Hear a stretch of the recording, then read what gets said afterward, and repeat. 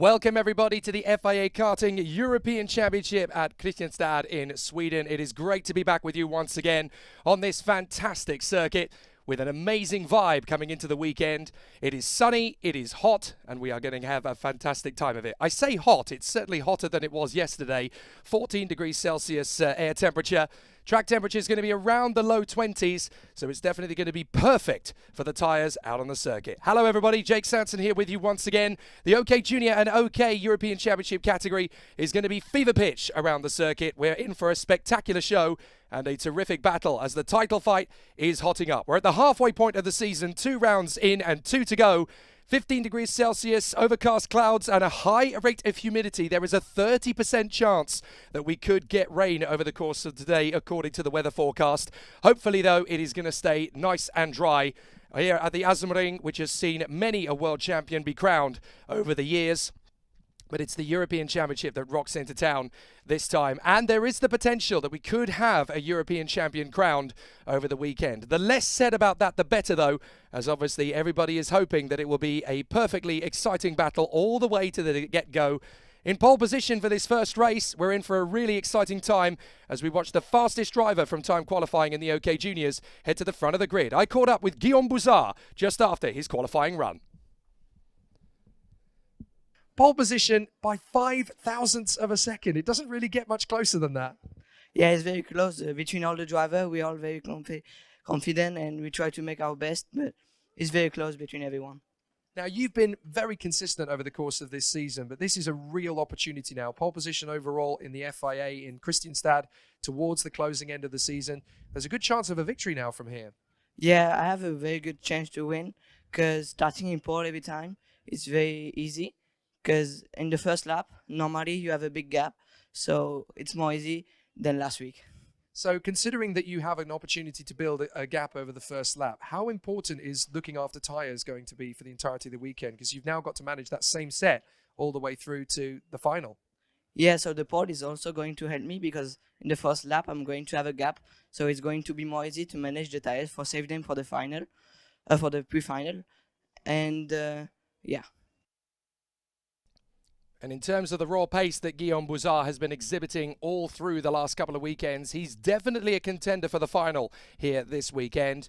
A very solid start to the action yesterday, and we're in for a treat in terms of how things are likely to play out over the course of the next couple of days. Obviously, we had a few races yesterday after the time qualifying session, 10 races in total, 5 in each category, so we need to give you a bit of an update as to how things played out on the circuit yesterday evening as the drivers were there in position. Hello to all those of you who are watching, however you're watching from, whether it's via motorsport.tv or whether it's via the FIA Karting YouTube or Facebook streams. The Facebook stream is where you can drop comments and messages to us and tell us who you're supporting, of course. That is always a really exciting aspect of the show, and it's definitely going to be a very exciting battle for all of the contenders as they gear up for an exciting battle. 73 drivers in the OK Junior contest here this weekend.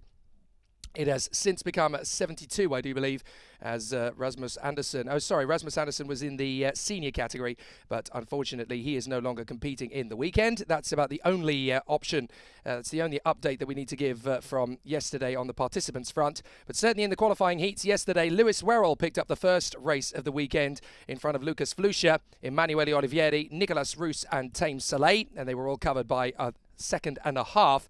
In qualifying heat C versus D yesterday, it was Jimmy Helias that got the win in front of Dmitry Matveev, with Kirill Kutskov and Miguel Costa on the second row of the grid. Tiziano Monza was in 5th position ahead of Salim Hanna. Then in qualifying heat A versus B, Guillaume Bouzard went from pole position to the victory ahead of Anatoly Kivalkin and Jan Pizadovsky, with Maciej Gladys and Enzo Tarnvanichkul in the mix. The following heats after that was won by Jimmy Helias ahead of Miguel Costa, Emanuele Olivieri, Dmitry Matveev and Salim Hanna. And then the final race of the day yesterday, qualifying heat B versus D, was won by Anatoly Kivalkin ahead of Nathan Tai, Enzo Tarnvanichkul, Tiziano Monza and Kirill Kutskov. But here's the grid for this one. Guillaume Bouzard and Lewis Werrell with Renaud Franco and Nicolas Roos on the second row. Jan Pizadovsky and Lucas Flusha from William Go and Kirill Ditiev. Adam Hideg and Tame Saleh from Tobias Clausen and Romeo Haag. Then Kian Fardin and Elliot Kaczynski, Augustin Sepulveda and Len Nige from Harry Arnett and Ivo Besterda, Dante Vinci and Giacomo Pedrini, Victor Brandt Smith and Philip Engbach, from Mario German and Mito and Ariman Bansal, with Dominikas Jubos at the head of the grid. 9 laps of the course here at Kristianstad. Obviously a really exciting battle to come from the competitors. And we know that at the start of things, everything's going to be very, very tight-knit. In the warm-up this morning, well, they had 3 sessions, and it was Nicolas Roos that was actually the fastest driver in the warm-up for this particular heat. Kirill Ditiev in second place ahead of Jan Pesarovsky, Guillaume Bouzard and Taim Saleh. So Nicolas Roos has come straight out of the blocks as the fastest driver. But of course, it's only by 1/10 of a second, covering the entirety of the top 4. So very tight indeed, as it always is in the world of FIA karting. But Guillaume Bouzard is getting himself ready for an exciting run from the front end of the grid. 9 laps, which is the equivalent of 10.9 kilometers of distance. And now, as you can see, the competitors are gearing themselves up, ready for an exciting charge forward. It really was very close over the course of yesterday in the 5 races that we had. But obviously now things are going to be a little bit tighter. After this qualifying heat, all of the OK Junior drivers will have taken part in 2 qualifying heats each. So it really does give us a little bit of a flavour as to what is going to happen as the day continues on. We're in for a really exciting and spellbinding show as the competitors continue to give us plenty of suspense over the course of racing. They're getting themselves into their 2 tram lines now. So let's see how it all kicks off at the start of the day. Craig Arnott is watching at home for the young Australian, Harry Arnott. So let's see how it all plays out. Lights out, and off we go to the first corner. Bouzard gets to the middle of the road to defend his position and move to cover from the hard-charging Renault Franco. Round the outside, Werrell holds second place as the field tucks its way through the chicane on the first lap. No major concerns. Couple of drivers running slightly wide on the grass, but through turn 4, everybody has kept it on the black stuff. And now they come up to the chicane, up to the hairpin. They've come over the top of the crest. And now they are through to the second sector. This is where Lewis Werrell is now really starting to attack Guillaume Bouzard, who took his victory yesterday, don't forget, and so did Lewis Werrell. So both drivers will now want to take a win today to remain unbeaten. As up the inside, that is a good charge through from Lucas Flusha, the Spanish driver, working his craft and getting through. So Guillaume Bouzard still leads the way then in front of Lewis Werrell, as the field is getting itself sorted out on this opening tour around the course. They come off the final turn and up the main straight. That's 1 down and 8 to go. Guillaume Bouzard leads from Werrell, Franco, Pesarovsky, Flusha, Ditiev, Roos, Go, Hideg and Tobias Clausen. So some good races already. A good battle in the offing, as out of the turn comes Lewis Werrell, up but over the top of the crest. They actually get a little airborne sometimes over that particular dip. And they come off the hairpin, and Lewis Werrell is already starting to stretch away with Guillaume Bouzard. He wants to get well clear of Renault Franco in third position, but they've managed to gain a little bit of ground now on Jan Pesarovsky in the Tony kart. So already there is a bit of a charge forward from a few of the drivers in the mix. Really exciting run so far from the competition. So Lewis Werrell just hanging in there behind Guillaume Bouzard in the hope that things are going to come his way. Off the turn and back up the home straight once again. 2 laps completed, 7 to go. A really exciting charge forward and a good battle. Guillaume Bouzard ahead of Lewis Werrell and Renault Franco. Pesarovsky, Flusha, Ditiev, Roos, Go, Hideg and Clausen. Taim Saleh finds himself in 11th position. Some good progress being made from drivers in the field. Ivo Besterda has made up 3 places, and Philip Engbach has made up 3 as well. So a few drivers already starting to make up some good ground off the start. And for the first 2 laps of the race, everything has been clean as a whistle. Now the drivers are starting to get into the heat of the battle.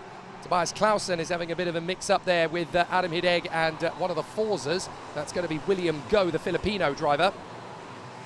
But Lewis Werrell is right in behind Guillaume Bouzard. Renault Franco trying to stay with them. So when is Werrell going to make his move? It's now into the final bend, and Lewis Werrell takes the lead in the final corner. 3 laps down and 6 to go. And now Guillaume Bouzard, the Luxembourger, in second place, is going to try and take on the British driver, who now takes the lead. Now, this is incredible work from Lewis Werrell, considering that so far he has had to start a race from the outside of the grid, and now he is leading and actually stretching out a gap a little from Guillaume Bouzard. Renault Franco will be thinking, well, hang on a minute, there's a doorway to open here. I can slide the card in up the inside and go for second, which he does. So Renault Franco puts the Birolard in a second, drifts out a little wide over the apex, but manages to catch the cart again over the curb. So Renault Franco into second position ahead of Guillaume Bouzard. Then Pesarovsky, Ditiev, Flusha, Roos, Hideg, Go and Tobias Clausen ahead of Taim Saleh. So there they come again. Guillaume Boussard just waiting for his moment, but there is now daylight between Werrell and Franco. So Lewis Werrell, despite being in the second position of the grid and on the outside of the front row, has been able to stretch his way further forward. Very impressive indeed, considering how tricky it is out there. But a really exciting battle continuing, and some good displays and some good performances so far from the drivers out there. It's already getting very tense as up the inside. Boussard comes back at Renault Franco, and as a result, Jan Pesadovski has now closed right up. So Pesadovski and Ditiev are now tied in behind in 4th and 5th. Boussard getting himself back into 2nd place. Very useful, very handy indeed. So now the challenge is obviously a very strong one from the sharp end of the dais. But a really exciting battle as they continue on. On the inside comes Jan Pesadovski from Renault Franco. And then Kirill Ditiev coming down the home straight. Up through the first corner. Lukas Flusha right in behind Nicolas Roos as they come through the chicane. So the battle is going to be very tight indeed as they run through in formation, up and over the top of the crest. And here is the opportunity now from Renault Franco to get back in on Jan Pesadovski, but the pole has been able to hang his position very strongly indeed. Now diving up the inside, that's a big lunge from Kirill Ditiev, and he took a lot of curb as he came through. That's going to make things pretty tricky for the drivers behind as they lose ground. Renault Franco to Nicolas Roos, desperately trying to make up some time as a result of that. Lukas Flusha is now tight in behind the gaggle. Ditiev, Franco, Roos, Flusha all battling over 4th position. Pesadovski given a little bit of room to manoeuvre as he now runs in 3rd position with a gap back to the young man behind him. There is the race director, Nigel Edwards, overseeing things out on the circuit, and we can see how close the battle is out on circuit. There's Elliot Kaczynski as he runs in 11th position, tucks up behind Tobias Clausen with Tame Soleil and Romeo Haag, the wildcard driver, the Danish driver, running in 13th place at the moment. Of all the drivers making up the moves, Kirill Ditiev has made up 4 places. Roos on the inside of Franco. So the South African gets past the Dutchman. Good move there from Nicolas Roos. So the CRG ace is really starting to come on strong now. So moves made through the field, as I mentioned. Elliot Kaczynski's made up 3, as has Maria Germano Nito, the Portuguese lady. 4 places made up from Kirill Ditiev, who's now in P4. But the man on the move is Philip Engback, the Danish wildcard, who has come up to 16th place from 22nd on the grid out of 25. So 6 places made up for Philip Engback. 2 laps to go. Still a really strong battle coming through from the competitors as they run through in fluid formation. Really strong competition now for all of the competitors. So now let's see who is going to have the opportunity. And we'll see how it all plays out. But it's very, very close in this first race of the day. Renault Franco tucks in behind Nicolas Roos. Through the S's, through the left, through the right. Up they come again, up to the double apex. And they continue on in fine formation. Up to the hairpin once more. And off the final turn, back on the home straight. They'll have a little bit of power to play with now as well as they come through. Last lap.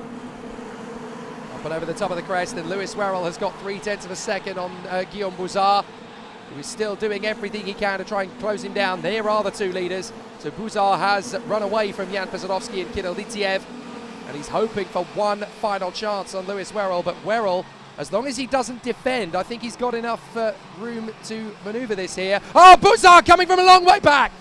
Way too big a move from Boussard, and Werrell gets him straight back again.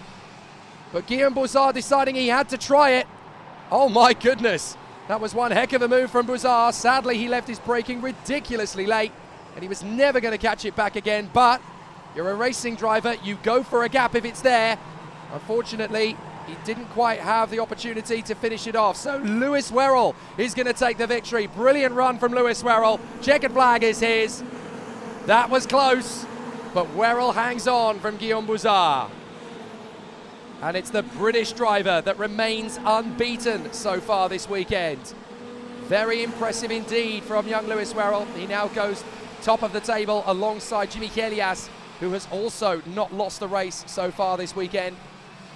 So it's Helias and Werrell who are joint first at the moment on 0 points, because you get 0 points to your tally if you take a win. 2 for second, 3 for third, 4 for fourth, 5 for fifth, and so on. And it's reverse points, and just like in the world of golf. So absolutely sensational stuff so far. What a fantastic battle. And so now, an incredible run from Louis Werrell, who hangs on in front of Guillaume Bouzard. Third position for Jan Pesodowski and Nicolas Roos from Kirill Ditiev and Renaud Franco. Lucas Flusha, Adam Hideg, William Go and Tobias Clausen. A very exciting start to the day then at Kristianstad. You can see the heat haze is already starting to come through. Louis Werrell from Guillaume Bouzard, Jan Pesodowski and Nicolas Roos from Kirill Ditiev and Renaud Franco in the top 6. Then Lucas Flusha and Adam Hideg, the Spaniard and the Hungarian from William Go. And rounding out the top 10, it is Tobias Clausen. Elliot Kaczynski ahead of Tame Saleh. Romeo Haag in 13th in front of Ivo Besterda. Then it is Kian Fardin ahead of Philip Engbach, who made up the most places in the race. Harry Arnett running in 17th place, the Australian, and Giacomo Pedrini, the Italian, is 18th position. Then behind them it is Len Nige in front of Mario Germano Nito, Augustin Sepulveda, Aryaman Bansal, Dominicus Guobis, Victor Brand Smith, and Dante Vinci. And the whole field was covered by less than 16 seconds at the flag after 9 laps of racing. That's how close it is in OK Junior. Really tight and very competitive indeed. So terrific stuff indeed, and what a way to start the day then in the OK Junior battle. We've definitely had some exciting first 9 laps of racing. We come now to the world of the OK Senior battle, and it's pole position for the man who is gunning for a big points haul here this weekend. The Japanese driver racing under a British licence, Kian Nakamura Berta. I caught up with him after he topped the timesheets yesterday afternoon. Well, that was a lap. That was pretty sensational. Pole position at the perfect time in the season. How does that one feel? It feels great. I pushed as much as I could on that last lap to try and gain that extra 1/10, and yeah, I'm really satisfied with how today went. Practice 1 today was okay. Practice 2 was good. We felt confident going into qualifying, and yeah, I managed to piece the lap together.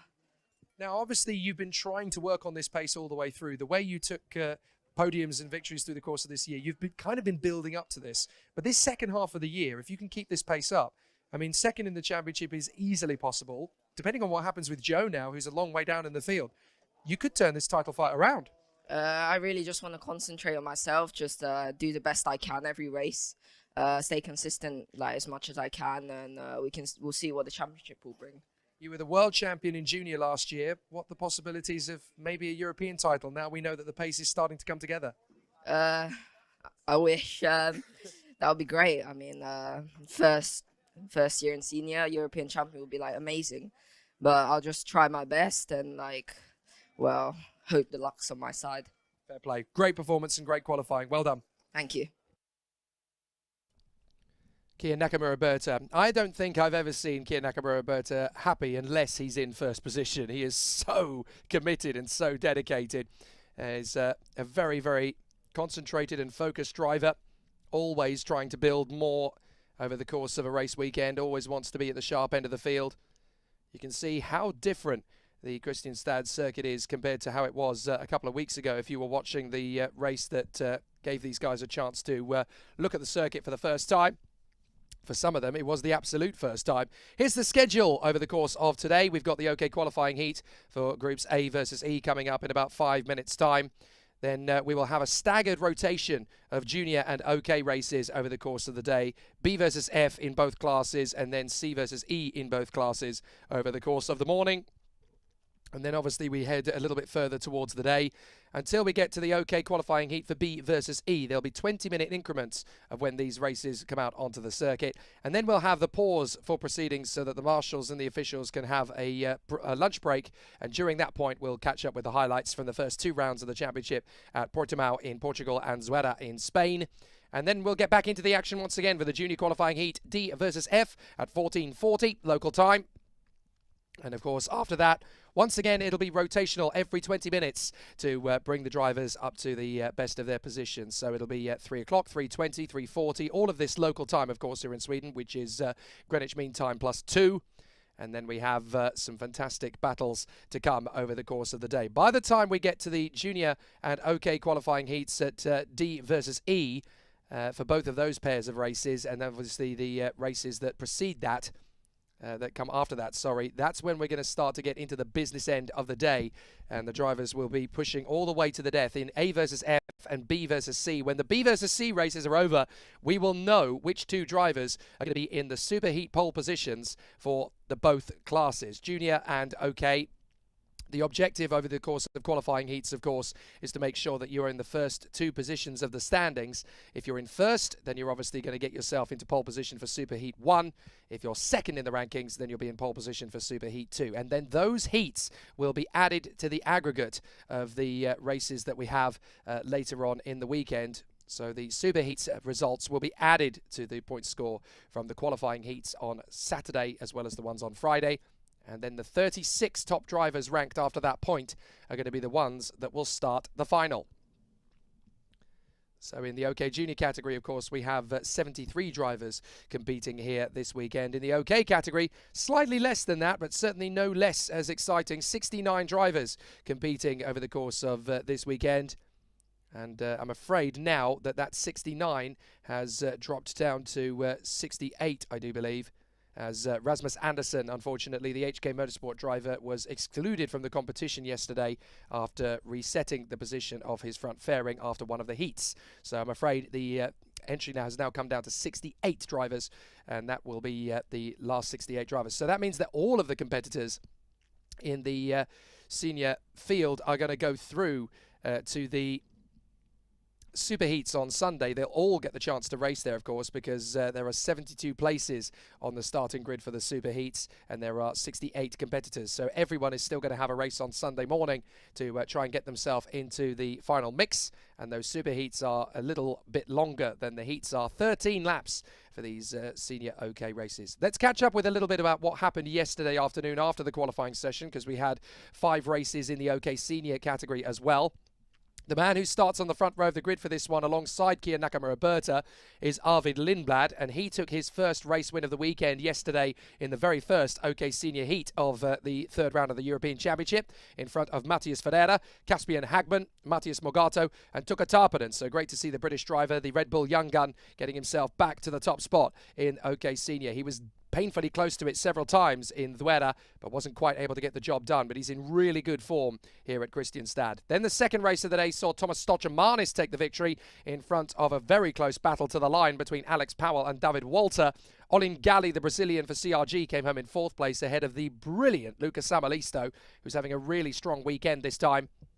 And then, of course, came qualifying heat A versus B, and that saw Kia Nakamura-Berta less than half a second in front of Evan Gilter at the line, but starting his weekend in winning fashion. Juho Valtonen and Maxim Orlov were behind them, and then Malo Bollier came through in front of Enzo Deligny. Then we got to the second rotation. Qualifying heat C versus F saw Luca Samalisto get a 2-second lead and hold it to the flag over Alex Powell, with Tuukka Tarpanen, David Walter and Ian Eichmans waiting in the wings. And then the 5th and final race of yesterday was won by the German Maxim Rem, who got pole position in his group, the second fastest driver of the entirety of the weekend in Senior OK, which is wonderful to see for the Ricky Flynn Motorsport team and the Lando Norris kart chassis, because they've really struggled to maintain that sort of pace consistently in OK. In OK Junior, they've had no issues at all with that.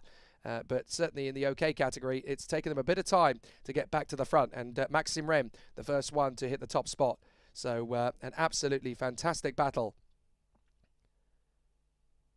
So great racing to come, and obviously a really close and intense battle for the drivers as they run in close proximity. So we're going to have a really strong race battle ahead of us in this first race of the day, as obviously the competitors want to make sure they're up at the sharp end of the dais. They also want to be in a very strong position for all of the competitors in front of us. The qualifying heat for A versus E is about to get underway. So the drivers head out onto the course, and we're going to see a really sensational battle for all of the contenders. So let's see how it all plays out. Here's the grid, It is Kia Nakamura-Berta and Arvid Lindblad on the front row from Maxim Orlov and Matthias Ferreira. Juho Valtonen and Matthias Morgato from Malo Bollier and Caspian Hagman. Enzo Deligny and Arthur Rojon from Kevin Lantinga and Hardy Keeble. Rafael Modanese and Rashid Al-Daheri from Max Obst and Sebastian Hirin. Lorenzo Travasanuto and Victor Gustafsson from Alva Simasvara and Jevan David. Oscar Wirtz, Anton Ogren and Will Gottlieb. So obviously it's going to be an interesting one for the fans of Grand Prix racing. You've got a couple of young guns on the front row of the starting grid. Kia Nakamura-Berta, of course, for the Alpine Academy, running on the front of the grid. And in second place, it is the Red Bull young gun, Arvid Lindblad.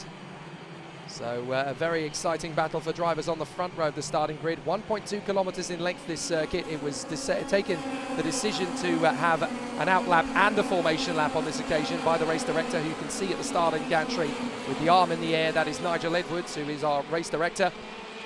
He did say in the driver's briefing on Thursday afternoon that he wasn't sure whether they would have one out lap or two out laps, and they decided to go for two just because of the nature of the circuit, the different conditions compared to what they were the last time they raced here a fortnight ago. And they obviously elected to give them just a little bit more time to get some heat and temperature into the tyres. Leniency is not necessarily a bad idea in these situations. So obviously the OK Junior race we've just had, these guys are slightly older. They are 14 years of age and over, although you can compete in the year that you turn 14. So there are some particularly young competitors in this field. I think the youngest of them all in the OK Junior category is actually, in the OK Senior category, sorry, is Freddie Slater. I don't think there's a younger driver than him, and he's coming out a little bit later on in the day. So Kia Nakamura-Berta, the reigning Junior World Champion, Japanese, and an absolutely fascinating battle for all of the contenders as they run in close formation. They come up and over the top of the crest, and we are racing next time because it is a false start on this particular occasion.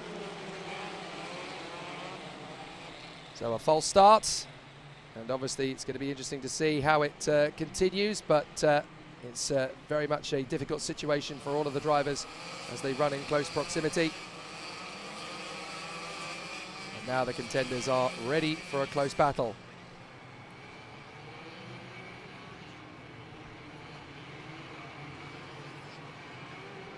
So all of the drivers now make their way into position. It's going to be a really exciting battle for all of the contenders. So now we wait to see how it all comes together. Obviously everybody wanting to make sure they're in the best possible position to run in close formation. So let's see how it all shapes out. They've obviously got to warm up the tyres and brakes, get them to optimum temperature. Let's see how it all runs in formation. It's definitely going to be very tight from the get-go here because both Kia Nakamura-Berta and Arvid Lindblad took their race victories yesterday. So neither one of them is going to want to deviate from that path. Max Orlov could be one to watch here from the start. They're going to come up the tram lines, and now we race up to the first corner. Good start from Orlov. He jumps Lindblad, and so too does Juho Valtonen. So Valtonen gets past as well. And the field gets its way through the first couple of corners. There's a spinner. There's a spinner at the back of the field. It's one of the DPKs. That's Max Obst. So Max Obst, I'm afraid, has spun his kart at the chicane as Max Orlov tries his best to hold on in front of Valtonen. There is Obst trying to get himself back into the race again. As side by side further back, that's Matthias Ferreira going wheel to wheel with his countryman Matthias Morgato. So the two Brazilians having a really exciting run there. Morgato and Ferreira. Lindblad giving a little bit of a nudge there to Valtonen on the way through the hairpin. And as a result of the move from Orlov and Valtonen, look at how quickly Kia Nakamura-Berta has disappeared. Max Obst, absolutely livid, tried to get his kart started again, but it's all done and dusted. He can't get it going. And that's the problem. They've got to push start the kart in order to get it going again. Here's Juho Valtonen trying to make his bid on Max Orlov. Orlov is looking down at his kart. I wonder if he's got a problem. Now that would be pretty disappointing. Rafael Modanese is the one coming through in dead last. Mind you, I can't see Rafael Modanese going by either. So Modanese has not come through. Not entirely sure what's happened with the Peruvian. But he certainly hasn't come past our position. So I think Rafael Modanese may be out of the race as well, as the drivers battle away. Caspian Hagman with an investigation flag. Maybe he jumped the start a little as Valtonen has crept into second place in front of Orlov, and Matthias Ferreira has got past Arvid Lindblad with Morgato, Hagman, Rojon, Bollier and Enzo Deligny waiting in the wings. So Arvid Lindblad trying to make his dive at the inside of Matthias Ferreira, and he gets past the Alpine Academy driver as here comes Matthias Morgato, now running side by side with his countryman into turn one. Beautifully done. And the green Castrol colours of the DPK Racing team on the Alonso kart chassis going beautifully well here. So Arvid Lindblad in front of Matthias Morgato and Matthias Ferreira. Watching in the brief is Caspian Hagman, the Swedish driver for the Ward Racing team, the satellite race operation. And the Kart Republic Motorsport team are in the offing here. Kia Nakamura-Berta leading the way for the Alpine Academy. Juho Valtonen in the Tony Kart factory outfit, second place. And then third is Max Orlov on the Paralin. Fourth place, Arvid Lindblad, the Red Bull Young Gun. People have already started writing column inches in the karting press about the amazing turn of form Arvid Lindblad has been having in FIA karting since his injury back in February. He's returned even stronger and even faster than ever. And in the OK category, he is back to winning ways once more.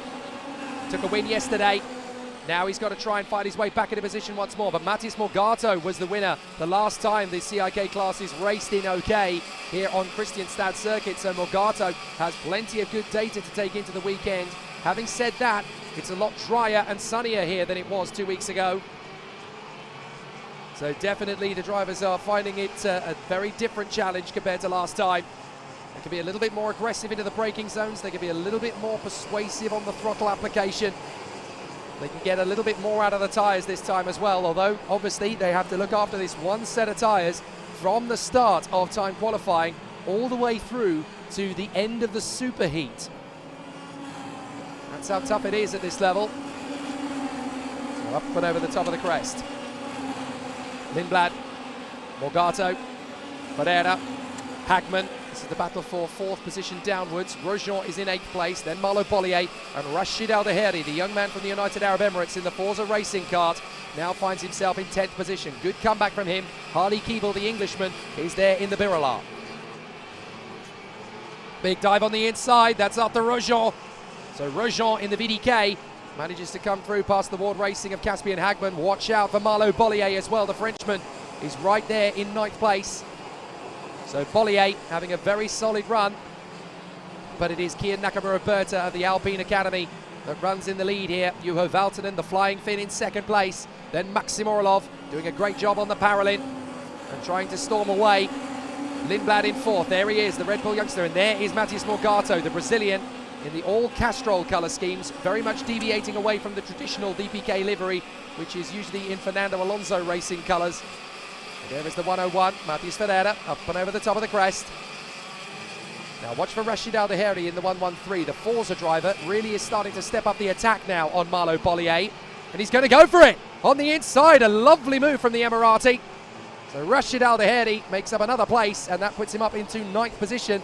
And he's making good headway here. That's 5 places made up. However, yet again, we say it time and time again, the driver who's made the biggest impact in terms of his starting position is the Sri Lankan, Ivan David. For all the nightmares he has in qualifying, boy does he know how to bring it back in the races. He's made up 7 places already, and he's now behind the former European champion in gearbox, Victor Gustafsson. So excellent work from Ivan David, the Sri Lankan, up to 13th, and he's in front of the 2-time world champion, Lorenzo Travasanuto. How about that for a feather in the cap? Up and over the top of the crest again. Juho Valtonen, 51 flat. 3rd place for Max Orlov in front of Lindblad and Morgato, Ferreira, Grosjean, Hagman, Al-Daheri and Bollier. Then it's Keeble, Gustafsson and Ivan David ahead of Lorenzo Travasanuto and the Dutchman Kevin Lantinga. They work their way through in the S's, lap 7 of 13. Longer races in the OK Senior than, of course, we see in Junior.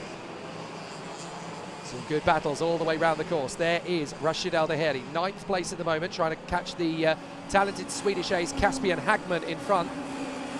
Off the final turn, we can see how close it is in the midfield, but everybody's settling into a bit of a rhythm now. The field is spread out for once, as Valtonen tries his best to stay with Kia Nakamura-Berta, but lo and behold, the Japanese driver is just stretching out the gap at the moment. As Valtonen bangs in another fast lap to get that gap down as much as possible, a 51.0. Fastest of all in the first sector, though, on this lap is this man, Matthias Morgato, the Brazilian, is definitely on the charge. And Matthias Morgado, who really is riding the crest of the wave. Ever since he got those Castrol colours, he's been absolutely mighty. And now he's trying to close up on Lindblad, while also get away from his compatriot, Matthias Ferreira, who is the other driver in the Alpine Academy in FIA Karting. Both of them part of the Kart Republic Motorsport team, of course, under the tutelage of the great talent spotter Dino Chiesa, the man who discovered both Nico Rosberg and Lewis Hamilton. So great battles all the way through. Pierre Nakamura leads the way. Juho Valtonen, Max Orlov, Arvid Lindblad and Matthias Morgado in the top 5. 6th place, Matthias Ferreira from Roujon, Hagman, Aldeheri and Malo Bollier. Along the straights, and up into the hairpin once again. Some good moves at the moment from the competitors. So let's see how Arvid Lindblad is going to handle the pressure cooker from Matthias Morgado. Really putting on a good show here. Still, Kia Nakamura running in front of Juho Valtonen by 0.6 of a second. And over a second back now is this man, Max Orlov, running in 3rd position. But this is where Arvid Lindblad tends to come good. He really seems to find the ultimate pace with this car in the latter stages of the heats. We've seen it time and time again from Lindblad when the first couple of laps seem to fall away from him, and he's able to get back into position in the closing stages. So what can this man, Max Orlov, do to hold him off? So Max Orlov in the parallel, 3rd position, ahead of Lindblad, Morgado and Ferreira. All it's going to take is one overtaking move, and suddenly everything's going to change. You can see that the cloud cover has come back in over the circuit a little bit. They did say overcast clouds with patchy sunshine, but there is a 30% chance that things could change in terms of the precipitation levels around the circuit. We had all that we could stand 2 weeks ago, thanks very much. We really don't want it again. So hopefully we're going to get through in bone dry. Out of the final turn and up over the top of the crest. 10 laps completed. Through turn 1. Orlov, Lindblad, Morgado, Ferreira, Roujon and Hagman from Aldeheri and Bollier. The top 10 positions. Keeble is 11th, David is in 12th from Gustafsson, Travis Nuto and Lantinga. Then it is Alba Simesvara from Hedin, Modenese, Deligny, Wurz, Leek, Ogren and Obst. So they tuck their way through the hairpin. A very nice position for the drivers to work their way through. In through the S's again. Back on the start, finish straight, they come off the final turn. So there's a yellow flag out. We've had a card come off the circuit by the look of it. So somebody is out of it. I think it is Anton Ogren. Yep, there it is. That's Anton Ogren's machine, I'm afraid. So it's game over for the Swede on home soil. As Lindblad has got into 3rd. He's made the move on Max Orlov. So Lindblad has made the overtaking move there. He must have done that in the final bend. So Lindblad now hits 3rd position, and this is where Morgado's going to have a chance to fight back and get his own move into 4th position. If they get a good run off the turn here, it's going to be a bit into the next hairpin, not this one. Through the left, watch Morgado, the green machine, in the right hairpin. Surely he's going to make the lunge on the inside of Orlov. He does, and he's through. Lovely overtake from Morgado. But now Orlov is coming straight back at him.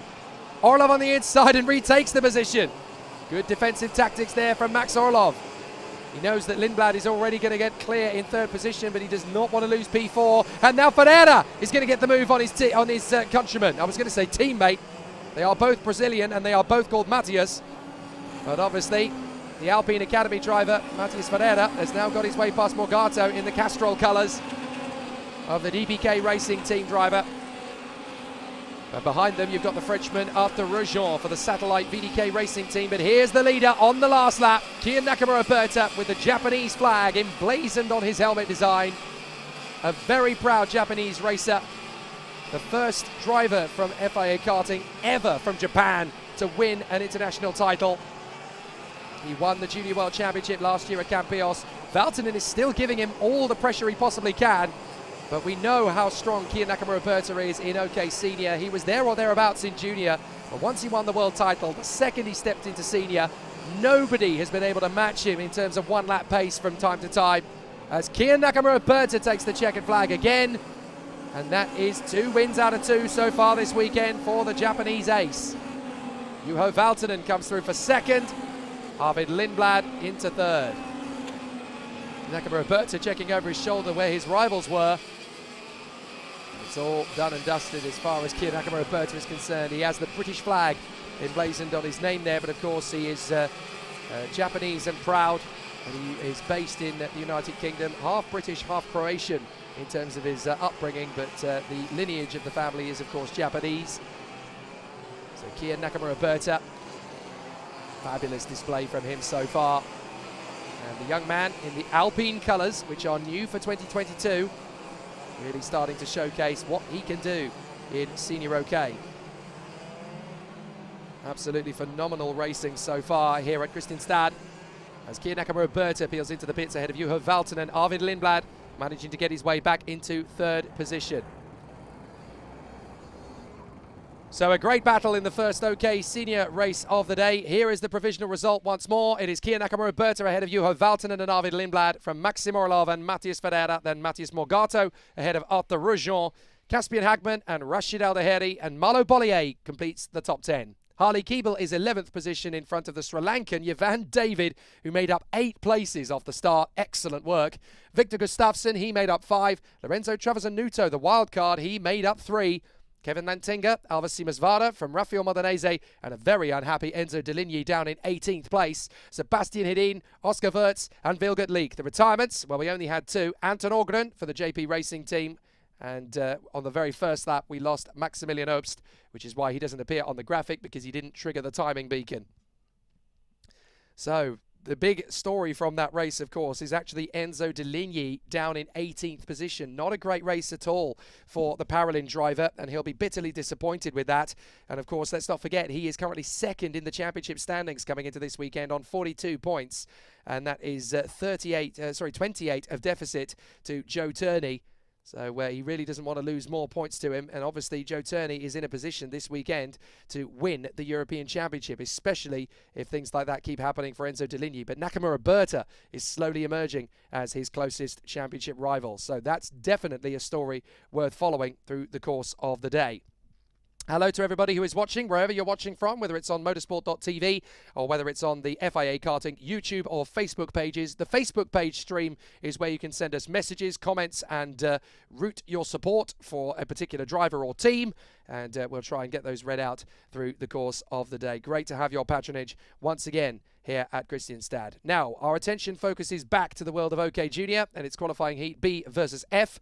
The pole sitter for this race is going to be the Paralin star Anatoly Kavalkin. I caught up with him yesterday afternoon. Anatoly, I tell you what, that was some lap that you pulled out there, managing to get it into the 51.5s. What was it like on the circuit? So I was just following the group and tried to do my best. So there is the result. I tell you what, the Paralin looks really, really strong. Just how much grip have you got in the slower bends? Because it looks like the Paralin's got good traction out of the slow corners. Yeah, we so proud of the car. The Paralin is on this track is very fast. I'm guessing, obviously, you've got a lot of help from people like Lorenzo Travasanuto, who knows his way around here very well. Yeah. So coming into tomorrow, obviously, there's a good opportunity to get some good results under the belt, and this will, I guess, kickstart the championship again a little bit for you. How confident are you we'll see you on the podium on Sunday? So if it will be rain, I feel really comfortable on rain. On the dry, I don't know. We will see. Interesting. Well, it's good to talk to you, Anatoly. Great job, and well done so far. Thank you.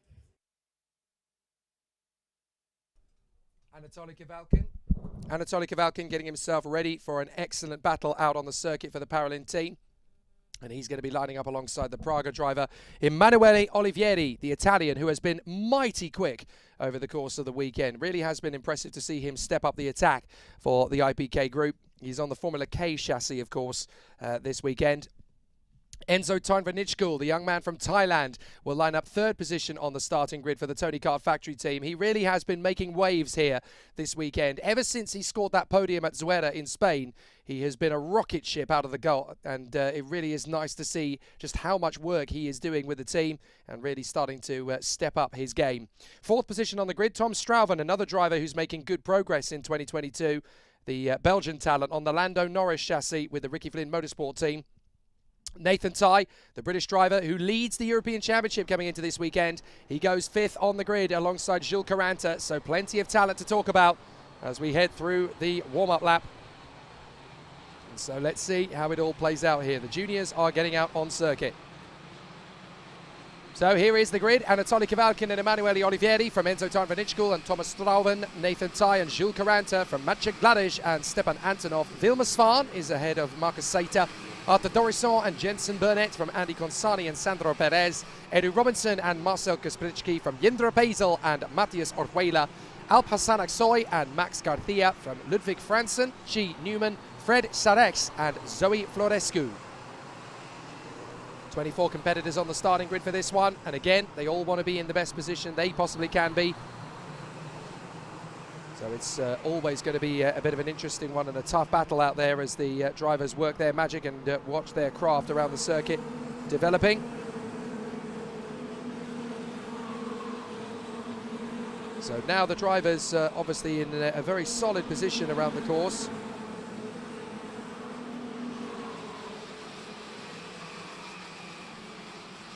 So now they're just getting the tyres and brakes up to temperature. So now the drivers are obviously positioning themselves around the circuit.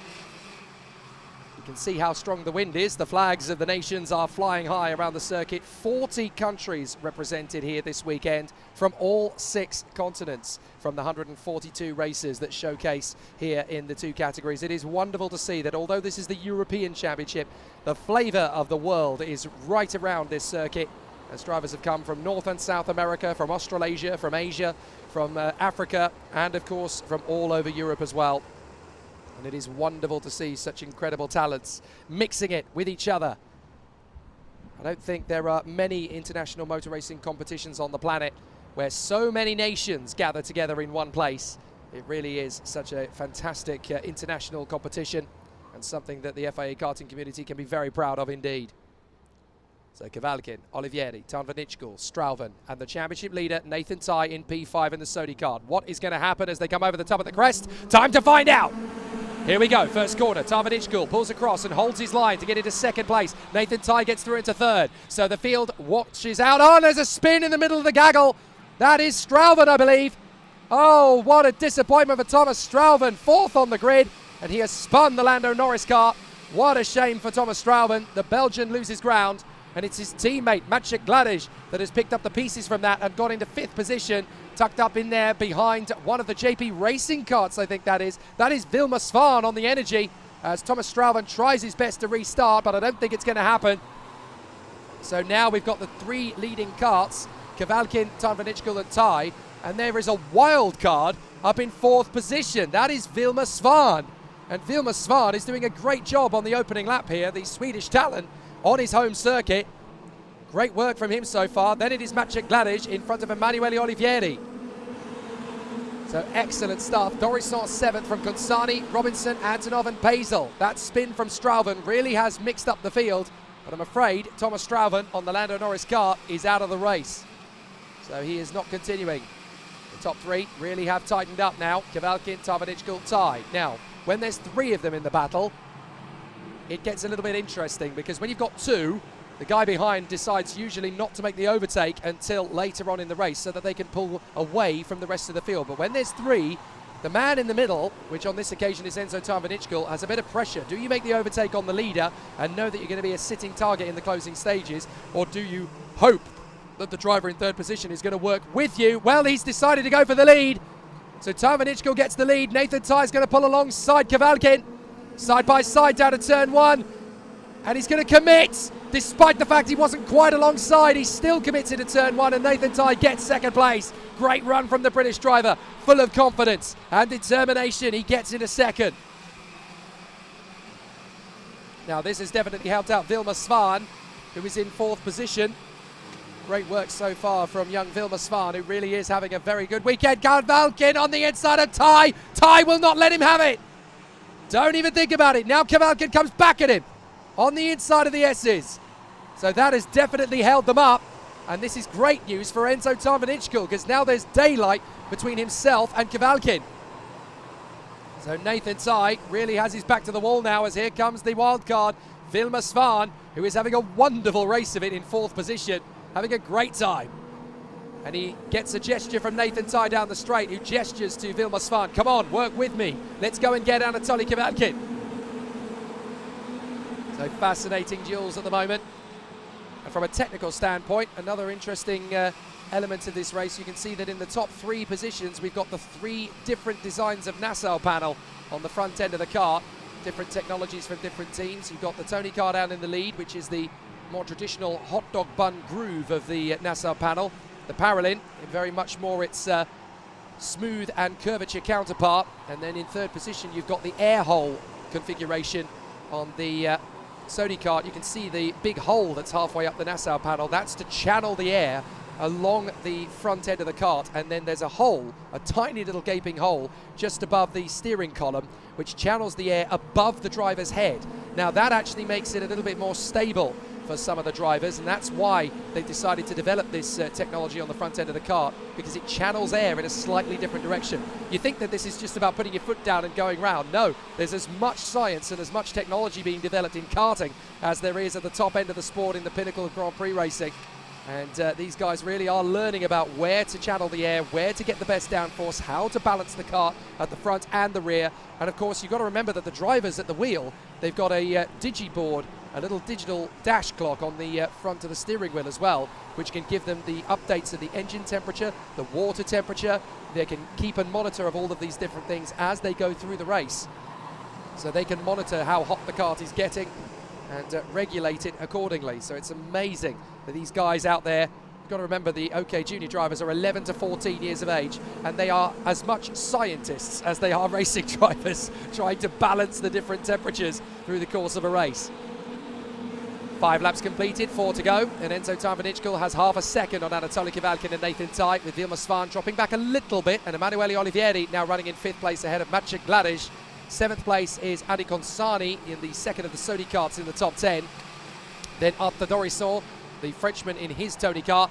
Jules Caranta in the Energy course, and in 10th place it is Stepan Antonov, who is running in the Parolin, in the Kart Republic, I should say, in 10th position.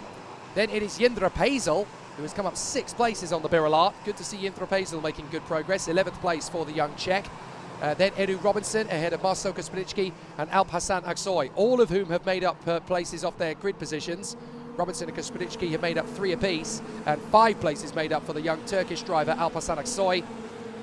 And then Jensen Burnett, the Canadian, running in 15th place, the Energy course driver. 16th is the American Max Garcia, who is making his European Championship debut this weekend. And of course, a couple of weeks ago, he was the gambler on a drying track. He decided to be the only driver on slicks when everybody else was on wets, and he disappeared out into the distance, having carved his way through. So there's a bit of a talent in the DBK racing team for Max Garcia. 17th, Sandro Perez. And then we have Marcus Saita in 18th position. Ludwig Franzen, who is another of the wildcards this weekend and very strong indeed on home soil. 20th, Chi Newman. Then Matthias Orjuela, Zoe Florescu, Fred Charex. And that is the last driver in the race, because obviously Thomas Strauven spun off and retired on the opening tour. But look how quickly Kivalkin and Tai have caught up to Tarvanichkul. The young Thai driver is going to have to work incredibly hard to keep these 2 drivers behind him now. 2 laps to go, and this is game time as far as Anatoly Kivalkin is concerned.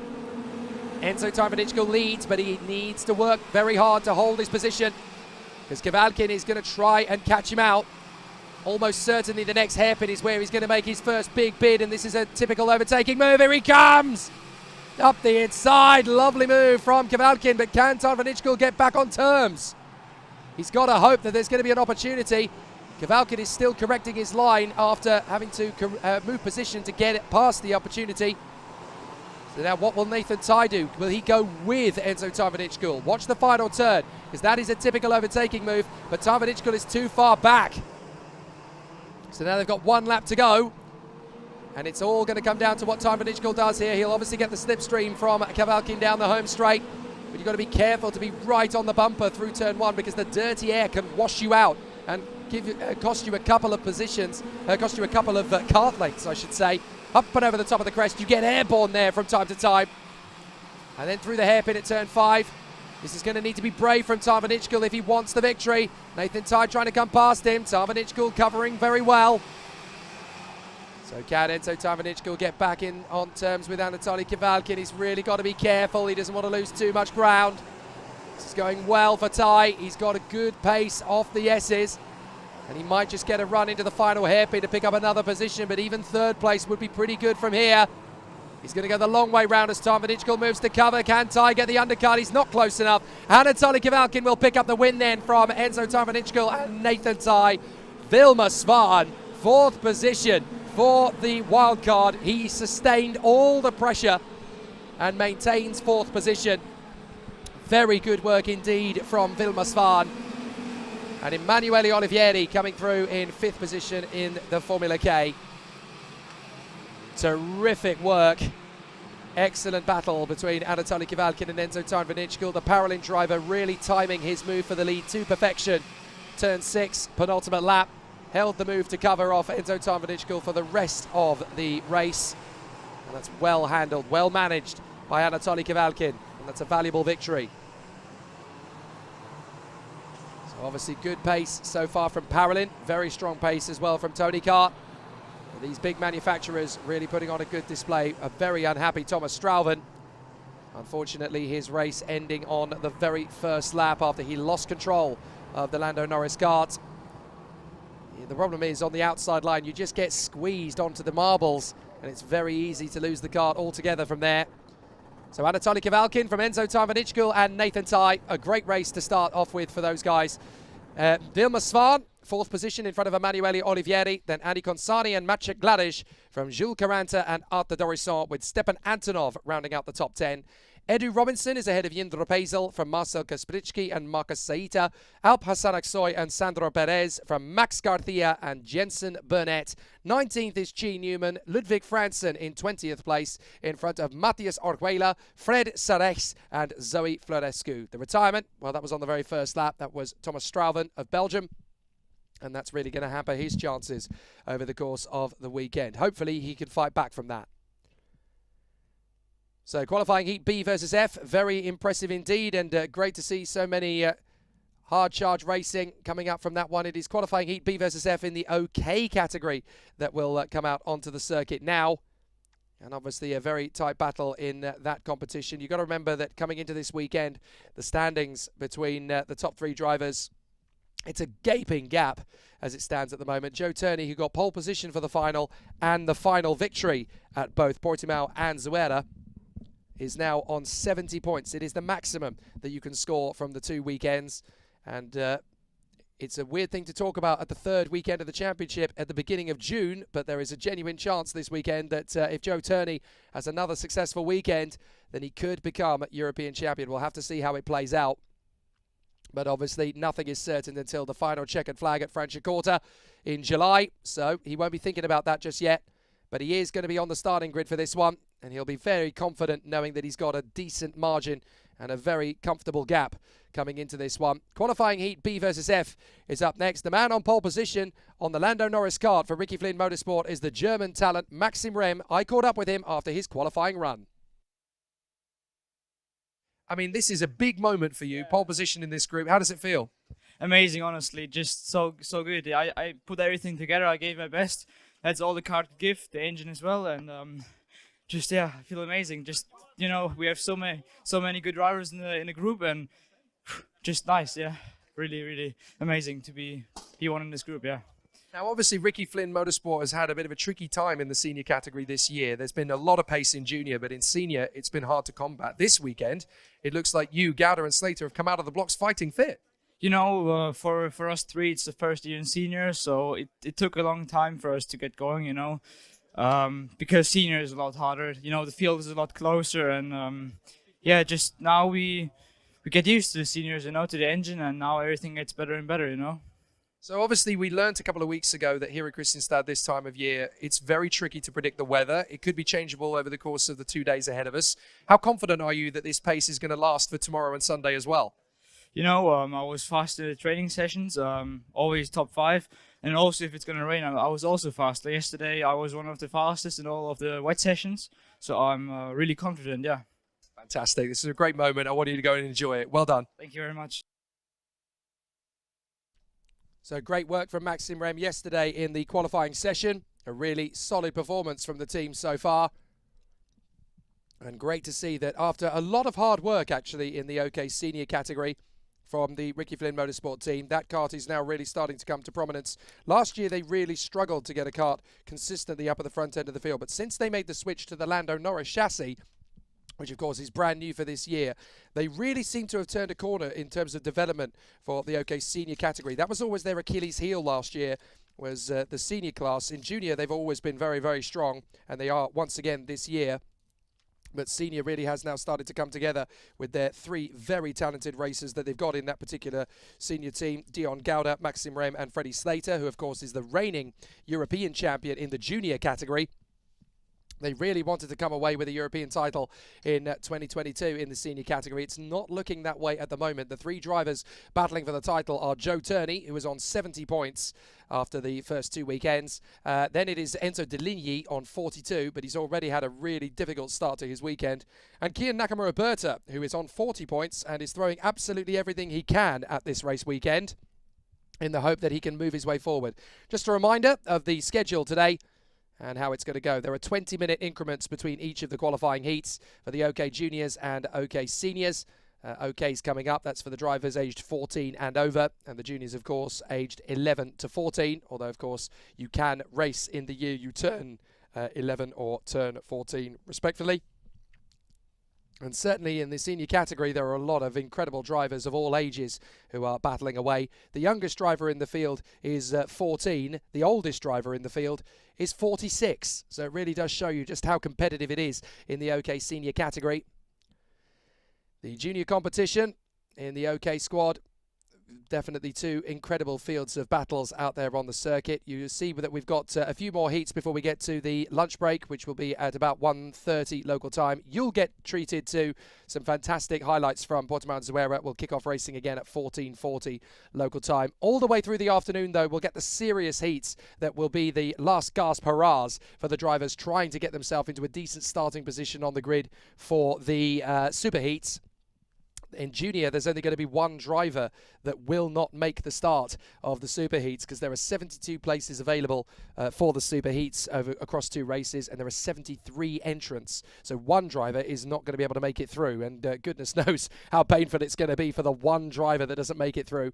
Right the way through to the end of the day, it's going to be the qualifying heats B versus C in both junior and OK at 17:20 and 17:40 local time here in Sweden, which of course is GMT plus 2 hours.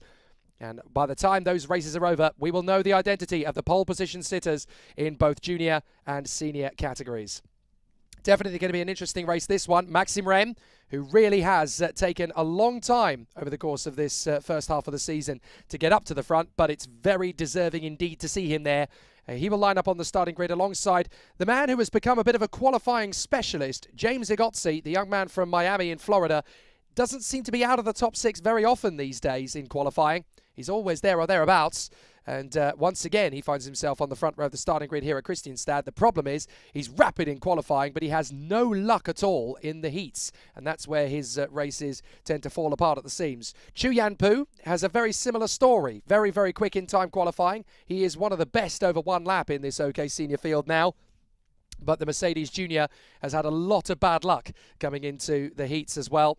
4th position on the grid, it is Tuka Tarpanen, who won the World Championship title in 2021 at Campillos in Spain after a fabulous drive in the wet and in the dry here at Kristianstad for the Tony Kart Factory team. He has got himself good pace right up at the sharp end. Expect him to fight for a couple of victories. He could even seal a couple of those.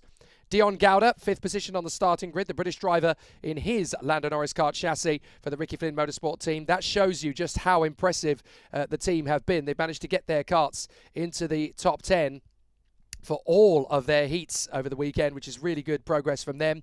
Ian Eichmans, 6th position on the starting grid, the Lone Ranger for the Eichmans Grand Prix Racing team, sharing awning space with the Ward Racing team, another satellite Tony Kart driver, and he and his trusty mechanic Bert Nellison taking on the world in the very way that Eichmans Grand Prix always have done.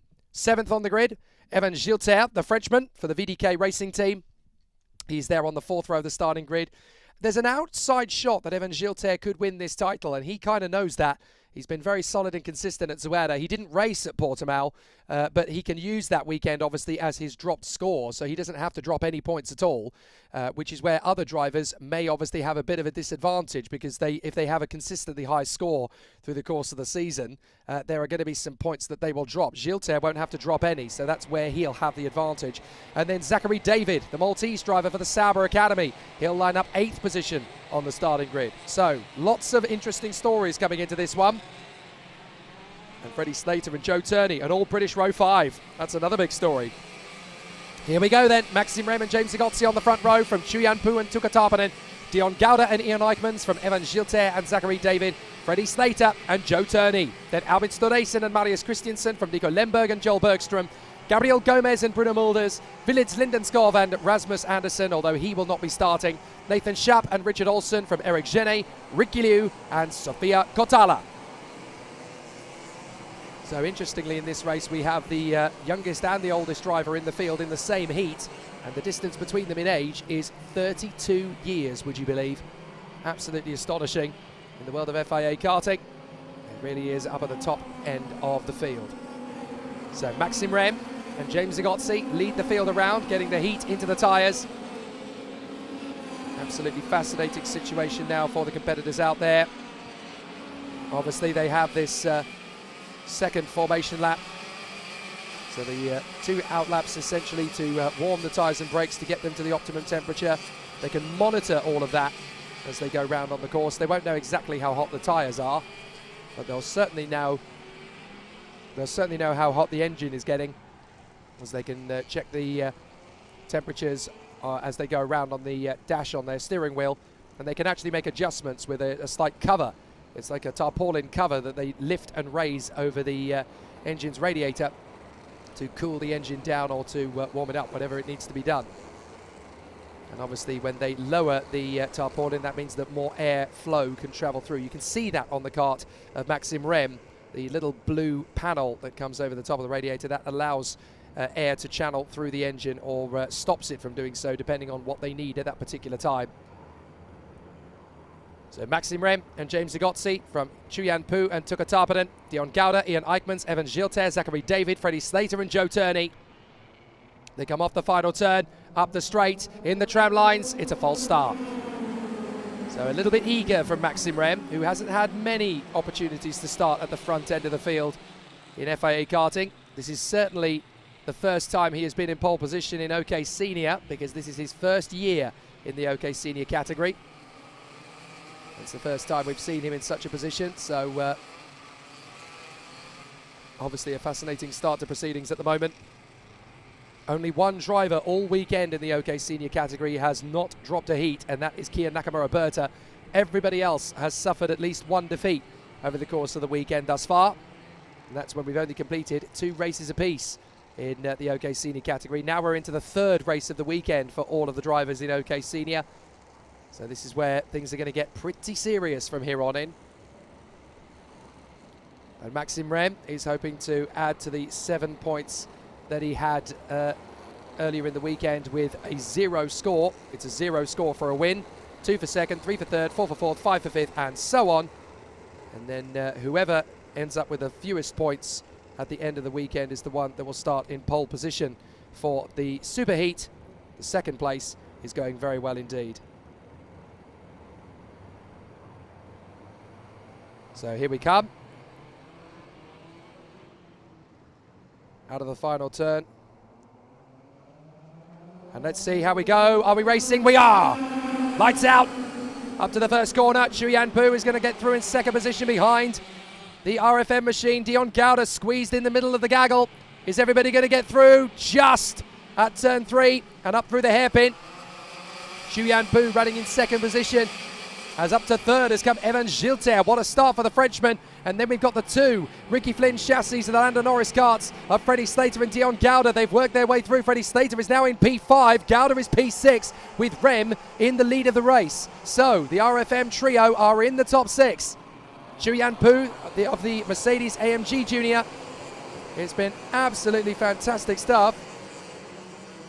But a really exciting battle between the drivers at the moment. Evan Gilter trying to close up on Chu Yan Pu, the Chinese ace for the Mercedes Junior team. Up and over the top of the crest. 1 lap down, 12 to go. Now Egotzi still running in front of Freddie Slater and Dion Gowda. Took a Tarpon and did not get a great start. He's down to 7th now, the reigning world champion. Albin Storesen's got a great start though. He's made up 3 places. The big mover is Gabriel Gomez though. The Brazilian has come up to 10th position from 15th on the grid. So great work from the CRG driver. As here goes Evan Gilter on the inside. And now also comes Freddie Slater past Egotzi. So Gilter into 2nd, Slater into 4th. Great racecraft from the 2 drivers. In the same breath, they both managed to get the overtake. And now we'll get to see what Slater can do from P4 and what Gilter can do from P2.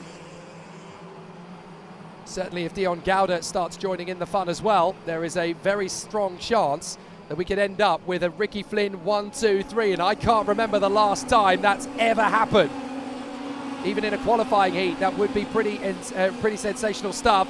And I think that's what they're going after.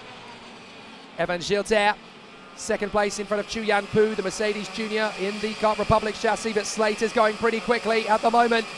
Watch him in the next hairpin, because I think he's going to size up an opportunity to go past Chu. He'll need to, because he's got Egotzi behind him. Meanwhile, further back, that is Tarpanen getting through on Dion Gowda. So Tukka Tarpanen gets his move on the Singaporean. Dion Gowda down to P7. It was fascinating. Dion Gowda's been very embedded into this Ricky Flynn motorsport team. He carries a British license these days, originally from Singapore. When Dion Gowda came to the Ricky Flynn motorsport time, it's been an astonishing run. Absolutely astonishing as they continue on. Maxim Rem, Evan Gilter, Jan Puchu, Freddie Slater, Egotzi, Tarpanen, Gowda, Gomez, Eichmans and David. This is a really strong competition now as they come off the turn again. Rem, Gilter, Chu, Slater, Egotzi, Tarpanen. Gabriel Gomez running well as he gets himself up into 8th position now, so that's 7 places made up for the Brazilian. But Chu Yan Pu running in 3rd position at the moment. And let's see if Chu Yan Pu can make his move there on Evan Gilter. Chu is just trying to get his move on the inside line of the final hairpin by the look of it. He's going to have to commit, but he's not quite close enough. Meanwhile, James Egotzi returns his move on Freddie Slater to get back into 4th position. And now Tarpanen is reading in Freddie Slater. 2 world champions. Freddie Slater, the junior world champion in 2020. Tukka Tarpanen, the world champion in senior in 2021.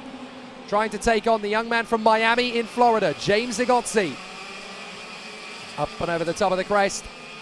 And it's going beautifully for Freddie Slater in this one to run in the top 5 after a tricky qualifying situation.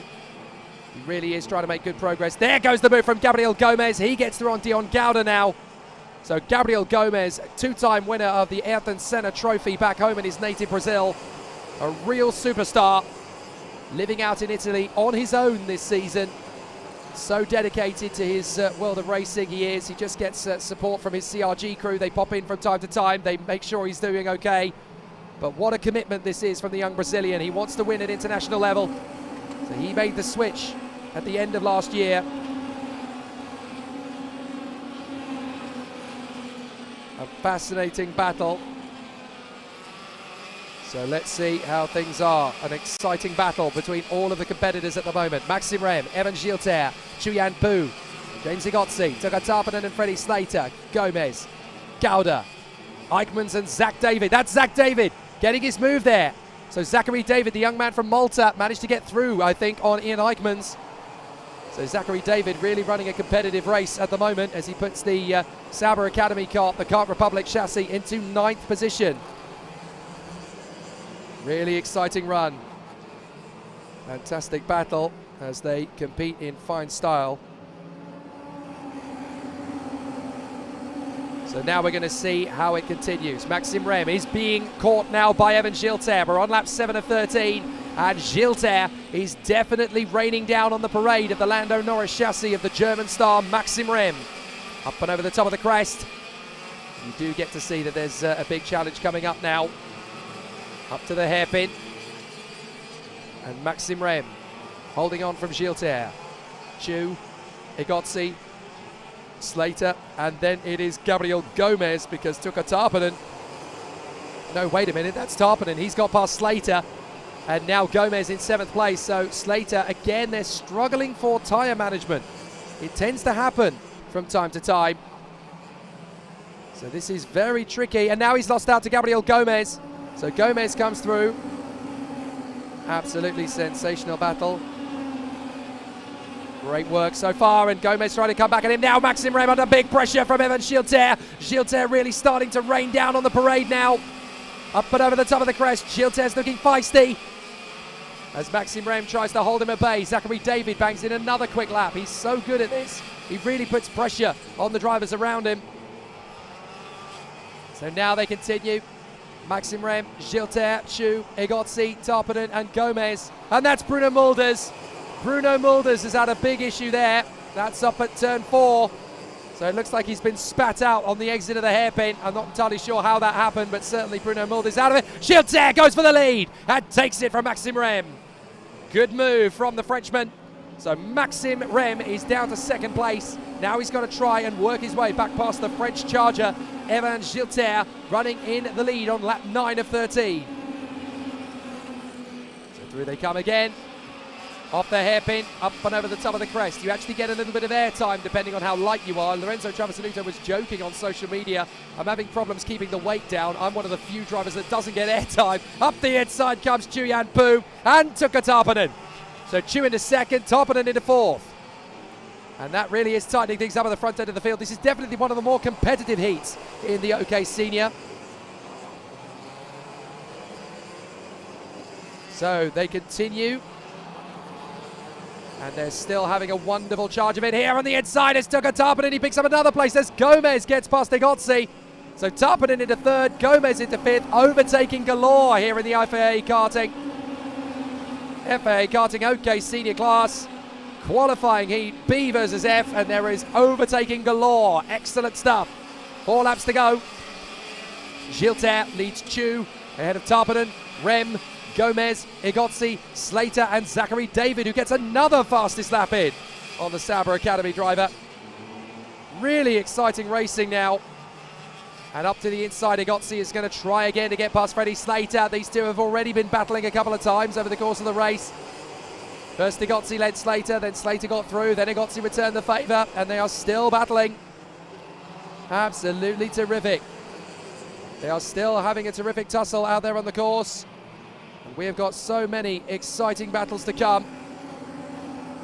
Still having a great race of it as they come up and over the top of the brow. So let's see how this continues on. As up on the inside line, this is going to be the charge through from Maxime Rem, who is down to 5th position now. Gilter having got through to the lead, then Chu, Tarpinen, Gomez and Rem. And then it's Freddie Slater, who is trying to take the lead of that group. And here comes Slater on the inside line. P5 and Zachary David gets past Egozzi in the same breath. Excellent work. And still they battle away. David doing his best to hold on from James Egozzi now that he's got through. But the Sauber Academy youngster is into 7th place. The young man from Malta doing a great job, Zachary David. So he continues to charge forward. And as they come through at the end of the last lap, it is going to be 2 to go. 11 laps completed. Out of the 13, Gilter has 0.6 of a second now on Mercedes junior Chuyan Pu. But the reigning world champion Tuukka Tarpinen is there in 3rd position. He wants a piece of this as well. Gabriel Gomez, 2-time winner of the Trophy Ayrton Senna in his native Brazil, running in 4th place ahead of the junior world champion and reigning junior European champion Freddie Slater. An absolute catalogue of stars in OK Senior here at Kristianstad in Sweden. Still they battle away, and they have, I think there's still a couple of overtaking moves to come before this race is over. Got a lap and a half, and there's quite a few drivers who are shaping up a move here. Certainly in the midfield, it's absolute skittles as drivers from about Dion Gouda downwards continue their squabbles. I do notice, though, that the championship leader is still only 11th place. There is no pace whatsoever for Joe Turney. Now, that would indicate that the way things are currently looking for him, I think the championship fight would roll on to Franciacorta in July, because he's certainly not looking like he's got the raw pace to get a podium finish this weekend. Mind you, we've been wrong about Turney on that score before, so there could still be an opportunity to charge his way through. Gilter, Chu, Tarpinen, Gomez, Slater, David Egozzi from Eichmanns and Turney, who is in the top 10, but that's about all he's going to get from this by the look of it. Certainly in this heat. But the Frenchman for the VDK Racing team, Evan Gilter, is going to come through in magnificent fashion, having taken the victory in a storming drive, and he is still, for me, a contender in this European Championship. Evan Gilter takes the win from Chuyan Pu and Tuka Tarpanen. Another good battle. And stick around because there is another still to come. So let's see how it continues for Gilter, Chu and Tarpanen through the weekend, but certainly here at Kristianstad, one of the top circuits in European karting. Wonderful that we always come back here and have made this place a real staple of the calendar. It's wonderful to see it in the dry, because now we really get to see what the drivers are made of on this circuit. And Evan Gilter, 0.4 of a second ahead of Chuyan Pu, but the man on the charge was Gabriel Gomez, the Brazilian for the CRG team. 4th position, having started 15th on the grid. What a drive from Gomez. Certainly one of the stars of this category. Always wonderful to see what Gabriel Gomez delivers. So the drivers come in after a solid weekend at the office, continuing. But it's not Maxime Rem who takes the victory on this occasion, making up 6 places from his position on the grid. It is the Frenchman Evan Gilter who takes the win from Chuyan Pu and Tuka Tarpanen, Gabriel Gomez and Freddie Slater, Zachary David and Maxime Rem from James Zagotzi and Ian Eichmans, Joe Turney, Joel Bergstrom, Dion Gouda and Marius Christiansen from Albin Storeisen and Nico Lemberg from Eric Genet, Vilads Lindenskov for the Driver Academy team, and Nathan Sharp of the Leclerc by Lennox outfit. 19th is Ricky Liu in front of Richard Olsen. Then Sofia Kotala coming home in front of Bruno Mulders, who did manage to finish the race in the end, despite going off earlier on. Sorry, he didn't finish the race. I do apologise. There he is, Bruno Mulders being returned home in the low loader. Rasmus Andersen did not start, but then he will not be starting any of the races for the remainder of the race weekend, unfortunately, as he has been excluded from the competition for adjusting and correcting his front fairing position in one of yesterday's heats. And that is, of course, not legal. So the battle will continue, and it's been a fascinating tussle from everybody so far. Hello to Mick Burke, who is watching along at 7:37 roughly p.m. in Australia at the moment, all the way from Bathurst. I wonder how close to Mount Panorama he is. Several of the drivers in the world of FIA karting have, of course, climbed up to the world of supercars in Australia. And it is wonderful to see that we have viewership from all around the world. And I'm sure he'll be rooting for the likes of Dante Vinci and Harry Arnett, the 2 Australians in the junior field, who are battling away for the chance to get through to the finals later this weekend. So hello to Mick Burke and to everybody who is watching, however you're watching, whether it's via motorsport.tv or via the FIA Karting YouTube or Facebook page. Drop us a message on Facebook on the live stream there. That's where you can get in touch with us and cheer for the driver you're supporting for, or any questions you may have as well. We will let you know the answer to them as we go through the day. So it's been an interesting battle in the OK Junior qualifying heat B versus F prior to this one. Now we've got OK qualifying heat C versus E, and the man on pole position is the Frenchman Jimmy Helias, who I managed to speak to after an epic run in his time qualifying session 24 hours ago.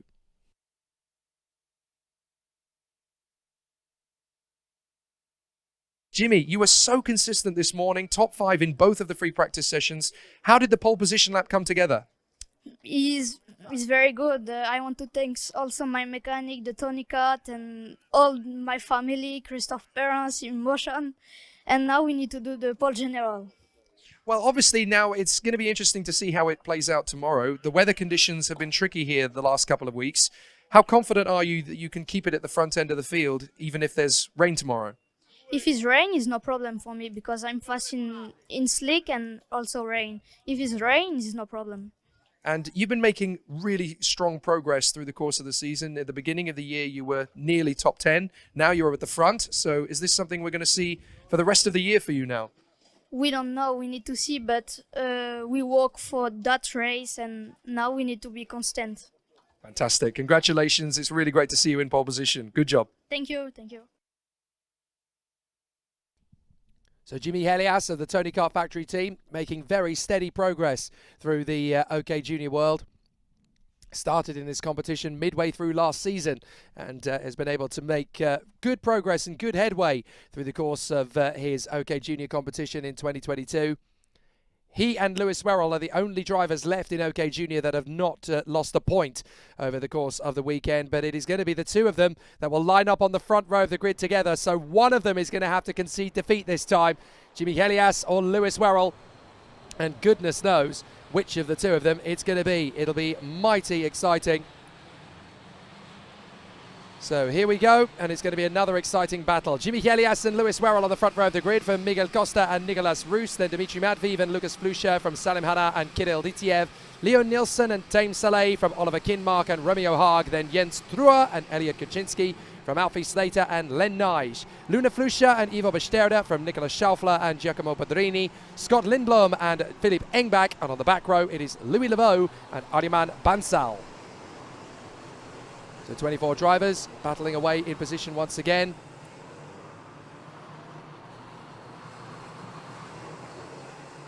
So they continue in position, and they will obviously warm up the tyres and brakes to the optimum temperature across the 2 laps. Then it will be a rolling start as the 2 rows will run in the tram lines on the main straight. That is so that the drivers know how to keep themselves in position. And they're not allowed to leave the corridors of the tram lines until the lights go out. If they put one wheel over the tram lines, that can be a 3-second penalty. If they put more than one wheel over, then it ends up being a 5-second penalty, and obviously they cannot contest or appeal that decision. So the drivers run in close proximity, and a great battle. Jimmy Helias and Lewis Werrell, the 2 drivers so far this weekend, the Frenchman and the Englishman, the Tony Kart racer and the Forza racing driver on the Expert chassis, both in the same group, but obviously very tough racers, the 2 of them. And they're going to be on the front row of the starting grid. Neither driver has lost a race so far this weekend, so when you put Jimmy Helias versus Lewis Werrell, which of the 2 of them is going to be the one that takes the victory? Which of the 2 of them is going to be the stronger of the competitors? And are we going to see another weekend when there are no drivers in the weekend who will have the perfect weekend? It's very hard to win 5 races out of 5 over the course of a weekend, especially when you've got so many competitive rivals out there. But let's see what happens when Helias versus Werrell comes over the top of the crest. Here we go! Helias moves to the middle of the circuit. Costa's going to go with him into second place. Werrell round the outside, holds the line. Brilliant from Werrell, holds on to second place. And as the field tucks its way through, everybody's got through cleanly. So now up to turn 4, everybody just shuffling their way through the pack. Costa in 3rd position, a great start from Werrell. He was not intimidated by Miguel Costa, held on to 2nd place, and now he's got the chance to go for Jimmy Helias in the lead of the race. Good battles on the opening tour. Several drivers trying to make up some progress. Keep an eye on the man in 5th position, that is Dimitri Matveev, the closest rival in the title fight to Nathan Tai. And the Koski Motorsport driver in the black and red machine is definitely going to be trying to charge forward. Now it looks like we've got some damage to one of the carts. I think a chain guard has come off one of the carts there. So that's going to be a real problem. Somebody is definitely about to get a technical flag because you cannot run without the chain guard. So somebody's definitely in dire straits. We're not entirely sure who it is yet, but I'm sure that when it gets identified, it'll come up on the screen. But Jimmy Helias, Lewis Werrell, Miguel Costa and Nicolas Roos, that's the way it runs at the moment. Dimitri Matveev running in 5th position ahead of Salim Hanna and Lucas Flusha. Then Leo Nilsson, Kirill Ditiev, Elliot Kaczynski and Romeo Haag. And Romeo Haag is doing a fantastic job, the young Danish talent, the wild card for the Koski Motorsport team. Really starting to make a big impression here this weekend. So Dimitri Matveev trying to charge after Nicolas Roos, the South African. Excellent battle as they continue on their way. So they continue on, and a very exciting run. So now the drivers continue on their way up through turn 2 and 3, up towards 4. Lewis Werrell making his move, trying to get closer to Jimmy Helias. The question is, do you make the overtake now, or do you decide to wait in the hope that the drivers behind are not going to be too close? Well, considering how much they're raining down on the parade, it's going to be a late lunge from Lewis Werrell, but he gets through, and also Roos gets his move on Miguel Costa.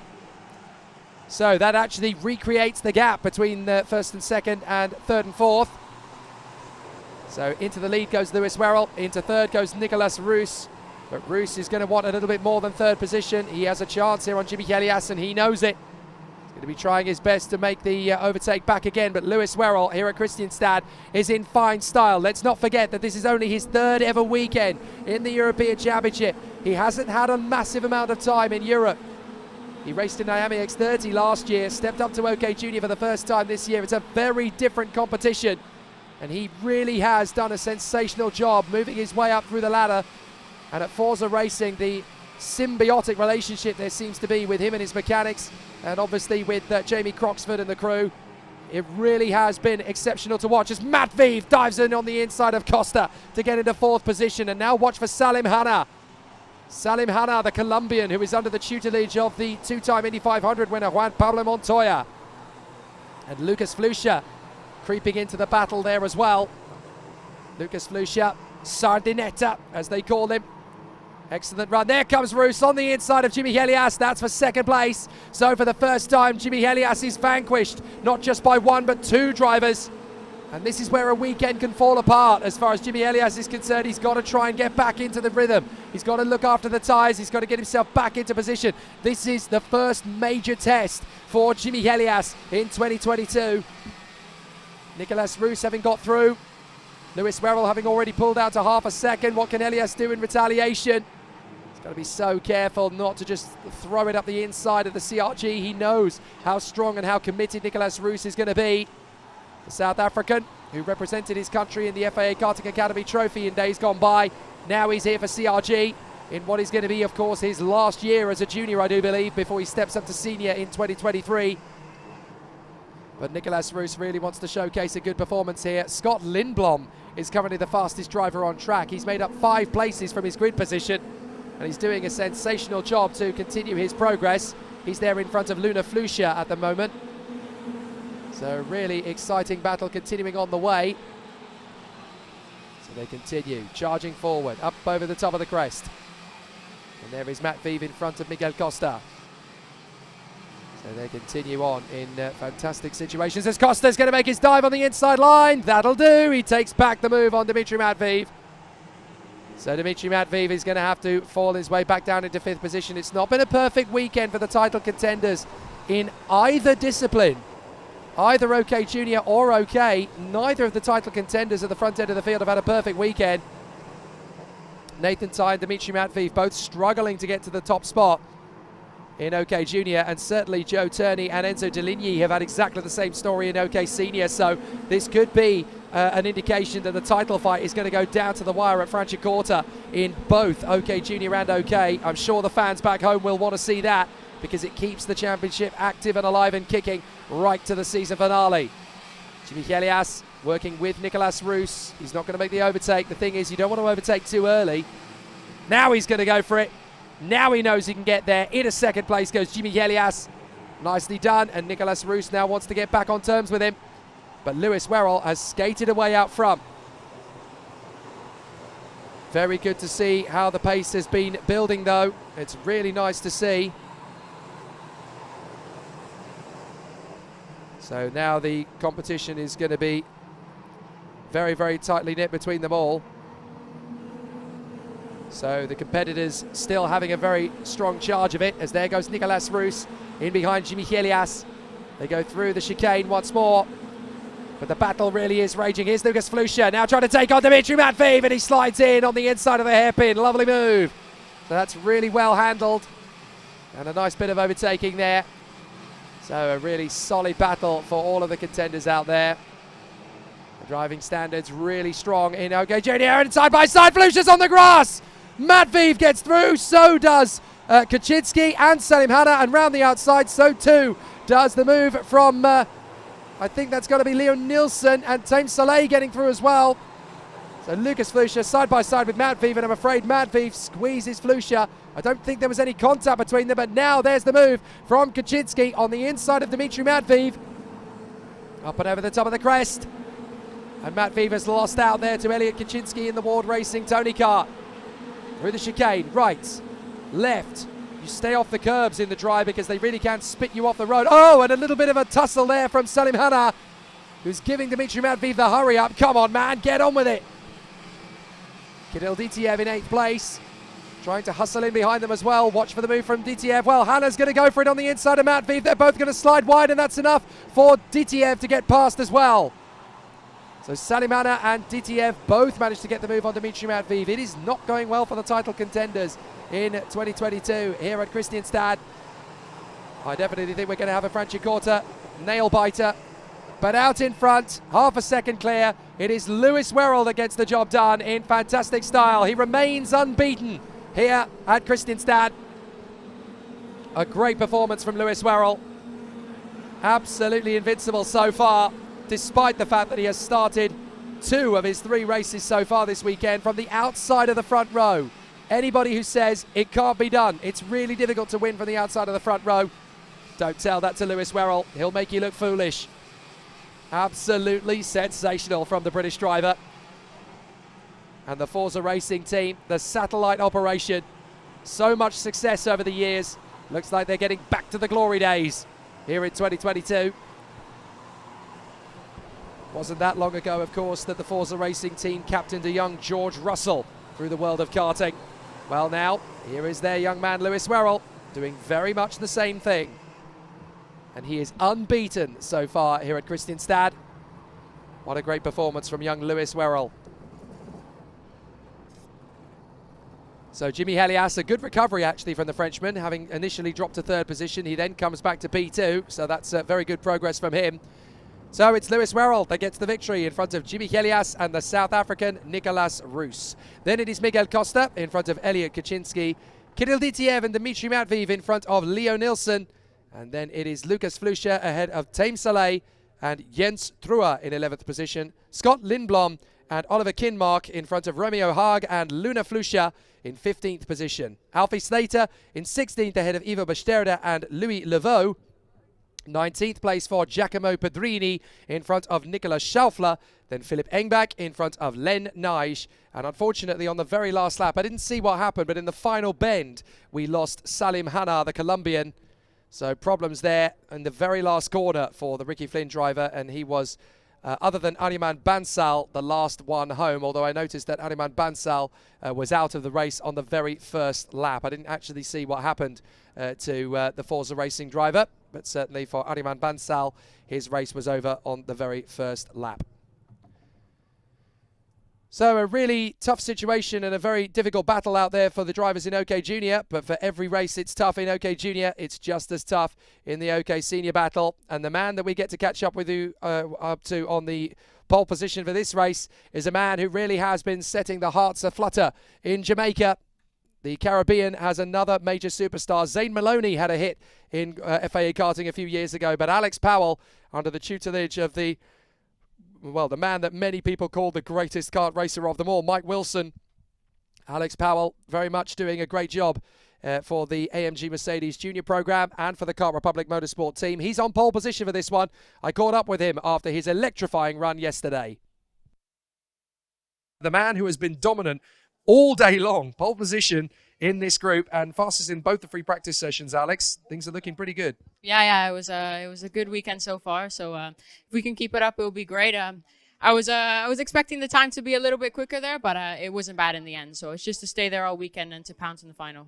So obviously there was that 1/10 of a second that was missing compared to Series 1. Series 2 slightly slower. What do you put that down to? Honestly, I'm not too sure. I don't know if the track dropped off or anything like that. But I actually felt quite good, but the time never really arrived. So I think we'll have to look into that a little bit more. But as I said, it's just to stay there throughout the weekend. So, I mean, it's good to be on pole position in the group, but I would have liked to be on pole overall. And, of course, what that means is that at least one of the heats this weekend, you're going to have to start from the outside of the front row of the grid. How difficult is that going to make consistency through the weekend?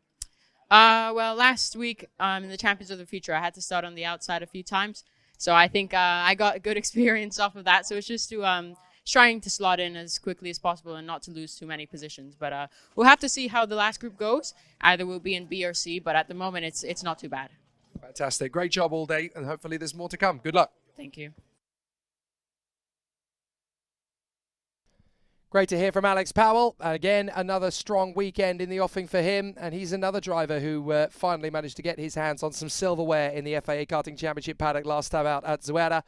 having had a very strong journey as a representative of Jamaica in the Academy Trophy, having joined the Kart Republic Motorsport team and really started to make some waves. He's here in senior for his first campaign in the OK Senior category, and now he is at the front end of the field again. It's always nice to see drivers make the progress and make their step up to the big show. One point I wanted to pick up on from the previous qualifying heat, the man who made the most places through the starting grid, other than the wildcard Scott Lindblom, who made up 9, the man who made the same amount of places on the grid is Elliot Kaczynski, who came up to 5th position on the starting grid. On the finish, I should say. Having started 14th, Elliot Kaczynski worked his way through the pack there to come up to P5. An excellent drive from the Ward Racing driver on his birthday as well. Happy birthday to Elliot Kaczynski. I hope that result was a good one. Certainly looked it from what we could see. Getting into the top 5, very good indeed. And I have to say a massive thank you to Rebecca Ward, who sadly is unwell this weekend, but she's keeping me up to date with all the latest from Ward Racing. She can't quite get it out of her system, even though she should be recovering. But thank you very much indeed for tuning in and watching with us, Rebecca. And any more of those notes you want to give me, please do send them my way. So fantastic stuff. We do miss you. Hopefully you'll be back for the next round of the championship at Franciacorta. So it's going to be an interesting one in the OK category with Alex Powell running at the front end of the grid for this one. He'll be there in pole position alongside Arvid Lindblad, the teammates at the Kart Republic factory team, and 2 Formula 1 juniors, of course. Alex Powell for Mercedes and Arvid Lindblad for Red Bull. They'll be there on the front row of the starting grid. The man behind them, though, is definitely one to watch out for in this race. Luca Samalisto, the Finnish driver, is having one of the strongest battles we have ever seen from him. He's there in 3rd position at the moment as he runs on the 2nd row of the grid. And he was absolutely stupendous in the heat yesterday, charging his way through to the victory. Definitely one to keep an eye on. Matias Ferreira, the Brazilian, part of the Alpine Academy. He is there in 4th position on the starting grid. Then David Walter, the Danish driver, who was a sensational driver in both the FIA Karting Academy Trophy and in OK Junior last season, doing a great job. Now he's stepped up to senior in 2022 and still very impressive indeed for the Koski team. Matthias Morgato, 6th position on the grid for the Brazilian, and then Oscar Pedersen and Caspian Hagman making it an all-Ward Racing and an all-Swedish row 4 on home turf. Then Simone Bianco for the Koski Motorsport team is 9th place alongside the VDK racing driver of Arthur Rojon, who will line up in 10th on the starting grid. 11th is going to be Christian Bertucca, and then 12th is Harley Keeble. So the Birolart teammates will be there together on the 6th row of the starting grid. Fabian Sturesen, the Swedish driver, will be 13th on the grid alongside Rashid Aldaheri, who did such a good job in his opening heat of the morning. Then Akshay Bora, the young man from Singapore, who is doing he's doing a crazy campaign this season in Akshay Bora. He's dovetailing his FIA karting campaign with a race season in the Ginetta Junior Championship in Great Britain. So he's doing double duty this season. Sebastian Hedin, 16th position on the grid, the Swedish driver on the Birolart. And then Menehert Kroger, the Hungarian, lining up 17th on the starting grid alongside the former European KZ2 champion Viktor Gustafsson for the CRG team. Then Max Angelard, the Polish driver, 19th on the starting grid for him. Difficult qualifying again for the Forza Racing talent Yavan David of Sri Lanka, but we saw in the earlier heat just how many places he made up. It was 9 in total, I think, in the end. So watch out for him again in this one. Theodor Odmark, Anton Ogren and Ruben Eronen are going to be the drivers that will charge their way back. And Odmark and Eronen are both on Lando Norris chassis, trying to make up the progress from the tail end of the field. Anton Ogren, unfortunately, caught out in his first heat earlier today as he ended up off on the sidelines. But hopefully he'll be able to bring it forward a little bit more as the day continues. Very exciting stuff as the competition continues here at Kristianstad in Sweden. And we're in for an absolutely sensational battle as the championship continues. You can see the drivers getting ready in together. What a difference a fortnight makes. When the drivers were racing here last time, it was cold, it was damp, it was wet, it was horrible. Now the sun is out and it's glorious here at Kristianstad. Considering we're very close to the Arctic Circle compared to everywhere else we go, you've got to remember that there's a lot of daylight here in Sweden. It gets dawn arrives just after 3 o'clock in the morning here, and the sun doesn't set until just after 10 p.m. So there's actually very little nighttime here on the circuit. So when it gets hot, it gets very hot here in Sweden. And those are the two different contrasts in terms of temperature here at Sweden. When it's wet and cold, it is unbelievably wet and cold. And then when the sun comes out, you end up roasting. It's very difficult for the drivers and teams to prepare. I've seen all sorts of different outfits from the mechanics over the last couple of weeks. So obviously they're the ones that have to deal with it by being at the side of the road watching, which I always find pretty tricky and pretty difficult, actually. So it'll be a fantastic run from all of the competitors as they continue to run. So the drivers will get their way out onto the circuit for this next heat, and we're definitely in for an excellent showcase as the drivers will put on another spectacular display. So out onto the circuit for qualifying heat C versus E. Another great day of action ahead of us here at the FIA Karting European Championships at Kristianstad in Sweden. And here they come onto the course. Alex Powell and Arvid Lindblad, Lucas Samalisto and Matthias Ferreira from David Walter and Matthias Morgato. Then it is Oscar Pedersen and Caspian Hagman from Simone Bianco and Arthur Rojon. One of the Birularts in trouble. Christian Bertucka and Harley Keeble. Then Fabian Stureysen and Rashid Al-Daheri from Akshibora and Sebastian Edin. Menahert Crozier and Victor Gustafsson. Max Angelard, Jovan David, Theodor Odmark, Anton Orgren and Ruben Eronen.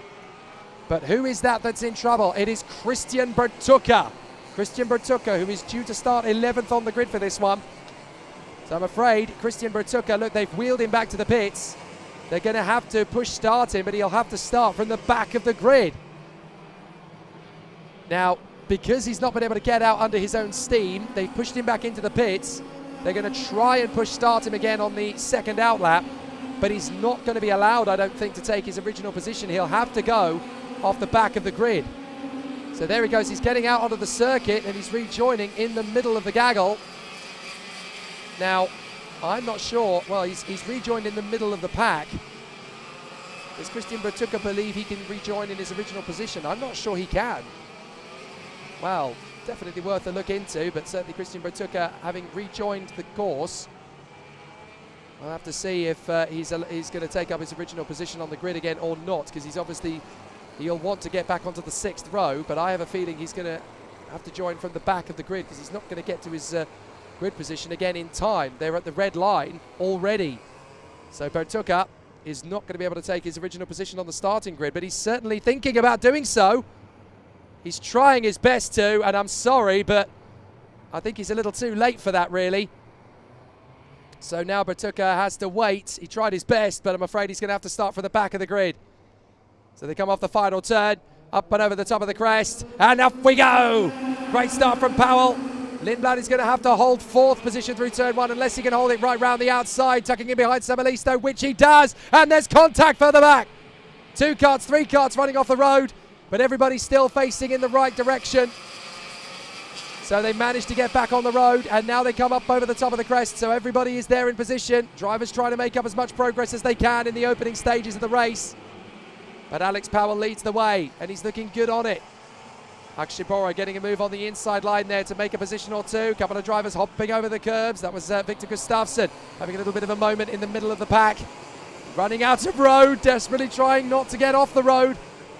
Jovan David trying to work his way through the pack there as well in the middle of the gaggle.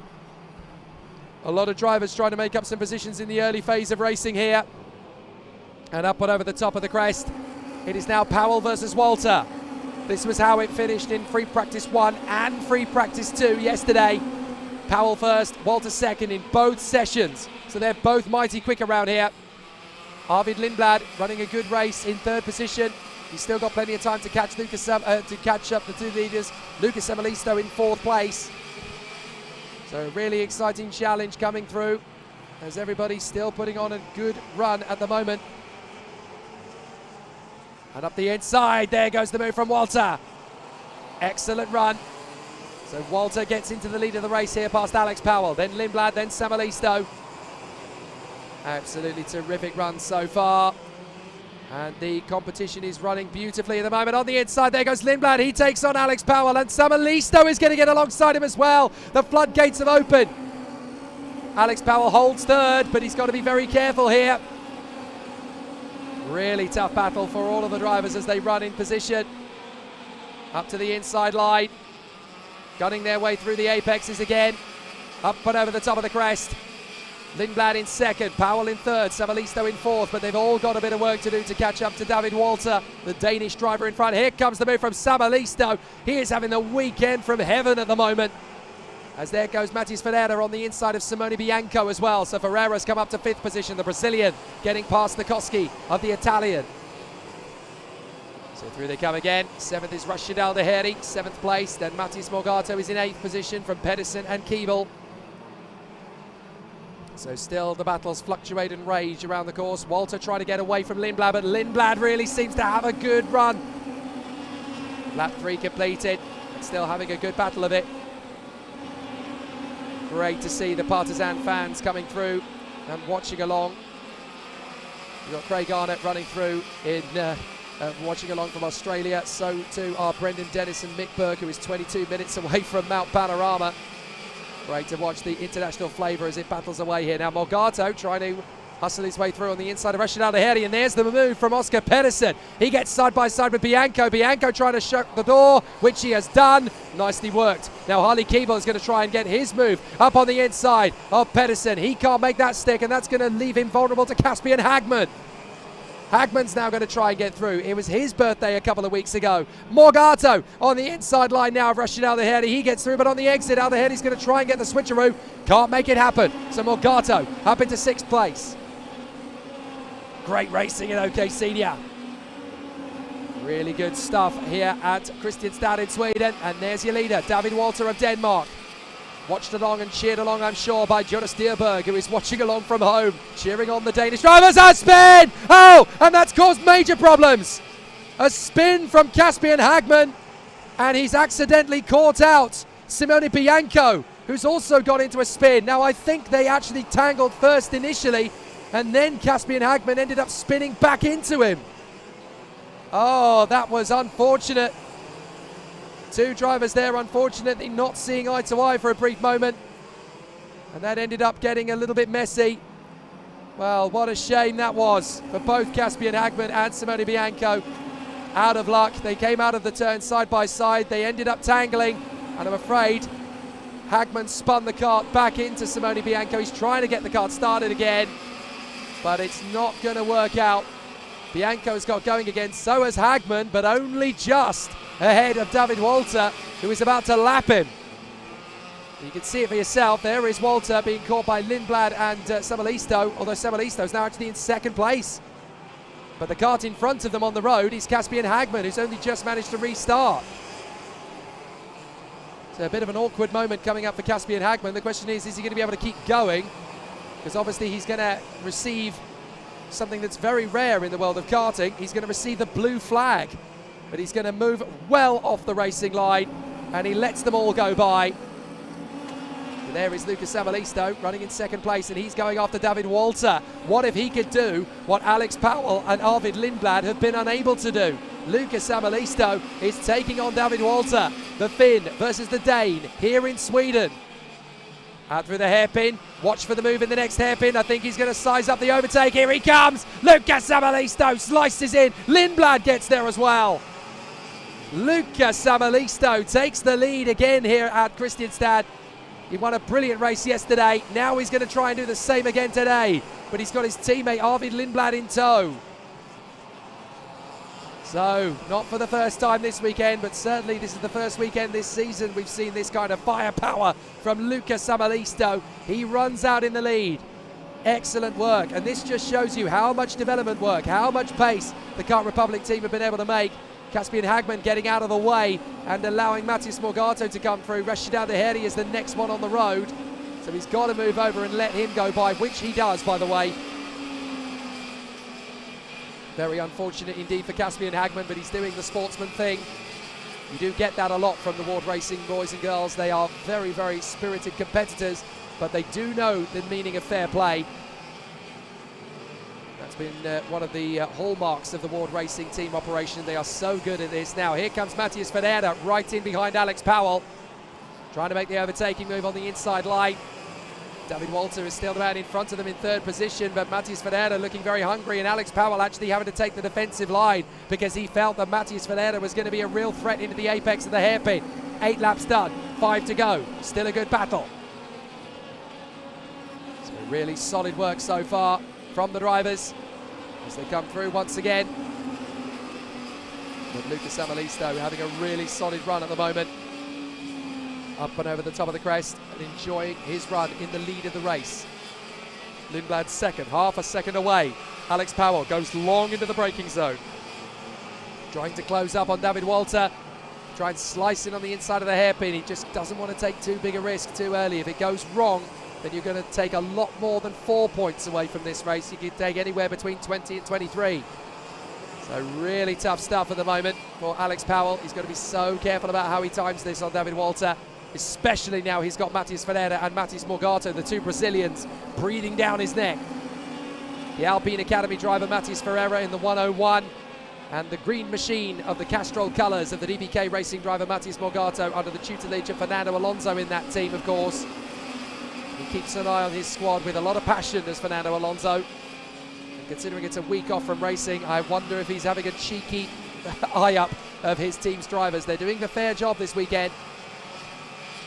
So there is David Walter in front of Alex Powell, Matias Ferreira and Matis Morgado. Tucking their way through the S's again. Back on the straight, up towards the right flick, through the right. Don't carry a lot of curb because that really can spit the kart out. Through the left, double apex, they treat it like a hairpin. Powell might need to make a move here on Walter because Morgado and Ferreira are getting very close. Ferreira is held up. Morgado trying to get up alongside him. Can't quite get the run. 3 laps to go. And David Walter still hanging on to third by a thread here from Alex Powell. But Lucas Savalisto is getting himself into a very competitive position by leading the race here from Lindblad. He's actually pulling away from his British teammate rather than seeing him get further away. But of course, Arvid Lindblad has Swedish heritage, so it would mean a lot to him to get a decent result here. Oh, and Alex Powell gets very close to the back of David Walter. There was a slight bit of Rubbings racing tactic there on the inside. Matis Morgado is able to use that momentum to get on the inside of Ferreira, and he takes the position away instead. So Matis Morgado splits the Kart Republics. But that all started as Alex Powell missed his braking point by maybe half a metre. But now, of course, David Walter knows that he's there. So he's going to be absolutely relentless in keeping the Jamaican at bay. Don't even think about it. Down the main straight. 2 to go. Walter, Powell, Morgado, Ferreira, Aldeheri and Pedersen now. Javan David has done it again.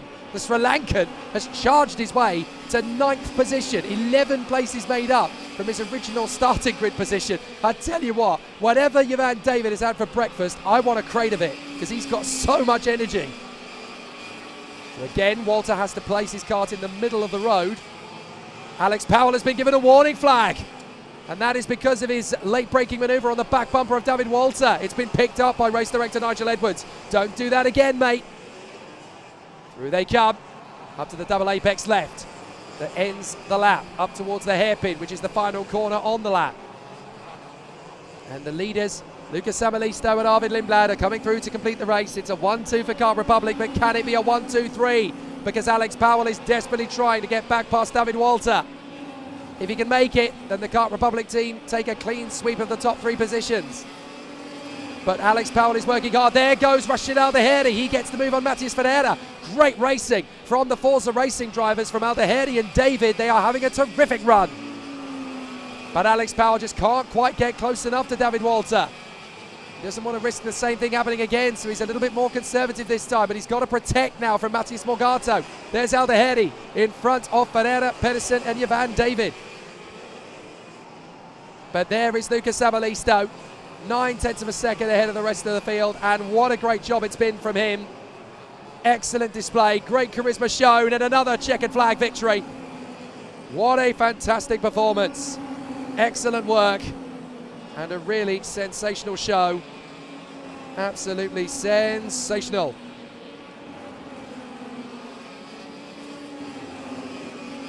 So this is an absolutely terrific run from Lucas Savalisto today, and yesterday, of course, as well. This isn't just a one-day wonder for him. Lucas Savalisto definitely has good pace here at Kristianstad, and he's definitely one of the drivers who raced here this weekend under the radar coming into the weekend.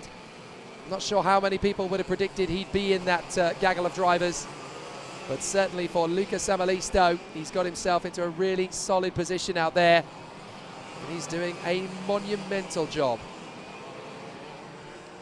So a sensational battle so far, and some terrific performances. A charismatic run from the drivers. They really have given us an awful lot of talking points now as we continue our battle.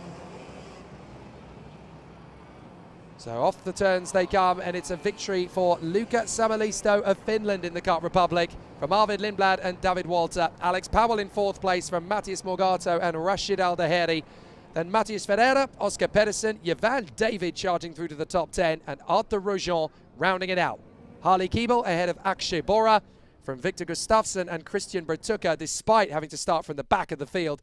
Sebastian Hedin and Maximilian Angelard from Fabian Stureysen and Theodor Odmark, who came home in 18th place. Then Menaherd Kroger, Anton Orgren in 20th place from Ruben Eronen. And then incredibly, despite their collision, Simone Bianco and Caspian Hagman were both able to come through for the finish, and they did both cross the line. Fascinating situation from the drivers as they give us plenty of drama and action out there on the course. So a wonderful situation for the drivers, and they definitely gave us plenty of talking points there on the run. But what a sensational charge it has been through from the competitors so far in the OK Senior category. Great to have your patronage wherever you're watching from. Luigi Saracino is watching from the United States. Josh Mercer is is cheering on Josh Erfan. Jared Chown watching all the way from Atlantic Canada, where it's about 7:15 in the morning at the moment. So he's having an absolutely fantastic time of it watching along, and what a show you are being treated to. It is absolutely terrific, the racing from the FIA Karting European Championship at the moment. Great battles and great badinage everywhere around the course. Now we continue on once again. It is just coming up to 12:15 local time here in Sweden, and that means that we've got another great race on the horizon. And having spoken to our pole position sitters already, we're going to catch up with a few of the other personalities in the field. One man in particular who can tell us a lot about this circuit because he races here quite frequently, Leo Nilsson of the Ward Racing team. Last year, when it was my first year, I won a European Championship race. And then this year, I have taken another level to drive all European Championship this year. It's a lot of fight and it's difficult to race because it's a lot of fight and it's very good drivers when I drive with. So yeah, I have driven this track when I started karting when I was 4 years old. So I have a lot of experience in this track. This is more not so long straight. It's more turns, and yeah. Last week it was very difficult to have the right settings to the kart and have experience of the both conditions. So, but yeah, we found the speed in the both conditions, so it was good. My goal is to be on the podium in the European Championship. It's my goal. And that's a pretty good goal for any driver who obviously wants to be at the sharp end of the dais. And he's got a good chance, actually, this weekend, Leo Nilsson. He's had very consistent and smooth pace throughout the weekend. So he has as good a chance as any of his Swedish compatriots to get himself up to the sharp end. And it would be lovely to see a Swedish driver on the podium here in Sweden. I'm sure there would be similar scenes to what we saw last winter, or last year I should say, when we had the fantastic performance from the competition here at Sweden for the World Championships, when we saw the fairy tale scenes from Noah Millell when he became Gearbox World Champion at the tail end of last season. Really was a fantastic opportunity to witness something quite special here in Sweden. Back to the action, of course, in the juniors. And it really has been a sensational battle from all of the competitors to get themselves into a good position and get themselves into the heat of the battle. Guillaume Bouzard and Kirill Kutskov. So they are going to battle away for position.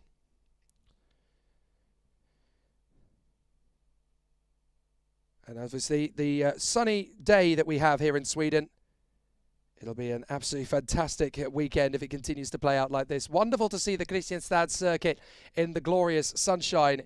It's been absolutely sensational to watch as the drivers really have given us a magnificent and majestic display so far. And we've had some sensational battles thus far over the course of the weekend. But now we come up to the business end of the weekend, I suppose, is probably the best way to describe it, because obviously we now have some serious competition from the drivers. At the end of this race, there will be just 2 races to go for every driver in OK Junior. So now we're really starting to get to the serious end of the weekend, as everybody is obviously going to be trying to push for a decent result. Guillaume Bouzard of Luxembourg running in pole position of this one from Kirill Kutskov of the Birolart Racing team. His teammate Renaud Franco will go from 3rd position on the starting grid. The Frenchman is Maxence Verbruge in P4. From Poland, it is Jan Pisodowski, who is there in the 3rd row of the grid. Then Tiziano Monza in P6 of the grid, the young man from Singapore. William Go of the Philippines lining up in 7th place. Then a pair of Hungarians, Martin Molnar in 8th for the Energy Course team, and Adam Hideg of Hungary in 9th place for the Sodi team. And then René Lammers, the Dutchman, fighting back into contention, if he can, in the Paralympic in 10th place. The drivers come out onto the grid for OK Junior qualifying heat A versus D. It's time to go to battle once more. So here is the grid in full. Guillaume Bouzard in pole position from Kirill Kutskov, then Renaud Franco and Maxence Verbruge from Jan Pisodowski and Tiziano Monza. William Go and Martin Molnar from Adam Hideg and René Lammers. Tobias Clausen and Aaron Garcia from Kian Fardin and Andres Cadenas. Then it's Augustin Sepulveda and Zach Drummond from Harry Arnett and Harry Tigerson. Dante Vinci, Alvin Ekberg, Victor Brandt Smith, Nico Lanalati, Mario Gimanonito, Anton Soderholm, and then Dominikas Guobis is the wild card at the back of the field. So 25 drivers from all over the world, once again, trying to battle for the positions in the final tomorrow. Only 36 spaces available in that race. So obviously a very, very tricky situation for all of the drivers. They want to be in the best situation possible to get themselves up to that place. But it's never easy to predict how it's all going to play out. So we're going to have a really sensational challenge from the competitors once more. They've always been trying to give us plenty of drama and excitement. So now the competition will continue in situations around the circuit. They're obviously trying to warm up the tyres and brakes to get them to the optimum temperature once again.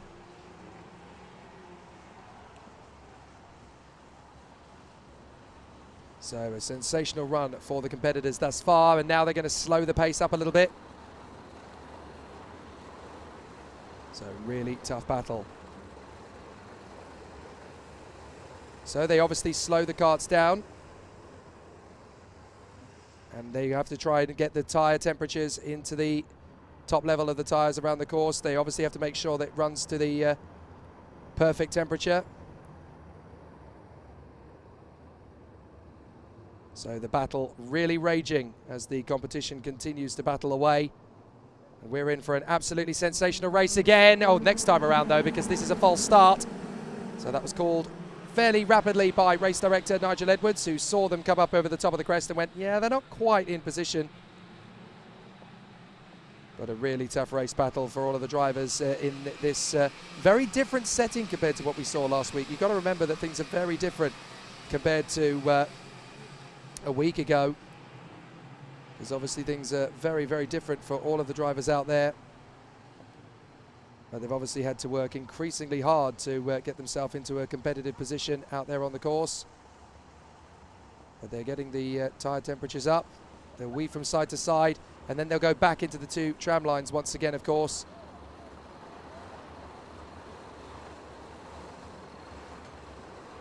So now they are in position, ready to race once again. And they will form up into 2 tram lines around the course out of the final turn, and they will come into the 2 tram lines along the corridor. And if the kart gets out of the corridor before the lights go out, then obviously that could end up in a penalty. But the drivers come off the final turn for Guillaume Bouzard and Kirill Kutskov. It's time to go racing. The lights are out. Let's go for it. Up to the first corner. And it's a really good start from Renaud Franco, and he makes his way through into 2nd place. Good start as well from the Polish driver Jan Pisodowski. He's moved his way through into 3rd position. 4th place is now Kirill Kutskov. He got crowded out at the start, as often happens on the front row of the starting grid. And we've got a spinner at the back of the field. It's one of the DPK karts that's gone around. I can't quite make out who it is from here. I think it's Augustin Sepulveda, the young man from Chile. So I think it's a real difficult start for the DPK team then. Unfortunate, but there is his teammate, Tiziano Monza, making a good run of it at the moment. The young man from Singapore, there is his teammate. Unfortunate there for Augustin Sepulveda. but the Chilean is out of the race on the opening lap. What a shame. So his kart, absolutely disastrous start to the race for him, and I'm afraid he's going no further in this one. He has 2 races to go in the weekend, but obviously very tricky nature of racing to come from them. Up to the first corner, there's René Lammers in the 216, the Racing Team Nederland kart, tucking it behind the 255 of Tobias Clausen in the hope that he can get back into the top 10. René Lammers not getting the best of starts on this occasion. So out in front, Guillaume Bouzard leads the race from Renaud Francote and Jan Pizadowski. Now Bouzard has taken 2 points over the weekend, but up the inside, there's the move from Jan Pizadowski. The Polish driver gets through into second place then as he makes the move on the Dutchman Renaud Francote. And now Francote's teammate Kirill Kutskov is trying to break into the hunt for position as well. So third and fourth place, the Birolart Racing teammates as they run together behind the Tony Kart factory operation of Jan Pizadowski. They come off the turn, up to the hairpin, trying to dive in on the inside line. And Kirill Kutskov off the turn, up the straight. Now they come up the throttle once again over the top of the crest and up towards turn 1, flat on the throttle, square right-hander. Now is Kutskov going to go with his teammate Renaud Francote, or is he going to turn rogue and make the overtake on him to go into third position? They can work together. Not that Francote wants to do that. Kutskov doesn't either. Kutskov gets through into third place, and the door left wide open for William Go, the young man from Philippines, to get through. So the young man from the Philippines for the Forza Racing team, William Go, very much following on in the footsteps of Rashid Aldeheri and Yavan David in the senior team earlier on as he charges his way back into the top 5. Excellent work so far. And there's still plenty of battles to look at over the course of the circuit so far. It really has been an excellent day at the office. So now they come off the final turn, and that's side by side. That's the Sony card of Adam Hideg going wheel to wheel now with Renaud Francote. Hideg trying to squeeze him. Oh, Francote not prepared to be pushed around. But Adam Hideg gets through, and that little change in momentum has given Monza the run on Martin Molnar. Excellent stuff so far. And a really good challenge, a really good battle from the competitors as they continue to make headway around the course. Up towards the hairpin once again. Tiziano Monza, fastest lap of the race in the Alonso kart chassis as he runs in together there in the traditional Fernando Alonso Racing colours that we have come to know around the karting course over the last couple of years. So Tiziano Monza trying to get closer to the back of Renaud Francote in his Birolart. They were running third and fourth, those two, but now since Kutskov turned rogue, it's all changed. And up the inside, there goes René Lammers. He takes on the Hungarian Martin Molnar and gets up a position. So nicely handled there from René Lammers. Guillaume Bouzard still your leader by 0.4 of a second in front of Jan Pizadowski on the 5th lap out of 9. Big moment there, a big wobble from René Lammers as he came over the curbs. So very tough battle. So really tough battle. And it's still going to be very, very dramatic as the competition continues on its way. Kirill Kutskov having a really tough race of it as he goes wheel to wheel in the hunt for position. So now they continue on. Is there going to be an opportunity for Monza to get his run on the inside of Renaud Francote? Francote is trying to keep his kart as wide as possible. Really impressed actually with the driving standards in OK Junior this weekend. We haven't seen too many sloppy incidents out there from the juniors. They really have raised their game here at Kristianstad. We had some moments at Portimao, we had some moments at Zuera, but the cautionary word of warning in the driver's briefing from Nigel Edwards, he was saying that he really wanted to watch the drivers step it up in terms of racecraft because they didn't want to see too many difficult incidents. And it's great to see that the drivers have taken that on board. They're racing much cleaner, much smoother now. There are not quite so many difficult incidents, and most of the races so far this weekend, even in the junior category, all of the drivers that have started the races have finished them.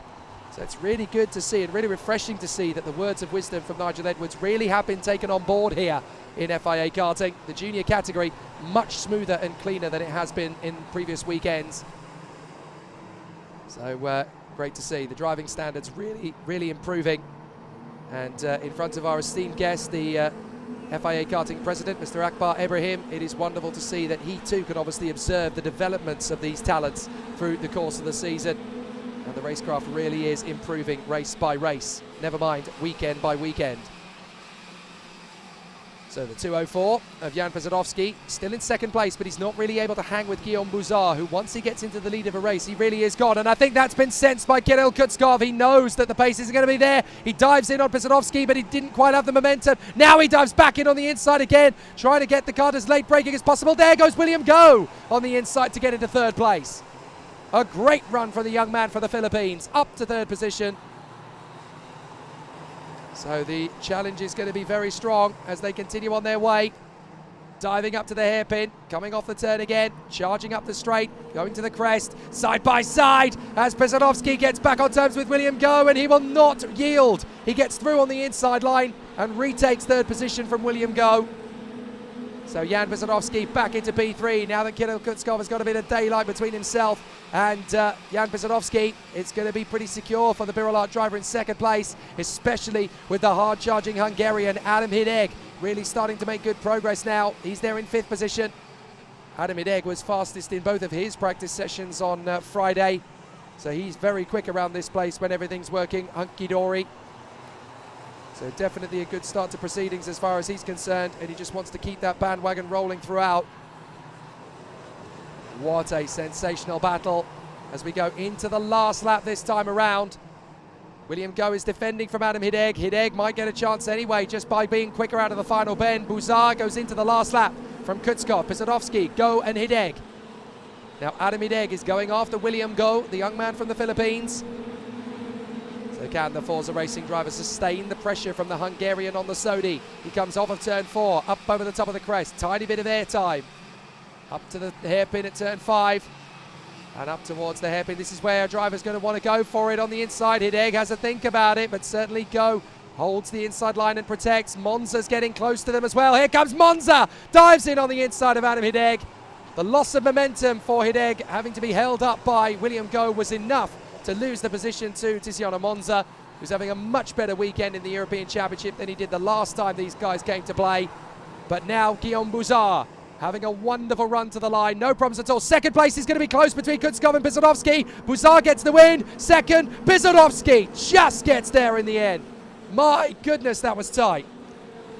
So Pesadovski and Kutskov side by side of the line, and it goes the way of the Polish driver. Well, that was a great race to the line. We've seen quite a few of those at Kristianstad over the last 2 weeks. And what another sensational charge forward there. This time from Jan Pesadovski, who gets across the line just fractions of a second ahead of Kirill Kutskov. Barely anything in it at all. Wow, this is going to be absolutely astonishing.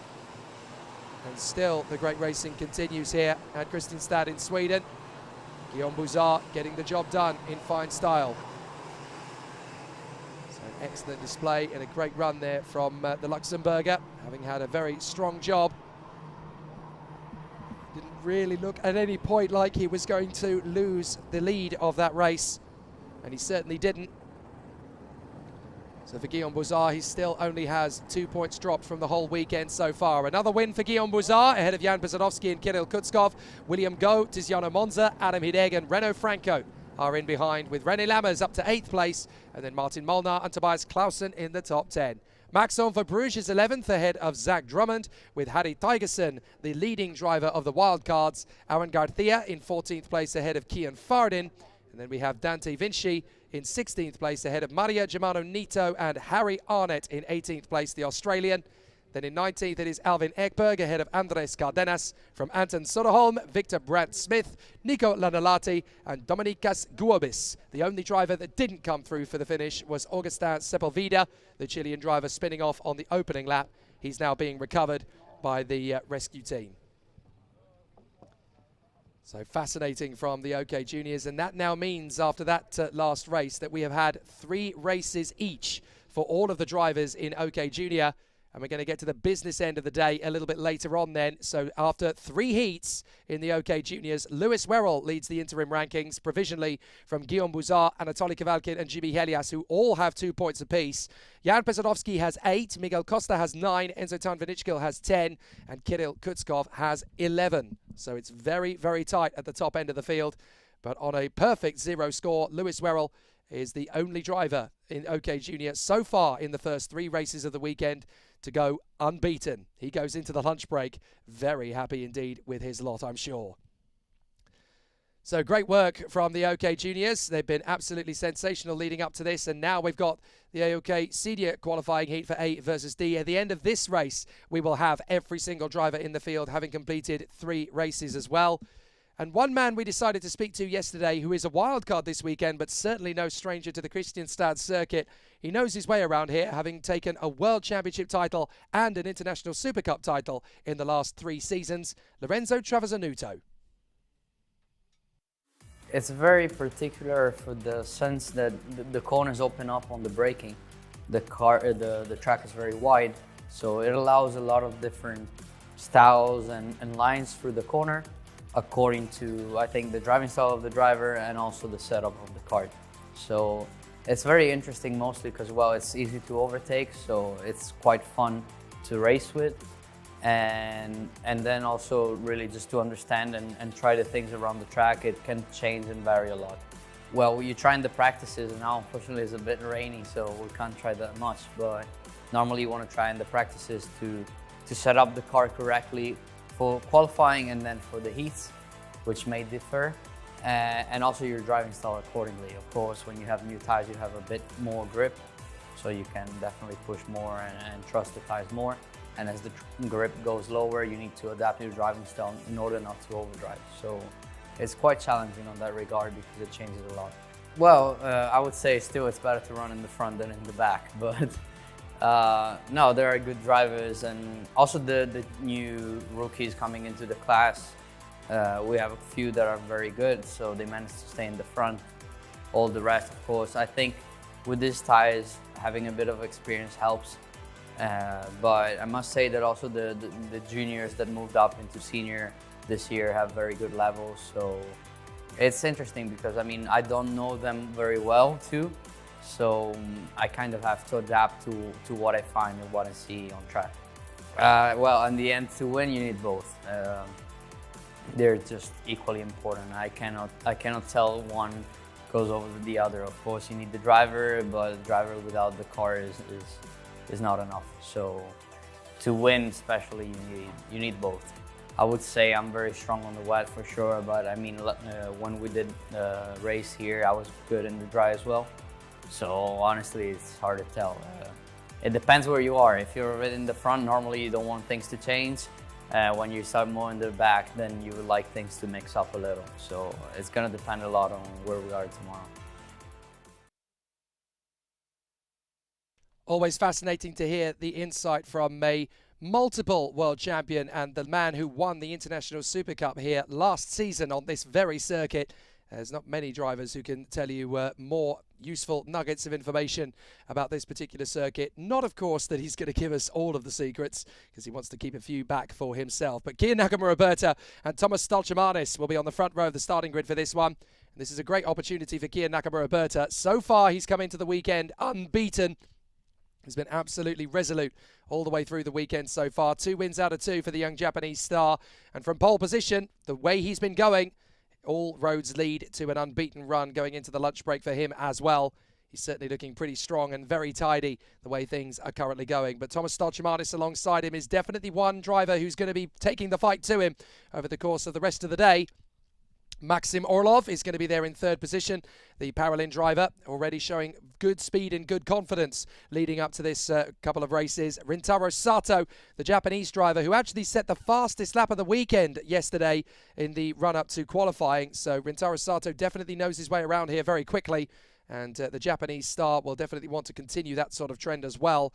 Juho Valtonen, the Flying Finn, knows his way around here very well. And the Tony Kart factory driver is right up at the sharp end. No major surprises there.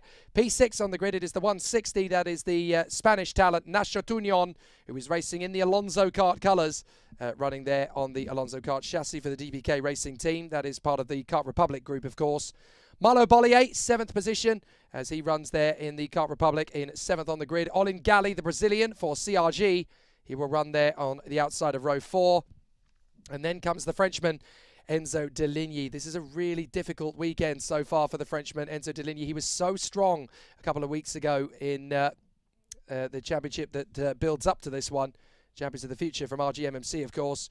And Enzo Deligny running in 9th position on the grid for this one. It's a much tougher weekend for him. The Polish driver Karol Pasowicz lines up in 10th place on the starting grid there as well. Kevin Lantinga, 11th position on the grid for the Falcon. Then Josh Erfen in P12 as he lines up there on the outside of row 6. I know that Josh Mercer is going to be rooting for his buddy to do a good job there in the 6th row of the starting grid.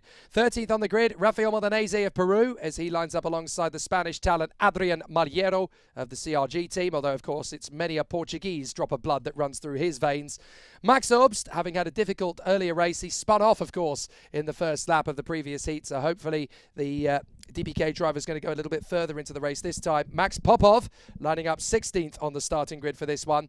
Then Lorenzo Travasanuto, who really didn't get the qualifying lap he wanted out of the session yesterday. He'll be hoping to charge his way through from 17th on the grid, and he lines up alongside the wildcard driver Hugo Holm of Sweden. So qualifying heat A versus D. The drivers getting themselves out onto the circuit once again, and the battle will rage. Kia Nakamura-Berta and Thomas Stolchemanis from Max Orlov and Rintaro Sato, Juha Valtonen and Nacho Tunion from Malo Bollier and Olin Galli. And then it is Enzo Deligny and Karol Pasowicz from Kevin Lantinga and Josh Erfen, Rafael Modenese and Adrian Mariero, Max Obst and Max Popov from Lorenzo Travasanuto and Hugo Holm. Alva Simas-Vara lines up alongside Ella Stevens, and then Oscar Wirtz is beside Ada Tapinen, and she lines up ahead of Wilgert Leek. So as the drivers get themselves into position once again, they are rolling around the circuit, just trying to get themselves up to temperature and warming up the tyres and brakes once more. So they will continue in fine style around this very exciting circuit. Obviously the drivers putting in a good show at this moment in time, hoping to have a really solid effort around this course. It's never easy to predict who's going to get the best of it on this very tight and very twisty course. We'll see how the drivers fare around the courses. Once more, they give us a lot of action and a lot of exciting activity around the course. We're still putting in a great challenge. So Kia Nakamura-Berta running in a very solid position.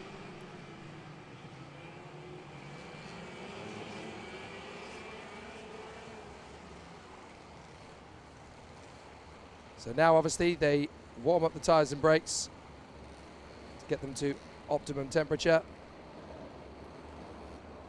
So it's really going to be an exciting battle.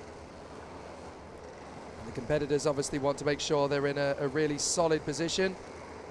They want to make sure they're in the best possible frame of mind to continue their good progress. And certainly for Kia Nakamura-Berta, he is currently the only driver left in the race for the OK category that has had an unbeaten run. Nobody else has been able to keep a perfect score. Valtonen on 4 points, Stolchemanis and Lindblad on 5, along with Samalisto, Orlov and Galli on 7 and Powell on 8, and only Nakamura-Berta still has a 0 score as he has been unbeaten over the course of the weekend. Here we go, lights out. Can Nakamura-Berta keep his winning streak? Up to second comes Orlov, Stolchemanis down to P4 as Valtonen creeps through into third position. They go through the chicane, a couple of drivers having to take to the grass to avoid incident. But they work their way through to the hairpin. Is everybody going to get through? A-OK. Looks as though they have done. So a very tough start to the race for several drivers, but they have just about kept it together. Hard but fair racing so far here at Kristianstad. They come into the hairpin. Is everybody going to get through? Yes, indeed they do. A couple of drivers being squeezed wide, but that's all love and fair in the battles of raging war here in karting at the top level. Adrian Mariero on the inside line gets the run on, I think that is... I think that's one of the Birolots. That's going to be Rafael Modenese, although it's in the Leclerc colours. So an interesting challenge and a tough battle so far as the competitors continue to charge forward. Kia Nakamura-Berta having a great run in the lead of the race here from Orlov, Valtonen, Stolchemanis, Bollier, Sato, Deligny, Galli, Obst and Lantinga. Still they charge forward, out through the hairpin and up to the top of the crest, up and over the top. And Max Orlov really does look like he's going to pressure Kia Nakamura-Berta. They've come close to him a few times. Now he's going to slide in and defend the position from Juha Valtonen. So Orlov having to protect from Juha Valtonen. Now Valtonen's going for it on the inside line. He doesn't want to spend too long getting after Nakamura-Berta. He's come close a couple of times now, but he wants to run with him. And of course, Valtonen has only scored 4 points from his first 2 races, which means he's taken second place on 2 occasions. This time he wants to change it as Stolchamanis has a go on the inside of Orlov, and it's really backfired because now Bollier and Sato are going to get up alongside. Sato's going to get both of them. Sato sweeps past them both. Now he's up into 4th place. The Japanese star really making a good work ahead of that particular overtaking maneuver. Excellent work from Rintaro Sato. So up over the top of the crest. And now Stolchamanis having to shake off the attentions of Bollier and Deligny, the 2 Frenchmen. So Deligny having a look for the move on the inside, but Bollier keeping his cart very wide at the moment. So still some tough battles out there. It's really hard to know who's going to have the best line as they come through the S's again. 11 laps to go here. And Nakamura Berta still hanging on from Valtonen, Orlov, Sato, Stolchamanis, Bollier, Deligny, Galli, Obst and Pazovic. And there's the move from Deligny on the inside of Malo Bollier. Good overtaking move there, and I thought that Olin Galli was going to sense an opportunity to get back past on the inside of Bollier as well. He's going to work with Max Obst, who's definitely going further than the first couple of corners this time. Max Obst got spat out of the queue last time out. This is why he was so frustrated, because he's got a great guard underneath him. Galli and Obst both get past Malo Bollier there, and now Obst is going to go for the inside of Olin Galli. That'll do. Lovely overtake from the pole. But here comes Olin Galli back for more. Back on the inside, he runs out wide, and there goes the move again from Malo Bollier. Great racing between these 3. They shuffle the deck, then they shuffle again, then they shuffle some more. Further back, that's Karol Pazovic and Kevin Lantinga trying to get into the fight. But so many overtaking moves there from these 3 drivers. They are giving as good as they get at the moment. So at the end of the lap, it's Galli, Bollier and Obst. All 3 drivers having delivered something pretty special over the course of those few minutes. That was really nice to see. Absolutely fantastic performance. So an excellent run so far. And an absolutely wonderful battle so far. As on the inside, Stolchamanis is now going to pick his move on the inside of Rintaro Sato, but Stolchamanis runs wide and almost falls foul of Enzo Deligny. So Deligny almost got the run on the inside line there as well. What an absolutely sensational run. Fantastic battle so far from the competitors as they run in close proximity. Sato, Stolchamanis, and here comes Enzo Deligny out of the final bend. They're going to run side by side. Stolchamanis trying to squeeze Deligny back. No chance. The Frenchman gets past the Latvian. Now back on the inside again. Great recovery from Stolchamanis. He managed to squeeze Deligny to the inside apex, so he lost the place to gain a place, and now here comes Galli on the inside line. He gets back past Deligny, and Bollier's going to have the run on Obst round the outside. Obst is going to have very little room to manoeuvre there. He runs over the curb, but he does get back on the inside of Malo Bollier, and squeezing past both Bollier and Obst. That is Karol Pazovic. The Polish trying to squeeze in. He has to let them both go in the end. Oh, this is terrific racing. Kevin Lantinga and Nacho Tunion have turned up the dial, and now Adrian Maliero has joined the gaggle. Excellent stuff. Deligny, Obst, Bollier, Pazovic, Lantinga, and on the inside, Obst gets past Deligny, so now it's Obst, Deligny, Bollier, and then we've got Pazovic from Lantinga, Tunion, and at the back of the queue is Maliero. Absolutely astonishing, great racing. And a sensational tussle between the drivers. Now on the inside, there go Tunion and Maliero. They get past Kevin Lantinga. The midfield battles in OK Senior, extraordinary to behold. But up at the front end of the field, it's not done yet. You've got Kiia Nakamura Berta 0.3 of a second ahead of Juho Valtonen. And Valtonen is trying to put a little bit more pressure on Kiia Nakamura Berta. 3 wide through the S's. It's getting proper racy as Pazovic dives in on Bollier, tucking in behind Enzo Deligny. So Deligny picks up the pieces there behind Max Obst. So Deligny is 8th, Pazovic is 9th, Bollier is 10th, and then Maliero in front of Nacho Tunion. And a little bit further back, we've still got some pressure as Lorenzo Travasanuto has moved up to 13th place now, past Kevin Lantinga. Let's see what the 2-time world champion in 2018 and 19. He won here and in Alakjarma. Scandinavia is always very kind indeed to Travasanuto. As on the inside, there goes Tunion. He gets the move on Maliero, and now here comes Lorenzo Travasanuto. The 194 is going to try and dive in, and he's got it. Lorenzo Travasanuto in the 194 Paralin moves up past Adrian Maliero. And that's a move for further up. That is Stoltjemanis versus Sato. 4th position. Thomas Stoltjemanis, the superstar Latvian, gets past Rintaro Sato, the son of 2-time Indy 500 winner Takuma Sato. Rintaro is going well though, very much carving out his own career. But up at the front, look how close these three are still with 5 laps to go. It could go anybody's way. Kia Nakamura-Berta of Japan, Juho Valtonen of Finland, and Max Orlov for the Paralin Motorsport team. Running a very solid race battle up and over the top of the crest. And Orlov is not done yet with Valtonen. Valtonen is just trying to stay as close to Kia Nakamura-Berta as possible. Yet again, 23 drivers started this race. 23 drivers are still racing in it. Very good racing indeed. The quality is absolutely superb here at Kristianstad. A very exciting run from Nakamura-Berta, trying to hang on in front of Juho Valtonen. Valtonen is still right there, so Nakamura-Berta has to keep the kart fast, but also quite present in the apexes. Doesn't want to drift the kart out of the line. So a very tough battle. This is incredibly close. What a sensational run so far.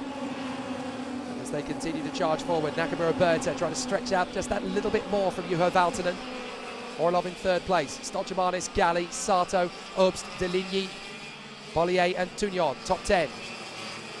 Up to 11th place now has come the 2-time world champion Lorenzo Travasanuto. He's worked his way up into 11th position. And there's a move on the inside, that's a late one from Max Obst, but he does get thrown Rintaro Sato. Sato trying to come back at him, trying to hold the kart round the outside. These karts are essentially identical because they are both from the Kart Republic group. One is named the Alonso kart, the other is just the Kart Republic chassis as standard for Rintaro Sato. But Max Obst is definitely making up for the lost ground of spinning off in the first lap of the previous race. Now he is fighting his corner and really making a good play of it. So Nakamura-Berta extending the gap by another 1/10 of a second. That doesn't sound like much, but in karting it's all about momentum and all about rhythm. So Nakamura-Berta wanting to stay at the sharp end of the dais, having a really good race of it at the moment. Just keeping himself in the sharp end. This is so difficult to predict if Nakamura-Berta can hang on to this. He certainly had 2 great race wins earlier on, but can he keep it up and make it 3 from 3? Valtonen is definitely putting him under pressure. He'll only have 2 laps to catch and pass him, so that's definitely looking like he's running short on time. But he will want to make good use of it out there. So tricky to see how it's all going to come together. Let's see if it finishes off in fine style. He's going to make good work of it. And into the penultimate lap, Max Orlov trying to stay with Juho Valtonen there as well. So let's see how it all plays out for the final showcase here. They creep through up to the final couple of corners of the lap, and then of course we're going to have one more, but this is all about Valtonen staying as close to Nakamura-Berta as possible. Kia Nakamura-Berta is essentially on a couple of qualifying laps now to try and stay just far enough ahead of Juho Valtonen to make the advantage count. Because he really wants to keep himself in a decent situation and a solid position out on the track to try and get it all together, but it is not easy to predict how well it's going to play out. Battles continue on the far side. And here they come once again, up and over the top of the brow. Last lap begins. So now the competitors are having a very solid race of it.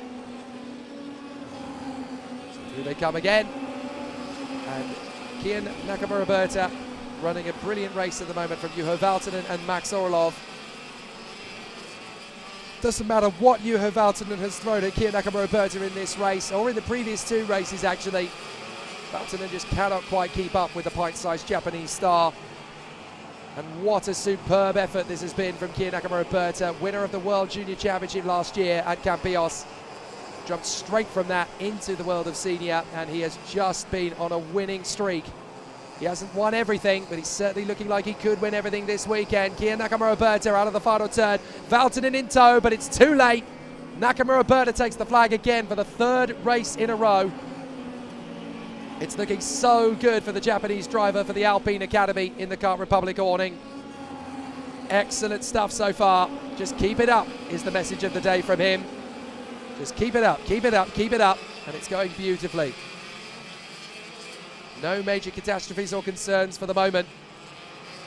So what a sensational battle. And this is a sensational run for the competitors. Give us plenty of good action through the weekend, but one man has stayed prominent and strong at the top throughout.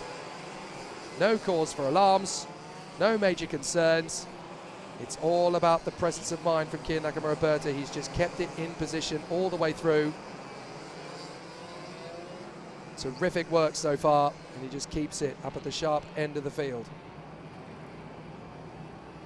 The drivers come in after a very busy time out on the circuit, but it's all gone gravy for Kia Nakamura. He runs at the front of the field for all 11 laps, and he doesn't lose his place. Juha Valtonen second from Maxim Orlov, then Thomas Stolchemanis ahead of Olin Galli and Max Obst from Rentaro Sato and Enzo De Ligny. Malo Bollier, and charging his way back to the top 10, Lorenzo Travasanuto. Then it is Kevin Lantinga in front of Josh Erfen, who finishes where he started.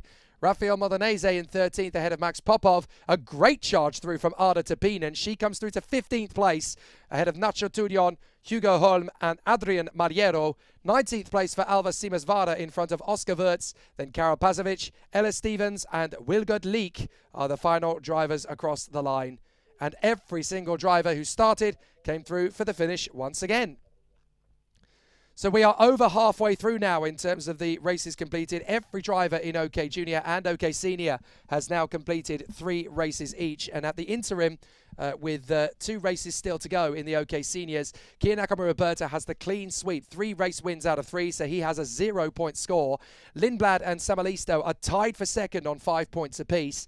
Valtonen has 6, Powell has 8, from Stolchemanis on 9, and Max Orlov and David Walter both on 10. Now that is obviously all interim, and that is all provisional, so obviously you'll have to keep up with it as the race weekend continues. They all have 2 races each left, so obviously a very exciting battle still to develop as the racing continues. But we will continue our battles, and we will continue talking to the great personalities here at the FIA Karting European Championship. The next race out on the circuit is for qualifying heat B versus E, and it's the last junior race before the lunch break. And we're going to see Anatoly Kavalkin and Lewis Werrell take up their residence on the front row of the starting grid. Lewis Werrell, of course, who has yet to be beaten over the course of the weekend. The Forza Racing team really have given him some amazing equipment this weekend. Third position on the grid, Enzo Tarnvanitschkul. And in 4th place is the young man from South Africa, Nicolas Roos of CRG. We caught up with him on Thursday morning. Well, of course, the level is really high. All the top drivers in the world and the teams are here. And it's amazing racing. It's really fun. But as well, you're competing for yourself and to win. It's really difficult, but that's what it is right now. Well, of course, to be consistently fast, because everyone's working to be better and better, and everyone is getting better and better, so just to stay consistent. Asphalt is very different here. It's not a lot of grip that we have experienced in Zuera and in Portimao, so yeah, the setup of the chassis and everything is quite a lot different. Also, your driving style has to change. The weather is quite up and down, but the team at least can monitor when it's going to rain. Well, try to monitor when it's going to rain, but we take both chassis when it looks like it's going to rain, and then we just decide from there. Well, we've had some bad luck so far this year, and end of the year I would hope to, from now on, to deliver some consistent results, but everyone's working to do that, so I'm sure we'll be able to. So Nicolas Roos on the outside of the second row of the starting grid, definitely one to keep an eye on in this particular heat, because he's been mighty quick all the way through the weekend.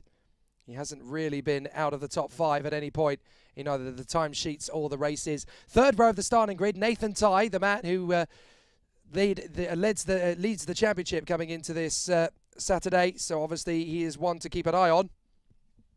6th on the starting grid, Lucas Flucher of Spain. He is there on the outside of the third row of the grid as well. Another very strong talent to keep an eye out for. Maciej Gladish, who has already taken a couple of big accolades in the world of karting. He became the first man from Poland to win a junior title of any kind in FIA karting last year when he won the Academy Trophy 10 years after the Grand Prix driver Charles Leclerc managed to do exactly the same thing. Then alongside him on the starting grid, Kirill Ditiev, the Ward Racing driver, finding himself in 8th position on the grid on the outside of the 4th row. there's one man we definitely have to keep an eye on this weekend, and that is Vilma Svan, who has been able to put the Energy Course kart into the top 5 over a couple of the races so far this weekend. He's 9th on the grid, and he's definitely the best placed of the wildcards here at Kristianstad this weekend. 10th on the starting grid, the German talent Tame Saleh, who's been in the top 5 pretty much all weekend in the timesheets, so definitely has some good opportunities to make good use of the races ahead of him. So we need to watch out for how well he goes here as well. 11th on the starting grid, Art de Dorisson, who picked up an FIA Karting win a couple of weeks ago at Genk in Belgium in the Academy Trophy. And here he is for his beloved Tony Kart Factory team. And then 12th on the grid, another of the very strong wildcards here this weekend, the Danish talent Romeo Haag of the Koski Motorsport team. He's definitely one to watch. He's been incredibly quick and very strong, considering he's up against the best junior drivers in the world here. And he has definitely shown a candle to them and made quite a lot of the regular drivers look a little bit sluggish. So good work from Romeo Haag so far. Andy Consani, 13th position on the starting grid for the Sony Kart team. They found a little bit of tricky situations for the team because they had reduced running on Thursday, but they were trying to save the chassis in doing so, and it's really caught out Andy Consani. And Elliot Kaczynski, who starts 14th on the grid. Happy birthday, Elliot. He's having a great race weekend so far. So Anatoly Kivalkin and Lewis Werrell will start from the front row of the starting grid, from Enzo Tarvanichkul and Nicolas Roos, then Nathan Tai and Lucas Flusha. Then it is Maciek Gladish and Kirill Ditiev from Vilma Svan and Tame Saleh. Then it is Art de Dorisson and Romeo Haag from Adi Consani and Elliot Kaczynski. Edward Robinson will line up alongside Len Nige, and then Jindra Pazel will be alongside Ivo Basterda, the Czech and the Pole. And then Alpa Saraksoy will be alongside Giacomo Pedrini, Ludwig Franzen alongside Philip Engbach, and on the back row of the grid it'll be Fred Sadex and Ariman Bansal. So some terrific performances and some great battles so far over the course of the proceedings. It really has been wonderful to see how the drivers have been progressing through the course of the weekend. Some great support from people back home as well. Benny Svensson is looking after Leo Nielsen and giving good support, keeping Leo Nielsen motivated and happy out there watching along. And Yana Isabella Celestine Krabkanet is obviously cheering for William Go from the Philippines. You can drop your messages and your comments as well on the Facebook stream. If you're watching us via motorsport.tv, continue to do so, but keep your app open on the Facebook page as well for FIA Karting. That's where you can send a message and drop us a link, drop us a comment, sorry. And then, of course, you've got the FIA Karting YouTube channel, which I'm sure there's still many people tuning in on as well. But great to have your patronage. You're very welcome, no matter what your method of choosing to watch us is.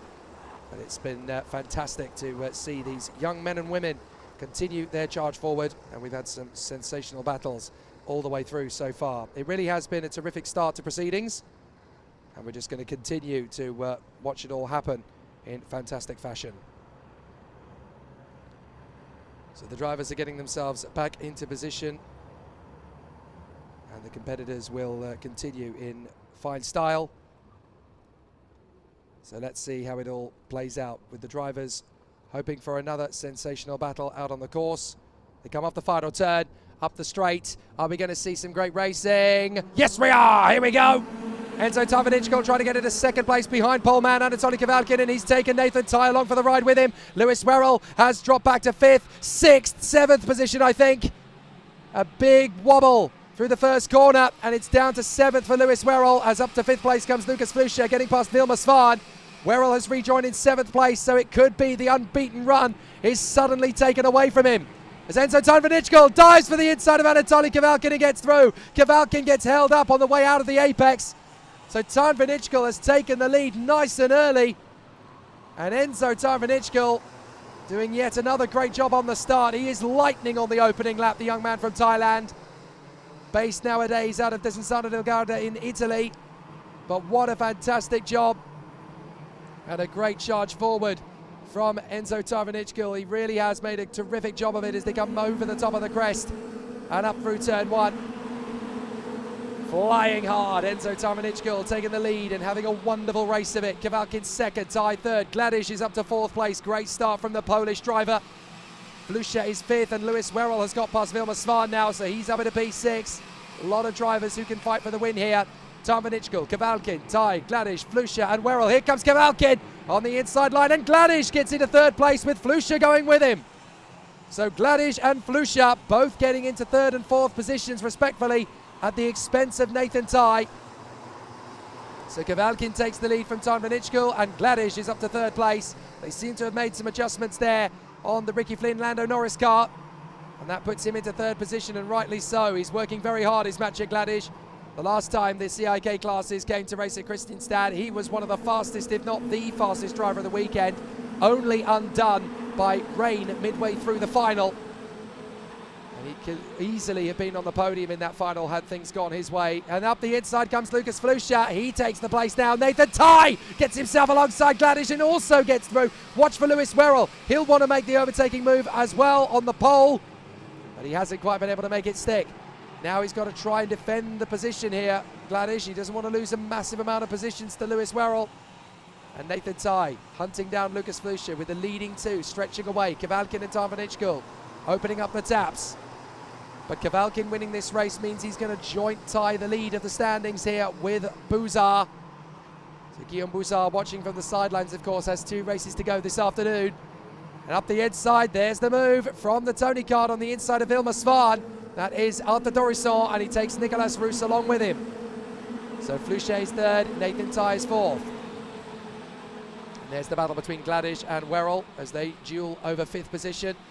It's not quite the perfect weekend for Lewis Werrell. If he stays in P6, that's going to drop him to a 6-point score, tied with, no, he won't quite be tied for position, but he'll certainly be down to 4th from the lead, and then it will be, if it stays like this, Buzar, Kavalkin and Helias all on 2 points. But there is the move from Werrell.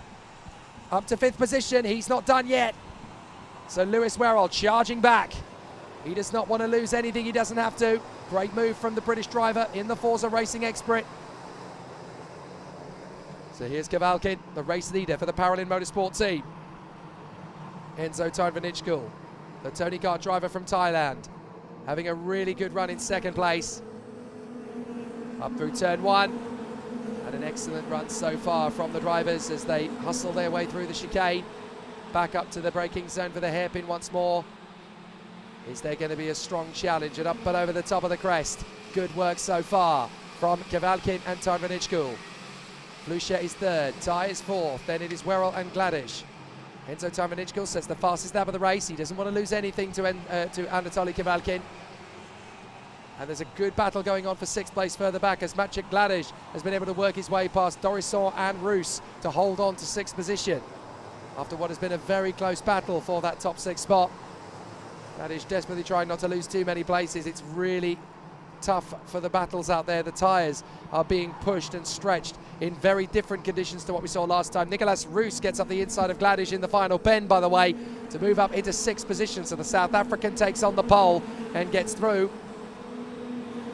Great racing still as Anatoly Kavalkin leads Enzo Time Vanichkul. Lucas Flusha is in 3rd position. We're watching him trying to shake off the championship leader, Nathan Ty.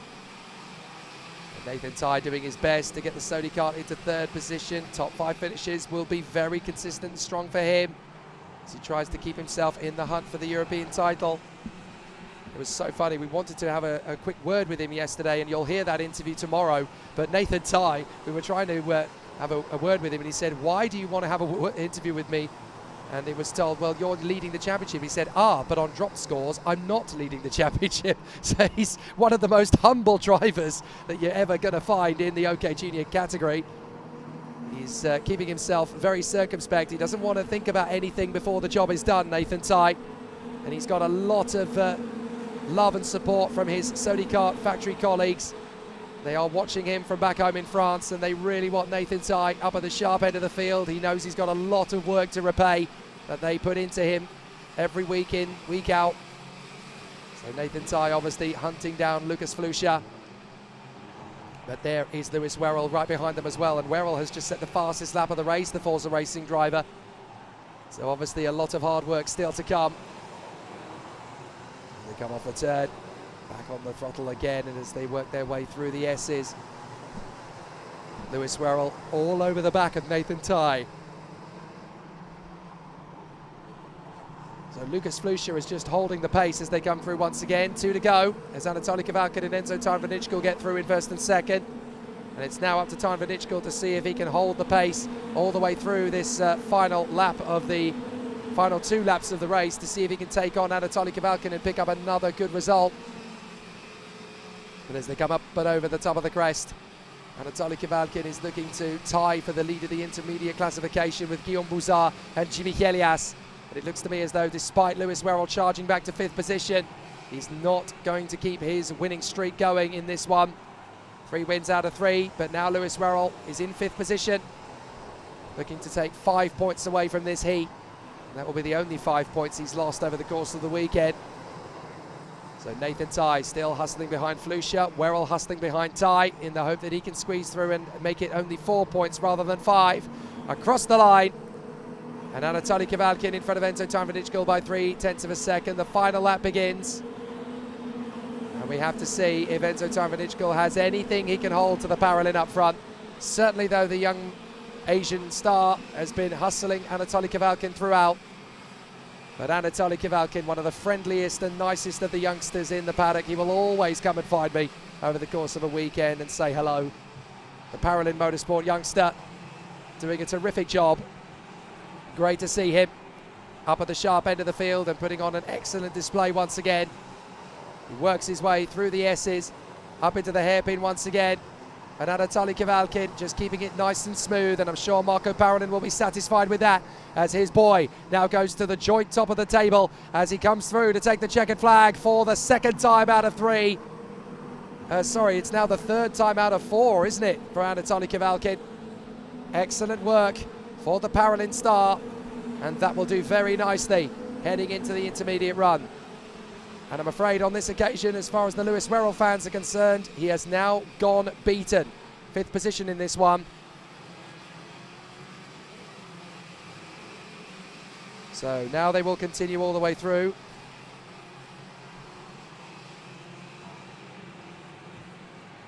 So it's a really solid battle from Anatoly Kavalkin. He squeezes his way into the position past Enzo Time for Nitschkel. Really solid work. And obviously very, very competitive, ultra-tight battles all the way around the course. But Anatoly Kavalkin runs smoothly in formation as he runs ahead of Enzo Time for Nitschkel, and a great run too from the young man from Thailand. It has been a solid effort from him in 2nd place. Bit of a tricky start to the weekend, but he's definitely pulling it back now on Saturday. So it's a good run from Anatoly Kavalkin. He makes it 3 wins out of 4, and that puts him joint top of the intermediate leaderboard classification. Enzo Time for Nitschkel is 2nd ahead of Lucas Flusha from Nathan Tye and Lewis Werrell. Nicolas Roos in P6 in front of Maciek Gladish, Kirill Ditiev, Elliot Kaczynski, the birthday boy, and Tame Saleh in 10th. Edward Robinson is 11th in front of Art de Dorisson and Ludwig Fransen. Romeo Haag in 14th place ahead of Andy Consani and Ivo Besterda. And then behind him, it is Jindro Pezel from the Czech Republic and the Belgian talent Len Nijs. 19th place on the grid is Vilma Svan, a very tricky race for him on this occasion. Alp Hassan Aksoy ahead of Giacomo Pedrini, then Philip Engbach, Fred Sarex, and at the back of the field, Ariman Bansal.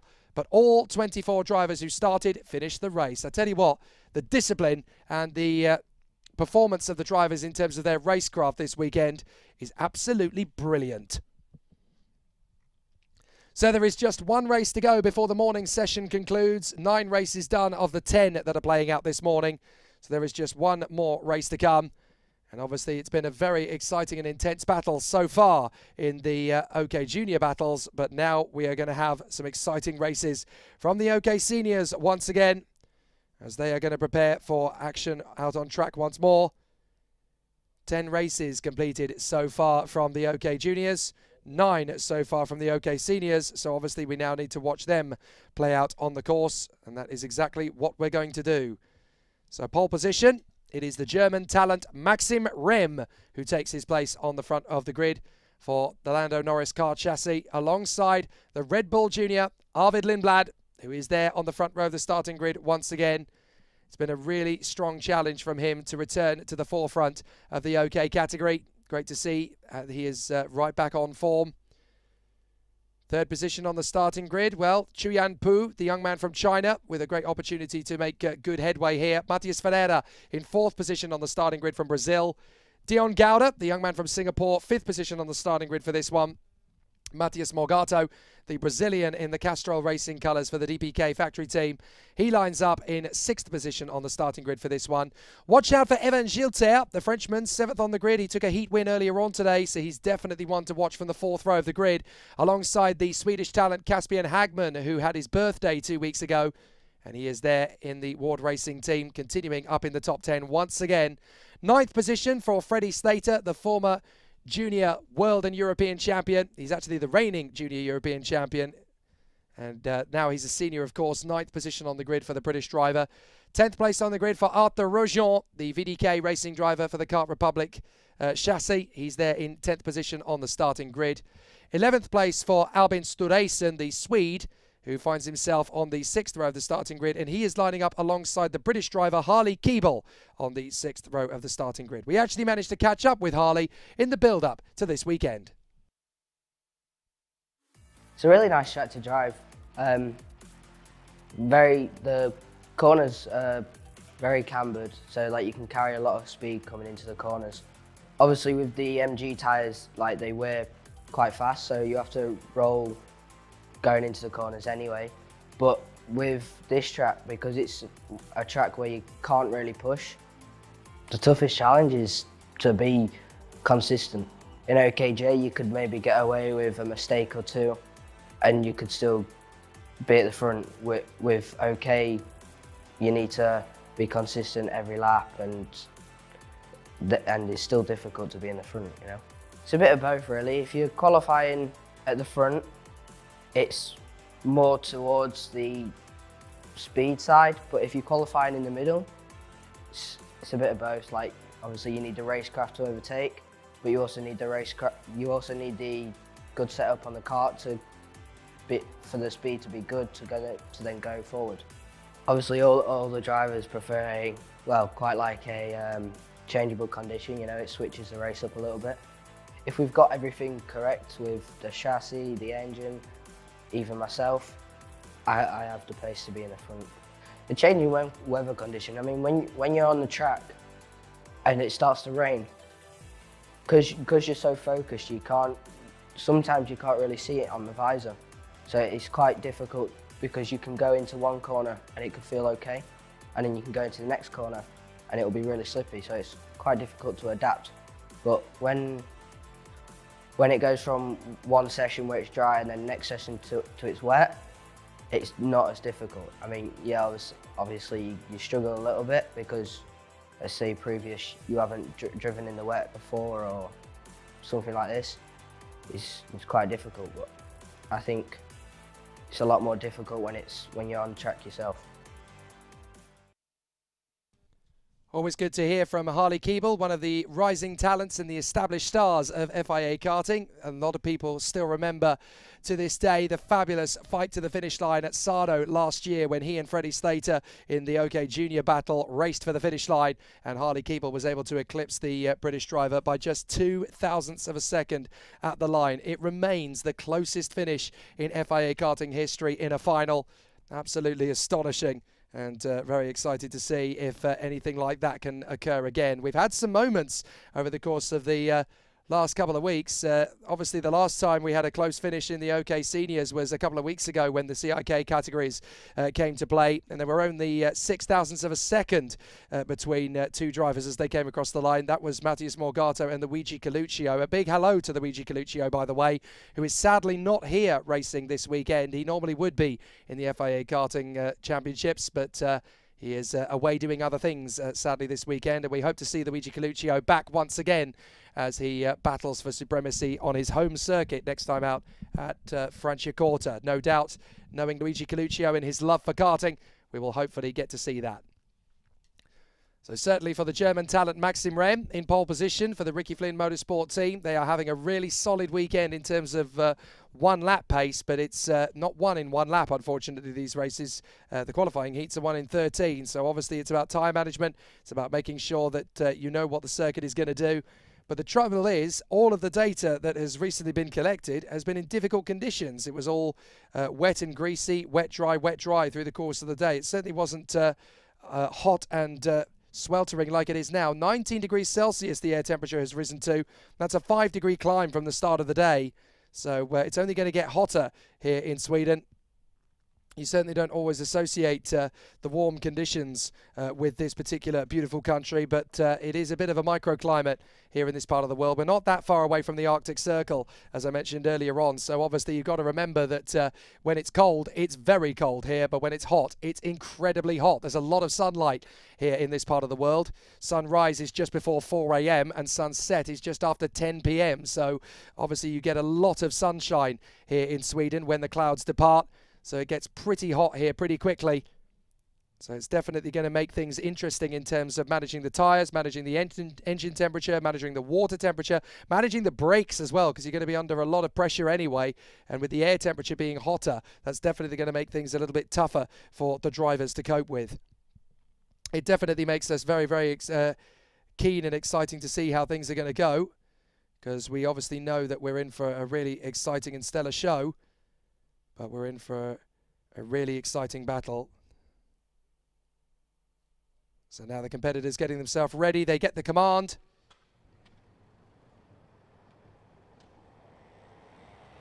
So now the drivers gearing themselves up as they head out onto the circuit once more. And we're going to see how it all plays out. It will be a sensational challenge for all of the drivers out there on the course. Here we go. Maxim Rem and Arvid Lindblad from Julian Pu and Matthias Ferreira. Dion Gauda and Matthias Morgato from Evan Gilter and Caspian Hagman. Freddie Slater and Arthur Rojon from Albin Stureysen and Harley Kiebel. Nico Lemberg and Rashid Aldeheri from Gabriel Gomez and Sebastian Hedin. Villads Lindenskov and Victor Gustafsson from Nathan Schaap and Javan David.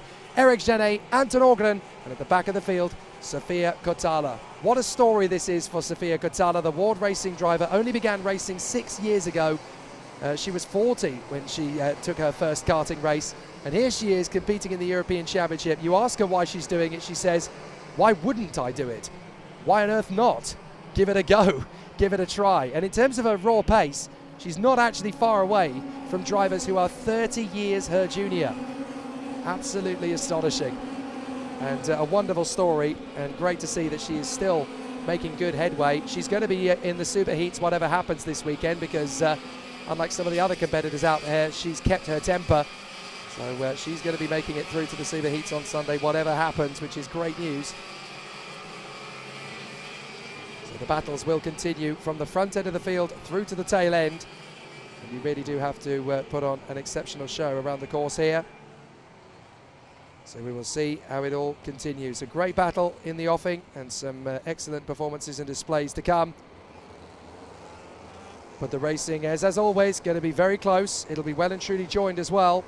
So everybody's obviously going to work very hard to get themselves into a solid position out there on the course. They want to be in a good position around the racetrack. They want to make sure that obviously the tyres and brakes are to the optimum temperature. So we're going to have a really intense battle for all of the competitors out there. So now the drivers are working their craft as they come off the final turn. They will accelerate up the crest once more and we'll go racing yet again. Here we go, and it's going to be a false start. Well, that was pretty easy to tell, actually. The field was pretty staggered. So now a very exciting and intense battle. So we're really going to have an exciting battle. But obviously now the drivers have had to get themselves back into position. It was quite clear on that first start.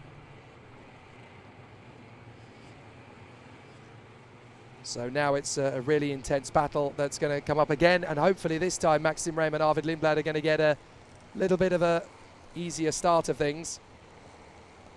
You can really tell that the tension is high though for the German talent Maxim Rem, because obviously he is in pole position. This is a bit of a new experience for him in OK Senior for certain, because obviously he's really had to work incredibly hard to get himself into a solid and very competitive position out there on the course. So now it's about trying to keep himself in a good rhythm and a good position.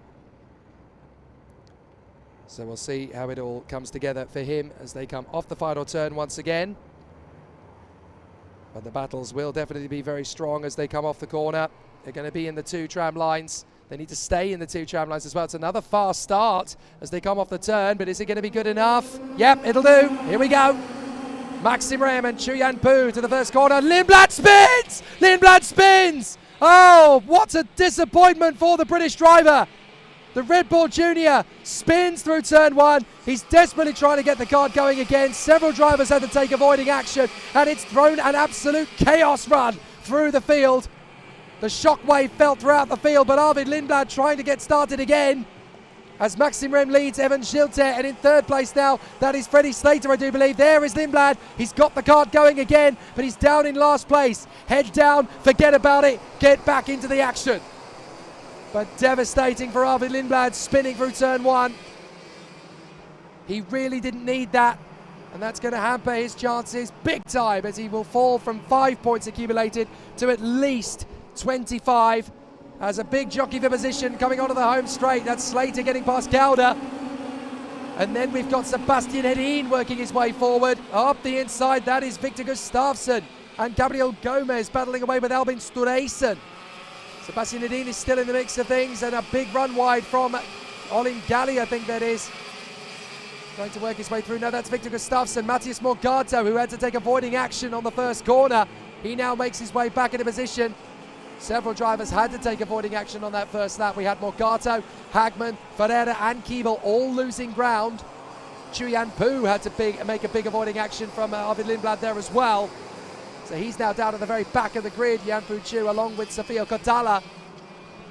So big problems then for several drivers in the field, and for Maxim Rem and Evan Schilter, it's an absolutely golden opportunity. There's Rashid Al-Daheri now tucking in behind Victor Gustafsson as we watch Schilter hustle behind Maxim Rem. He's beaten him once already in this race. Can he do it again? Maxim Rem holding on to the lead for the moment, but Freddie Slater is up to third. Gouda is up to fourth. Then Gomez and Hedin have made up 10 places, as has Victor Gustafsson. So a lot of big manoeuvres through the field. But certainly heartbreak at the moment for the very talented Arvid Lindblad as he runs in close proximity, and it's a tight formation for them all. So the drivers still giving us all sorts of suspense and all sorts of drama as they run through again. But the drivers continue to challenge for proximity around the course. Maxim Rem in front of Evan Schilter and Freddie Slater. Those are the three going for the victory, and up the inside, that's Sebastian Hedin. He gets through on Dion Gouda in the final bend. So Rem, Schilter and Slater. Gomez is fourth, Hedin is fifth, and Gouda is in sixth place. So Gouda, Stureysen, Gustafsson, Morgato and Al-Daheri round out the top 10 behind the top 5. But Maxim Rem leads Schilter and Slater. Gustafsson sets the fastest lap of the race. Oh, and there's problems. There's a car pulling off. On the far side, it's one of the CRGs coming to a stop. So one of the CRGs has just pulled off the circuit to retire. And I think that might be Gustafsson, having just set the fastest lap of the race. Is that Gustafsson that's pulling his kart off the road there? I can't believe it. It is. Victor Gustafsson's kart has come to a stop. He had just set the fastest lap of the race, and now he's out of it. Disaster for the Swede. So I'm afraid Victor Gustafsson, who was having a great run, it's all over on home soil. And he can't quite believe it as the leaders continue on their way. And that's Slater up into second place past Evan Schilter. So Freddie Slater has now got himself up into P2. And he's charging after his teammate Maxim Rem. Now Dion Gouda is in P6 at the moment for the Ricky Flynn Motorsport team. So they've got 3 drivers in the top 6. And Gouda is doing his best to get away from Albin Stureysen. So Schilter is trying to get himself back into the top 2, but obviously he's going to have pressure from Gabriel Gomez now as well. Gomez is working hard here. Sebastian Hedin, the wild card, running in 5th position. And then in 6th place, it is Dion Gouda ahead of Albin Stureysen and Matthias Morgato. There's the move. Freddie Slater takes the lead in the OK Seniors here at Kristianstad, past his teammate. And that is a worthy opportunity now for Freddie Slater. A really solid battle for the drivers as they come through. But Freddie Slater leads the way. Now Schilter's going to get past. Into 2nd place goes Schilter. Up ahead of Maxim Rem. But Rem is going to try and come back at him once more. Caspian Hagman sets the fastest lap of the race in all that, by the way. And there is Arvid Lindblad. He's given it up after a tough race battle. And there is Rem. on the inside of Gabriel Gomez. They both get past Evan Gilter now for second and third. But Arvid Lindblad, having spun off at turn 1, he now pulls off to join Gustafsson on the sidelines. Very unfortunate for Arvid Lindblad, and certainly a real hammer blow to his weekend's chances.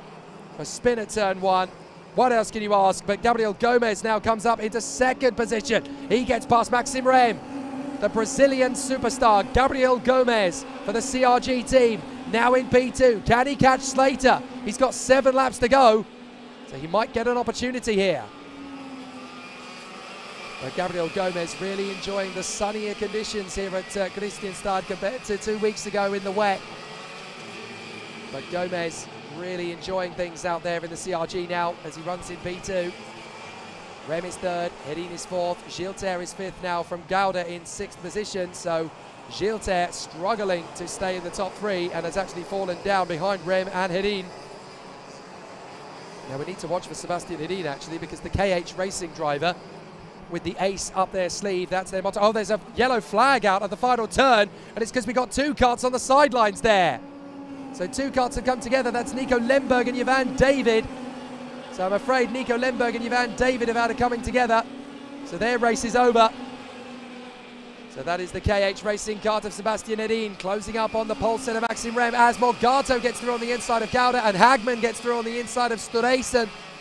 So overtakes galore still. Good battles through the field. Rashida Deheri is 10th in front of Arthur Rochon. There goes Sebastian Hedin into 3rd, and Evan Gilter goes with him past Maxime Rem. And there goes Morgato now diving in on Maxime Rem. So Rem was the leader, and now all of a sudden it's all come undone for him as he drops back to P6. And now his teammate Dion Gouda is looking to try and make the same overtaking move, with Caspian Hagman right in behind him. So Sebastian Hedin is in 3rd position, the KH Racing driver, on the Miralard chassis, the black, red and white machine of the satellite team. And the wildcard entry, Sebastian Hedin, doing his best to try and move his way forward. 3rd position would certainly be the best result of the weekend for a wildcard. The best result before that was Vilma Svard, who came through in 4th place in one of the heats. So really good work indeed here from Sebastian Hedin. But here comes Gilter to spoil the party. He gets through, and so does Morgato. I spoke too soon, as Gilter and Morgato both get past up into 3rd and 4th places on their Kart Republic Group chassis. But they're both satellite teams, of course, the VDK Racing team and the DPK Racing squad, represented by Evan Gilter in 3rd and Matthias Morgato in 4th place. Great racing still. And there are 19 drivers still running in this high attrition race compared to the ones we've seen before it. 4 laps to go for Freddie Slater, who leads Gabriel Gomez. Gomez gets in the fastest lap of the race, 51.3, having pulled well clear of Gilter and Morgato. There's Slater, there's Gomez. 4 laps to go, and the gap is 0.8 of a second as Gomez gets the fastest lap of the race. So can the Brazilian star, who has won the Brazilian National Championship and the Trophy Ayrton Senna in the past, charge his way back? There's Caspian Hagman getting past Maxime Rem. So Caspian Hagman into P6. A good run there from the Swede, who is definitely trying to get close to his countryman Sebastian Hedin as they run through on the far side. But a good run from young Caspian Hagman. Excellent performance, and there's Dion Gouda charging through past his teammate, and he's not the only one to get there, because Rashid Al-Daheri gets through on the inside as well. Arthur Rochon is queuing up for a chance to get past Maxime Rem as well, as we look down the field and we can see how tight it is all the way through. Great battles all the way through this field. But there is Freddie Slater with 3 laps to go. He comes up over the top of the crest. Matthias Morgato still hunting down Evan Gilter. The last time these two came to battle, it was a very close run thing last time out. And up the inside, there goes Matthias Ferreira. He takes on the move as he gets past Nathan Sharp, the Dutchman. So Nathan Sharp, for the Declared by Lennox Racing team, drops back into, it's going to be back into 13th place behind the Brazilian. Gilter's in front now of Morgato, still holding on, but for how much longer? As Caspian Hagman now closes up on Hedin in the final turn, and he gets through into 5th place. 2 to go. Slater, Gomez, Gilter, Morgato, Hagman and Hedin. Rashid Al-Daheri having a really strong race as well, charging his way over to 7th place. But a lot of big moments in the race that have definitely caused a bit of a catastrophe. Arvid Lindblad out, Victor Gustafsson out, Ivan David out, and Nico Lemberg out as well. Maxim Rem has been given a warning flag. Now, I didn't see what that was for. But Matheus Morgado is another fast Brazilian in this race. In fact, there are 3 fast Brazilians in the grid of this one. Gabriel Gomez in second, Matheus Morgado in fourth, and Matheus Ferreira in P12, which is a lot lower than we expect to see him these days. And he actually started the race in 4th position, but you've got to remember that Ferreira was one of the drivers being held up and having to take avoiding action at the start of the race when Arvid Lindblad spun off the road. But I don't think he was on his own there to do that. I think Lindblad may have had help. Freddie Slater leads into the final lap. Gabriel Gomez in second from Evan Schielter in third, then Morgado, Hagman, Hedin, Aldeheri, Gauda, Rojon and Rem. But Freddie Slater, this is an important victory in terms of his morale. The senior OK category is a tough one to win in, a lot tougher than it ever was in junior. And Freddie Slater has waited for the opportunity. He has done the homework. He has worked his craft around the course so many times now. And in the 3rd weekend of his European Championship campaign as a senior, he is going to take a victory in the OK class. And that's definitely going to kickstart his charge for a good run this weekend. The youngest man in the OK senior field, I'm fairly sure. And he's certainly putting on a good show of it. He takes the checkered flag. Freddie Slater, victorious at Kristianstad in this heat as he continues his progress over the weekend. Gabriel Gomez in second, Evan Schielter is third, then Matheus Morgado, Caspian Hagman and Sebastian Hedin. Well, a very dramatic race, a very tough one, but certainly for Freddie Slater, up from 9th on the grid to the victory, he can be very happy with that. Gabriel Gomez up from 15th on the grid to finish second. Absolutely astonishing. He's made up more places than anybody else. Only Sebastian Hedin and Gabriel Gomez made up more places on the starting grid than Freddie Slater has done. So some great performances through the field in these first few races. And that definitely gives them plenty of scope to continue as the battle resumes later on today. The marshals have been given a little bit of respite now because they'll get an hour's lunch break, and we'll be able to show you the highlights from the previous 2 rounds of the championship up to that point. So we'll have to see how it plays out this afternoon. There are 10 races to go in the qualifying stages of the FIA Karting European Championships. So Freddie Slater takes the win from Gabriel Gomez and Evan Schielter. Matheus Morgado ahead of Caspian Hagman. Then Sebastian Hedin, Rashid Aldeheri, Dion Gauda ahead of Arthur Rojon, and Maxim Rem rounding out the top 10 ahead of Matheus Ferreira and Albin Sturesen. Chuyan Pu fights back to 13th ahead of Harley Keeble. Then Nathan Sharp ahead of Eric Genet. The Driver Academy youngster Vilids Lindenkov, he runs up in 17th ahead of Anton Orgren in 18th. And the last driver home was Sofia Kotala in 19th place. Retirements for Nico Lemberg and Ivan David as they tangled on the final corner.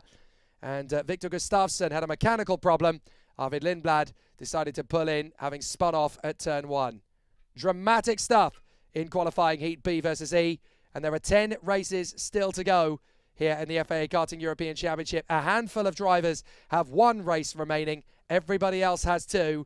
And when we get to the end of proceedings, it'll be fascinating to see who's going to be in the Superheat pole position in both of the races across OK Junior and OK classes. So we're looking for 4 pole position sitters at the end of the day. It'll be fascinating to see who those are.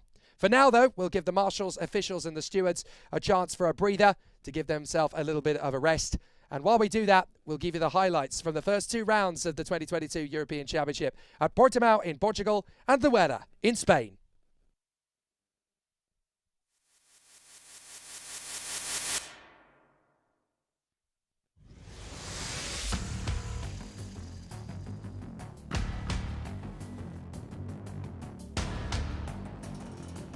The Algarve in Portugal. In the shadow of the Formula 1 circuit at Portimao, where Lewis Hamilton became 7 times world champion in 2020, lies the kart circuit, where the championship he won 20 years previously begins in earnest. 18 of the current 20 Formula 1 drivers began their journey in FIA karting, and countless more are now racing at Indianapolis, Le Mans, and even further afield. For 140 drivers from all 6 continents worldwide, the FIA Karting European Championship will begin in hot but windy conditions, on a circuit famed for overtaking, slipstreaming, and an immense technical challenge. where limits will be stretched, nerves will be tested, and victory will be harder than ever to attain. For many of these young girls and boys, it'll be their toughest test yet, as the 2022 season begins. 2021 was a near-perfect season in the junior category for Ricky Flynn driver Freddie Slater. A dominant drive at Genk was followed by another at SA, only to be denied by a penalty post-race. Then came a sensational sprint to the line with Harley Keeble at Sarno, as they recorded the closest finish in FIA Karting history. And finally came a triumphant win at Zuera to become Junior European Champion. And this year he steps up to the OK category. Last season in OK, Rafael Camara came out of the blocks to take the win at Genk. But from that moment on, the season was Andrea Kimi Antonelli's to command, as he triumphed at SA, blitzed the field at home in Sarno, and romped to the title at Zuera to become OK champion for the second year running. Rumours suggest he could be back for the KZ World Championship later this year, but there'll be a new OK European champion in 2022. Maria Germano Nito will be our guide around the Portimao circuit as she flies through turn 1 flat on the throttle. Top end speed is critical here, but so too is good balance as you start to decelerate and then brake into turn 2. Then turn 3 kicks the kart sideways, so you need to have strength to correct it. Out of the square left and on the run to the hairpin at 5, a decent and common overtaking spot. A dash of curb on the exit to correct, then you stay on the throttle through the next left, but a slight blip may be needed on the next, just to stay in control. Then another overtaking chance into the double apex left-handers. Once done here, you turn right 3 times as you drop down the hill and the speed increases. The next big stop is a signature overtaking move, turn 12. Dive in and make the kart as wide as possible as the next 2 left-handers are treated as one as the elevation rises and the camber changes. The final 2 corners are where precision counts. Turn into the first with a bit of curb to balance the oversteer, then be strong but fast through the last corner, and you've just lapped the Portimao circuit in rapid fashion. Karting was something that was very close to my heart because in the early, probably 90s, we could see that there was a lack of exposure for young kids. And when we had to get into a racing car, straight into a Formula 3 car or Formula 4, without the exposure that the kids were getting in many countries, I found it a huge handicap. And that's when I got very involved in trying to ensure that we bring karting to many countries that didn't have this exposure for the young kids to develop their skills. You know, the whole philosophy behind it is to provide a platform to young children to develop the mindset and to understand the engineering portion of it, not just the driving portion of it, and also to work as a fraternity and get competitive from a young age and learn about the whole ecosystem of motorsport. You see, there is a lot of karting going on at different levels in many countries, but the dots are just not connecting up. We need to find strategies which we're working on and how to connect the dots, because CIK is about dealing with karting as a whole and not just in a particular segmented area. I was trying to adapt to the pyramid, and obviously there's a lot of existing championships out there, championship organisers, and at the end of the day you need to make sure that we're not taking away from people's current business, but at the same token we need to make sure that we're coming up as the CIK, being the world governing body, we need to actually be there giving support to the ASNs across the world and actually really giving them a proper structure, a proper pyramid that people can actually follow to get to the very top of what we have here. But then bear in mind at the very base of karting, we've got corporate karting, indoor karting, and really trying to funnel people through. We've seen it over the years. Lots of people want to get right to the top of karting straight away, then leave the sport. And it's really important for sustainability that we cover it across the board, across the band. And I think actually the idea of having these sort of national categories and giving the toolkits, that's the thing, is giving the toolkits to ASNs that they can use and try and develop karting in their different nations across the board. I'm really thrilled to be back here again and really thrilled to continue this project we have with the FIA and continue as the promoter. I think this year we face a lot of challenges. We've overcome COVID and now we're back here again. We unfortunately have some very unfortunate situations in the world that makes the market very difficult, but we are continuing to push all the time And together with the new leadership in FIA, with the new president, with the new CIK president, our new vice president, and a new structure in the office, I look forward to see where we're going to push karting to a new level in this year and for years to come. One thing that's very important for us to do is put back that humour and interaction. We need to engage more with the parents, engage more with the teams, engage more with everybody and build our community back and bring back the fans, because we've obviously been behind closed doors for 2 years. Well, one thing we did over Corona was we really worked really hard with television stations and distribution networks. We have a very good partner in a distribution company, and we managed actually now to successfully have 68 channels sign up with 128 territories worldwide, which are now hosting all of our highlight content. And now we are having more and more interest in our live feed, as you said, together with Motorsport TV, and also multiple other channels are taking interest. So for us, our goal is just to build karting and, you know, show it to the world.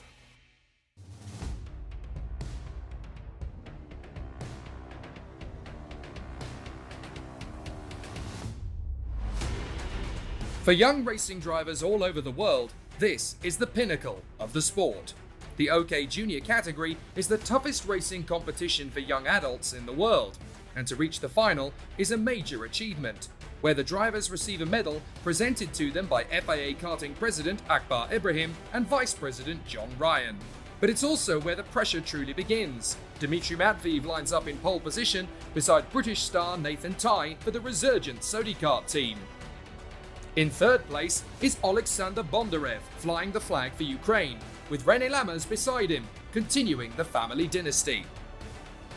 Anatoly Kavalkin will start fifth, with the challenging Energy Course squad in hot pursuit, along with Belgium's Thomas Strauven. The recipe is ready for a tasty race. Well, obviously I'm trying to be as fast as I can at every single moment, doesn't matter who is standing around of me and around me. I'm just trying to get as much as I can out of it. And yeah, this weekend he's also coaching me, so yeah, you never know your speed coming up on the mountain track. Maybe you're very fast, maybe you're very slow, and it's basically always going to be one underdog that's always fast on a particular track. Last year the level of junior was insanely high. Like everybody, there were some very good drivers there. They're also winning now, and some of them are winning now in OK, and it was a high level. And now I think it's dropped a bit, but yeah, still, a lot of drivers are very fast, and it's always hard to compete. At the start, the inside line managed to hustle the outside line aside, and Matveev leads from Bondarev and Kavalkin, with Nathan Tighe wrestling valiantly around the outside to secure fourth position by turn 4. The drivers raced hard on the opening lap, but kept it clean and fair. Bondarev was threatening on the second lap, but Kavalkin beat him to it to pass the Ricky Flynn star into second. It didn't take long for Tighe to seize the initiative either, as he made the same move at the same place a lap later.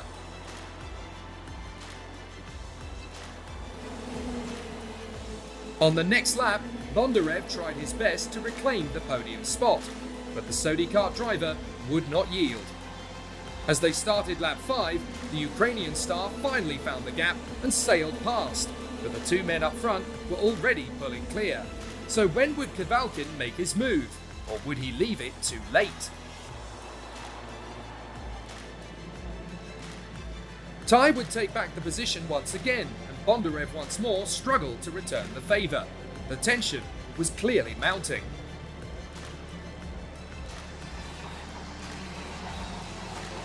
With time running out and the gap increasing to the duo ahead, Bondarev had to step it up.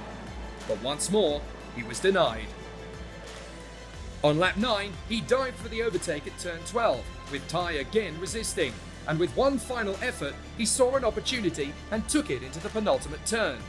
But the two of them drifted wide, and it was enough to see both their chances fade, as they lost out to Lammers, and the leaders disappeared. The train that had now developed was long and eager to progress.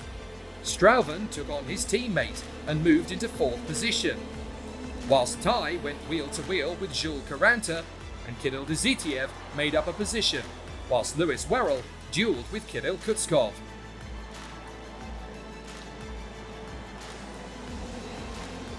With 7 laps to go and the fight for the win out of reach, Strauven moved ahead of Lammers, and Ty stormed up the inside of Bondarev, who ran wide and dropped even further back down the order, much to his growing frustration. But it wasn't over yet. Lammers caught and passed Strauven again, with Ty looking poised to battle back too. In the closing laps, Kavalkin was still close behind Matveev, but the Koski Motorsport driver had been protecting and managing his tyres and brakes, and he still had the speed to avert his attack. 3 laps to go, and with the fight for third looking likely to be claimed by Lammers, the 2 men behind consolidated a reasonable start to their European campaigns. After pulling a slight gap on the Paralin behind him, Matveev could control the final lap with relative ease and won his first and Koski Motorsport's first win at FIA Karting level, a momentous occasion for all concerned. They had won together before, but never as big a win as this.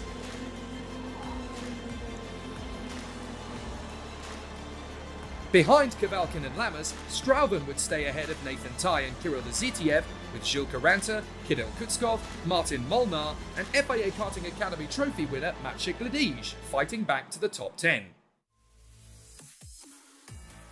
With a pair of podiums for Paralin Motorsport and a first FIA win for Koski, it's a stupendous start to the junior season. However, with plenty of drivers who could challenge for the win, there are still plenty of questions unanswered.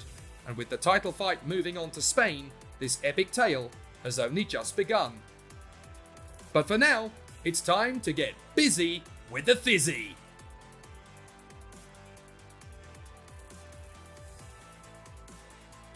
The weekend was full of concentration, and basically all the concurrents were close to me, so it was hard. From the quali, I did a really good job because I won the qualifying. I won 4 hits out of 5. In the final, I got pole position from the start and got a good start. Probably pulled away a bit. I wasn't looking back, and I was just looking in front to concentrate on my driving. I defended a bit, but just to be sure that I can win. And I succeed, and I'm really happy about that.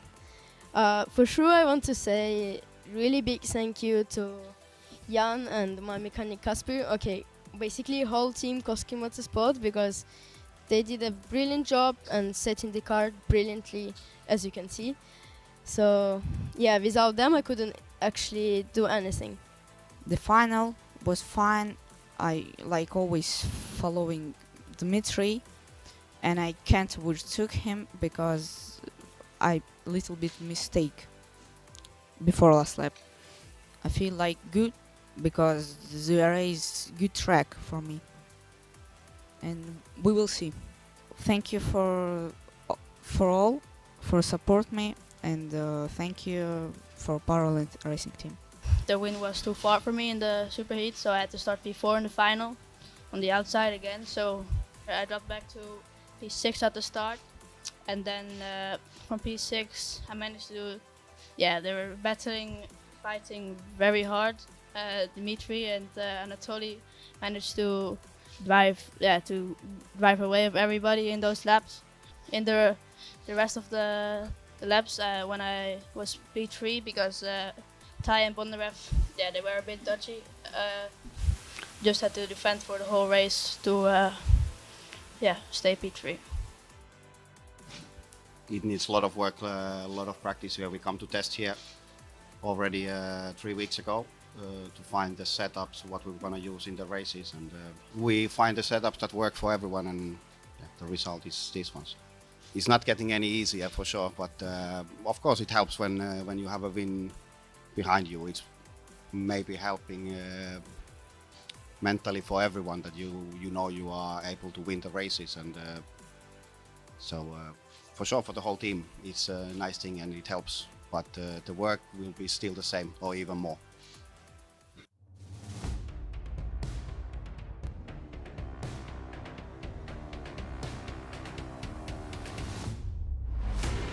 To progress to the senior category is another huge step up, with a higher top speed and an even more intense physical challenge. Drivers must be 14 during their first competitive season. And not only will they race against fellow rookies and Grand Prix stars of the future, but also the drivers destined to be written into karting legend. It's an all-Tony Kart front row as Ward Racing's Artem Sevrukin lines up beside factory driver Joe Turney. Evan Gilter is third for VDK Racing, beside Ian Eichmans of Belgium. Thomas Stolchemanis of Latvia will start on row 3, beside reigning world champion Tuukka Tarpanen. And on row 4, Juho Valtonen starts beside the reigning junior world champion Kian Nakamura-Berta. With Enzo Deligny leading the charging pack behind them, the final is set to be the toughest and longest race of the weekend. I'm really excited for this year. Last year I couldn't complete the whole European Championship as I broke my arm, but hopefully this year I'll do my best and I'll see what I can achieve.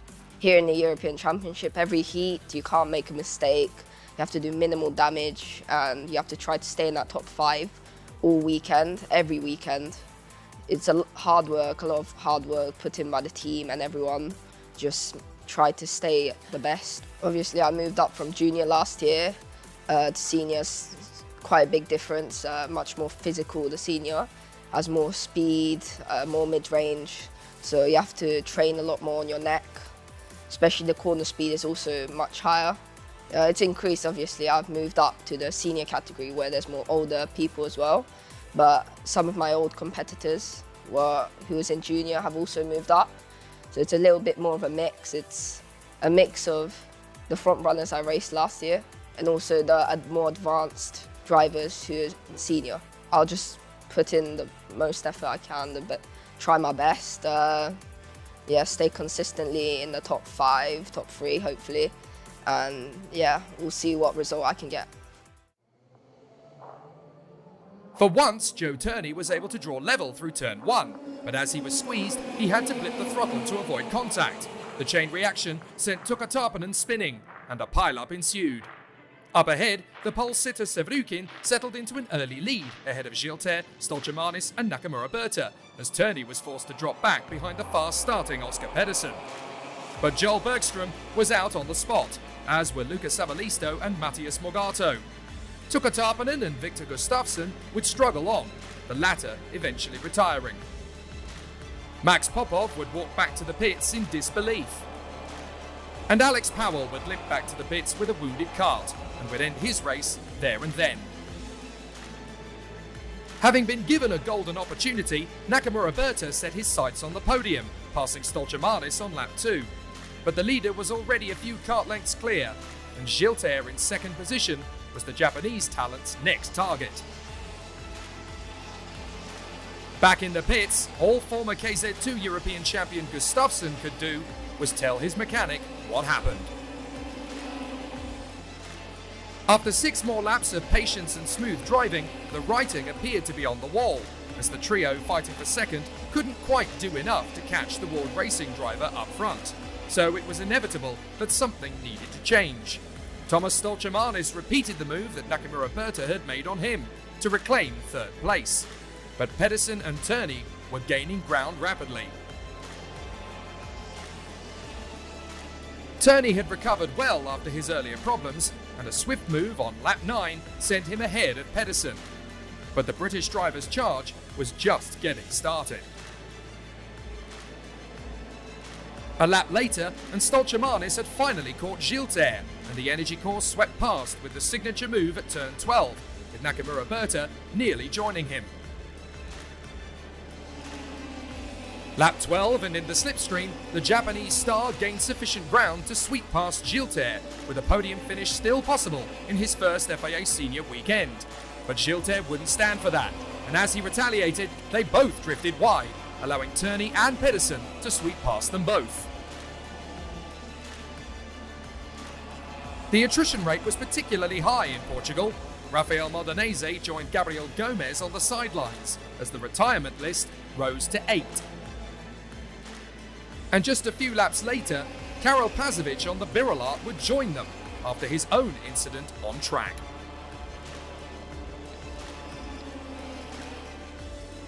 Stolchemanis was doing everything he could to gain on Sevrukin and started to close in. But little did he know, he had a front fairing out of position, which would cost him a podium finish post-race. The Ward Racing driver out front was flawless throughout.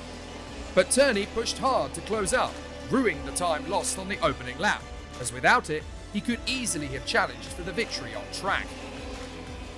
By the final lap, the Latvian had caught the race leader and was determined to push the Ward Racing pilot into a mistake. But with only one lap remaining and half a second to gain, it wasn't enough time, and the energy course would finish behind the Tony car. As the checkered flag flew, the top three remained in position, with the drivers in second and third left wondering what might have been, as Sevrukin had led every lap without drama. As the Ward Racing team celebrated, Stolchemanis learned his fate, and it would promote Turney to second, and Oscar Pedersen would inherit his maiden podium. Nakamura Berta would be fourth on his FIA senior debut, ahead of Gilter and Enzo Deligny. Stolchemanis was eventually awarded seventh, ahead of Freddie Slater, Ian Eichmans, and the flying Finn, Juho Valtonen.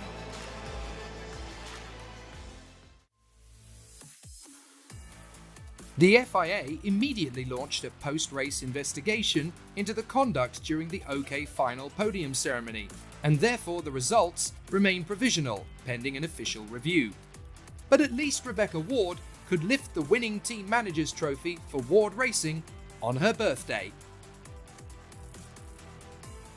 Yeah, another good weekend. A strong weekend 2 weekends ago, and winning a lot of heats throughout the 2 weekends, but always Artem was winning his at the same time. That was the problem. So he started second in the final. Speed was good, but had not a great start. So yeah, another good weekend. Not quite on the top, but a lot of confidence for the next races. Yeah, I think the material is obviously working really well. We've been on the podium, I think, in the last 5 races, and you can look at the results and see that the material works well. So there's no reason to say why it won't work at those tracks as well. So I think we have a lot of confidence as a team and as a group to go ahead and produce some good results in the next few races. It has been a tough weekend. We was good in qualifying, but in the qualifying heats we struggled a bit to find the pace and have a problem with the tire wear. But then I just kept my head down and know that in the final with the new tires I was going to be fast. So yeah, just worked my way up there. And then obviously we were a bit lucky that Thomas had a front penalty, so I ended up in third. Everybody is really hard working and trying their best in any situation. And I am just proud that everybody is focusing on the same things, and things have fallen our way this past 2 weeks, and we hope it can continue like that. For this race we managed to prepare well before the race, and that we cannot do for Suera, so we have now we are everybody on the equal terms for next weekend, because practically nobody have been there for a serious test before the race. And that will be a much harder occasion than it was here, because here we were a little bit in advance and had an advantage for that. But for the next coming races it will be very hard. But we are confident and we have prepared well, and I think we can managing the situation as good as we have a capacity to do.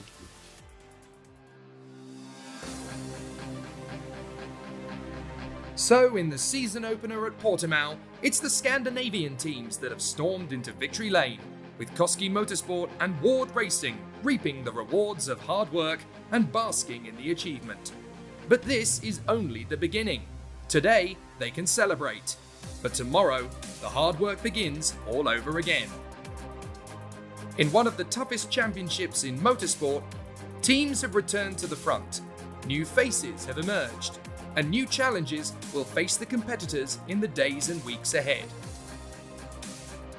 The circus never sleeps in European karting, as the teams will now pack down their awnings and drive the trucks for 14 hours to reach the north of Spain.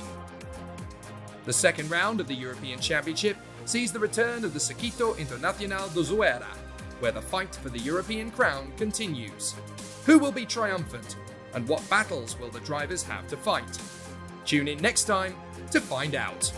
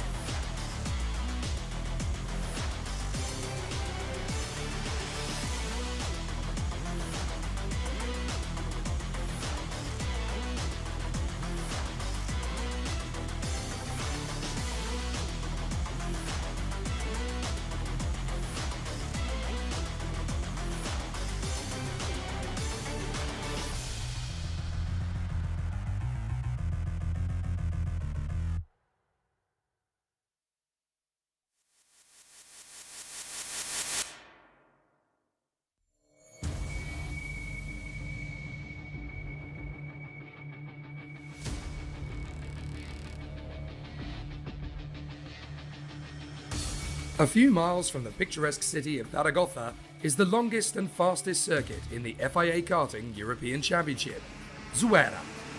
Famed for its high speeds, fast apexes and punishing infields, mistakes are costly and wisdom is compulsory. This is the point in the season where the OK and OK Junior drivers need to be at their best, as competitors can only drop their worst qualifying result and worst final result. So this is the last chance to kickstart a championship attack. After the sensational battles at Portimao, it's clear that 2022 will see some intense rivalries and close racing.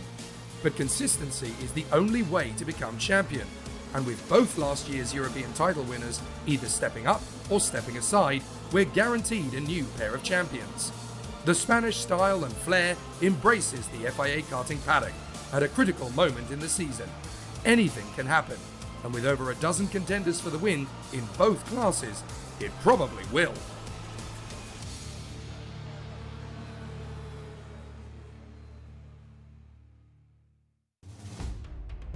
At Portimao, Dmitry Medvedev was the class act of the field in OK Junior as he fought off multiple opponents to seal his and the Koski Motorsport team's maiden win in the FIA Karting European Championship, despite big pressure from Anatoly Kevalkin. But the emergence of Sodikart and young British ace Nathan Tye is the talk of the town, and he could be a serious contender for the title in 2022. And he isn't the only new name at the front. For now, however, Medvedev is clearly the man to beat, and he's ready for more action and more silverware in Spain. In the OK class, Joe Turney started his fourth season with the Tony Kart factory team in victorious fashion after penalties for the two men ahead of him emerged post-race. With drama all around him throughout the final and at least half a dozen drivers who challenged him in Portugal, it's clear that fighting for victory in the Aragon province will be incredibly difficult. But new faces are emerging to challenge the established guard, which gives experienced hands like Joe Turney a chance to reign supreme. So, can he do it again at Zuera? One of the big things about the race director is communication. Make sure your whole team that we're on the same page, we're all talking the same language. So, but we also work with the circuits when we go to the circuits. Every circuit is slightly different, every different country has a slightly different way, but just trying to pull everybody together and make sure that we work in a controlled manner. Most of the races at this level generally, you know, there's quite a lot of respect between the drivers, particularly when you get to the senior classes, the OK or the KZ2 class. There's a lot of respect between drivers, which is great because it makes my life as the race director so much easier. I think in terms of safety on the circuit, we've touched on that a little bit now, you know, with the pre-inspections and obviously when we're here at the track as well to make sure everything's in place. As an example, if we have a tyre barrier or plastic barriers that maybe get dislodged in terms of a racing incident, to make sure that they're back in place, that they are secure, you know, so that they will do the job that they're meant to do every time something happens. So, and in terms of the driver's safety, obviously, if there is an incident and we have to go with yellow flags, slow procedures, or whatever, if necessary, obviously we'll pull the red flag and we'll get the medical crew there to give the drivers the fastest attention we can. And again, it's about speed of operation, it's about making sure everybody knows the role they're doing, make sure that everything is in place so that if we do have to go to that level, then we will have safety of the driver at foremost. I think being the race director and being the race director at this highest level at the FIA European and World Karting, I just want people to think that they're getting a fair deal. That's really what I'm about, you know, that I'm interpreting the race correctly, I'm interpreting the rules to the best of my ability, and if we have to give penalties or whatever, again, they're done in a fair and proper manner. So, you know, I want to be transparent, really. And I think it's just, as I said before, being top of your game all of the time. You know, you haven't got a moment where you can relax, you know, things are always going on. So that would be my advice. Let's explore the circuit with local star Aaron Garcia, flat out into turn 1 and heading up to the square right-hander, the first overtaking spot on the course. But there are no entry curbs on most of the corners here, so drivers have to work hard to learn their braking points. The first major braking zone is turn 4, and a good exit here can set you up for a strong run to one of the toughest corners in karting. Turn 5 sees a long flowing left-hand apex that tightens mid-corner, and balancing the throttle is very difficult. Drivers can be daring and run side by side throughout if they're brave. Out of the right-hand switch and down the back straight into another big stop at turn 7, Run wide here and the stones and rocks off the road can rip through the engine. The next few corners are all right-handers, and this is the section of the course which is particularly tough on tyres. Once through the final right, a pair of left apexes follow, and it's important to keep the car from sliding wide. Into the final right and keep the kart accelerating through all the way to the finish line. Top speeds are around 140 kilometers an hour, and the circuit itself is nearly a mile in length.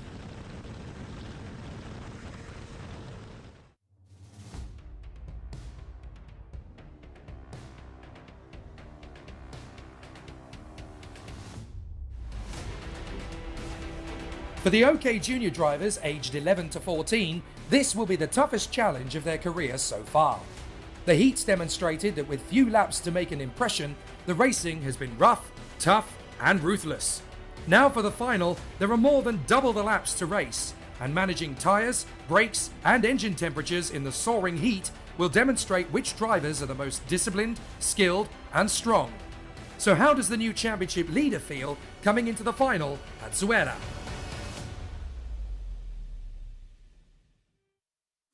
Portugal was a brilliant weekend, everything was good. We did good settings, which we were working a lot about. So the final I succeeded, I pulled away from the start and then just was keeping my pace up, so Havelkin couldn't really catch me. So won the race and was really happy about that because it's a really great achievement for me. I'm really happy about the team because the atmosphere in the team is just brilliant. We are working, everyone is friendly to me and I'm friendly to them, and we got each other, so we understand each other much better this year, so we can prepare settings especially for each driver, which I really like. At the start, Guillaume Bouzard was squeezed by pole sitter Arthur Dorisson, which allowed Nathan Tai and Enzo Tarnvinichkul to move into the top three, whilst the even side of the grid lost ground and places. The racers kept it clean for the first three corners, but almost inevitably, the first braking zone eliminated 5 contenders on the spot. Maxime Verbrugge and Emanuele Olivieri, along with Len Nige, Alpecin Aksoy and Renaud Francote. Martin Molnar rejoined, but wouldn't recover from the back.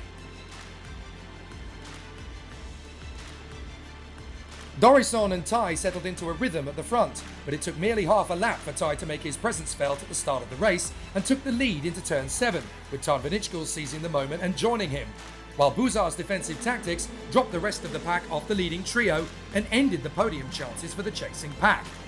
Zach Drummond found his way to the head of the train ahead of Bouzard and Maciej Ledij, who was now the next best challenger for a top 5 finish. Dorisson was making up for losing the lead by passing his Tony Kart teammate for second place. But there was daylight between Tai and the Tony Karts. Could they still catch him and challenge for the win? Behind them, Drummond was on sensational form in only his second weekend in the championship, running a fantastic 4th place ahead of Bouzard, Ledij, René Lammers, Kirill Kutskov and championship leader Dmitry Matveev. Once Matveev passed his countryman, Lucas Flusha started to emerge back into contention, bringing Jules Caranta and Tame Soleil along for the ride. But the 5 talented aces that were dropped from the race on lap 1 could only observe from the sidelines. First Ledij, then Lammers both overtook Bouzard, but the Luxembourger would not accept defeat easily. Edward Robinson sadly had no choice when his race ended on lap 6. Jimmy Helias and Miguel Costa were given warnings as their efforts to make progress proved to be a little overzealous. It became clear that the Tony Karts were now racing each other for second position, as Tai and the Sodi Kart was gradually stretching away in the lead.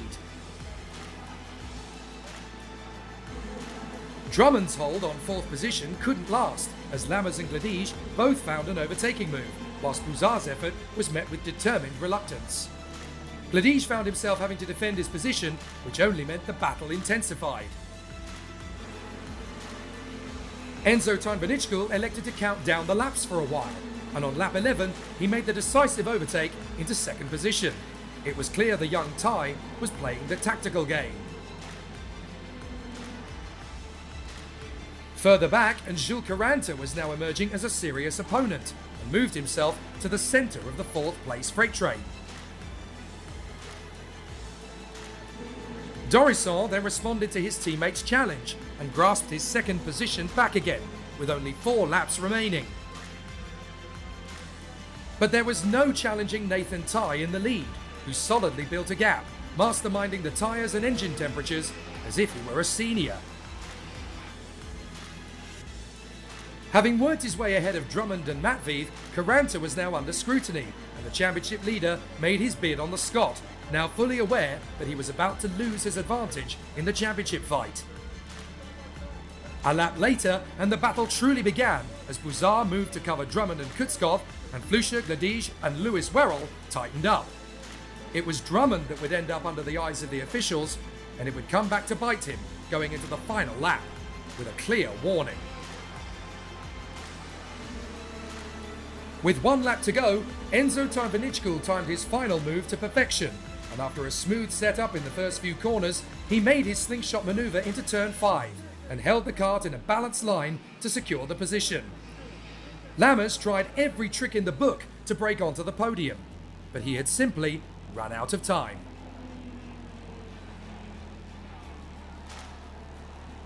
So it was a historic day for Sodikart, who would emerge to take their first win in OK Junior, with the young British superstar Nathan Tye dominating the race, leading every lap for his maiden win in the European Championship. With this sensational drive, the Englishman now takes the lead in the standings, and given his current form, the opposition will be under huge pressure to keep up with him next time out in Sweden.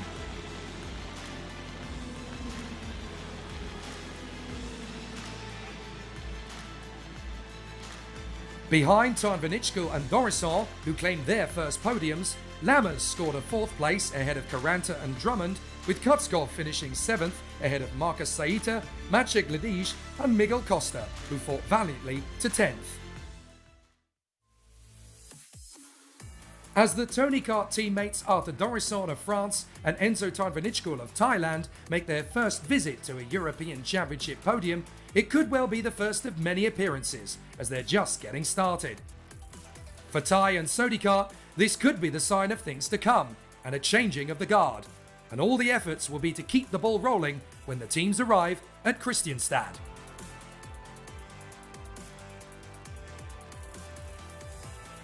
Yeah, testing, of course, trying new tyres and different engines, and of course different things with the chassis.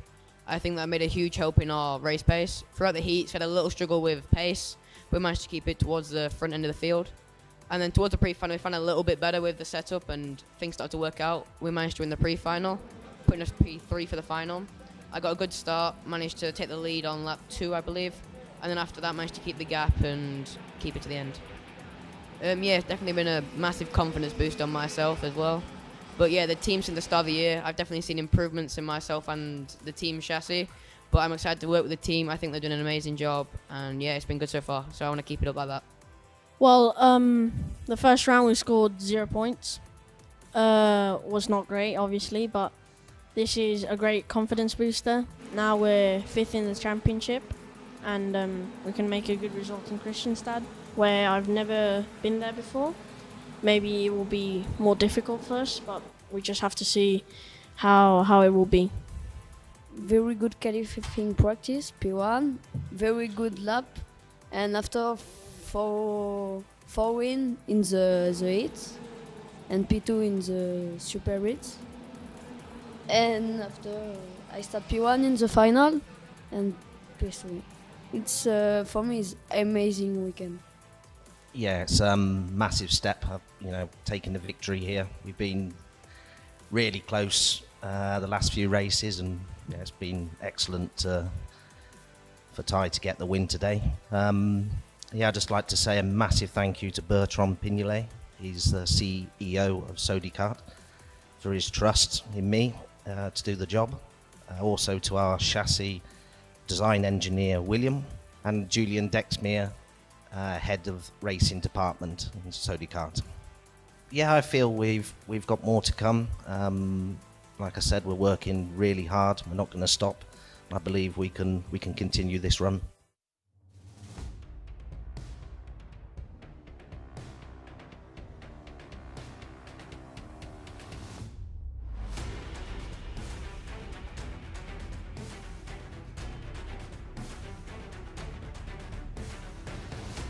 The OK Senior title fight is already looking tough for anybody other than Joe Turney.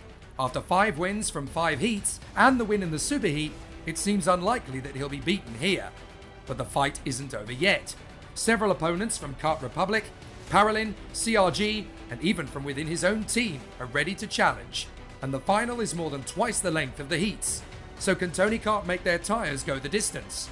And with the return of Arvid Lindblad after a pre-season injury and the emergence on the scene of the impressive Enzo Deligny, how confident can the championship leader be about success in Spain?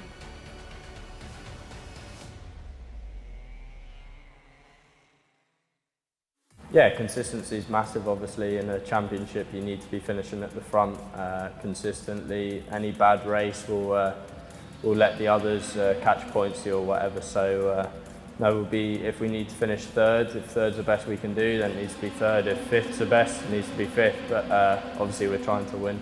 Yeah, it's nice. As when I was younger, looking up at these races and wishing that I'd race for a factory team. So now I'm here racing for Tony Kart, and it's nice to go up against the other manufacturers and hopefully come out on top and beat them.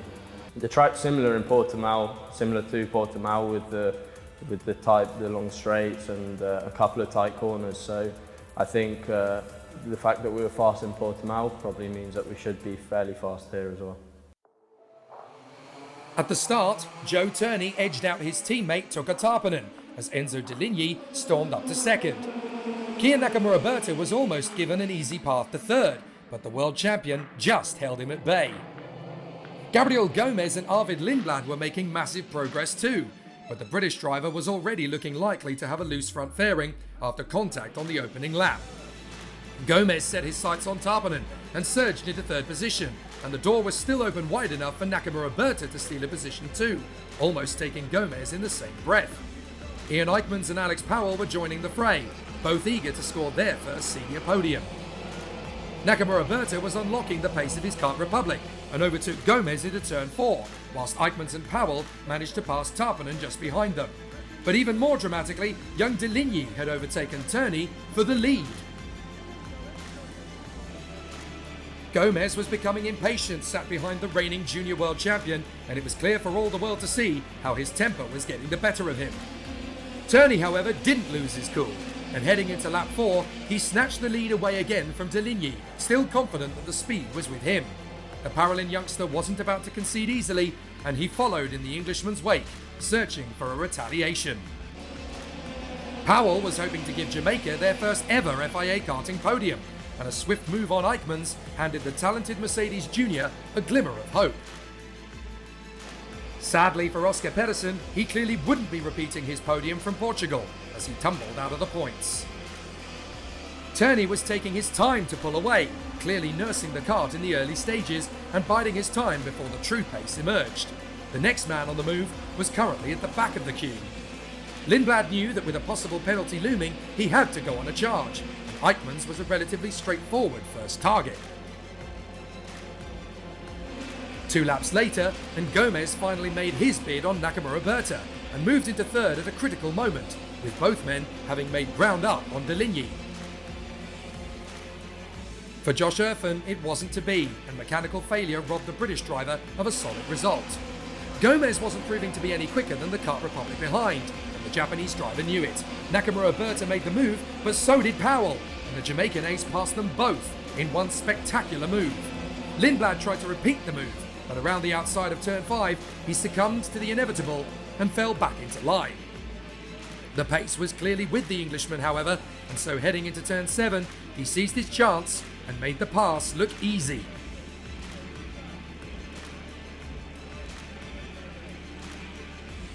A lap later, it'd be time to pass his teammate, Kia Nakamura. It wasn't easy, but Lindblad made it look like pure simplicity. Next up, Alex Powell. Turney had now unleashed the true performance of the Tony Kart, extracting the most from the tyres and the engine for the perfect balance as he increased his lead. Once Lindblad caught Powell, there wasn't going to be much the Jamaican could do to contain him, and the Red Bull young gun moved up to third, with little time left to catch Deligny.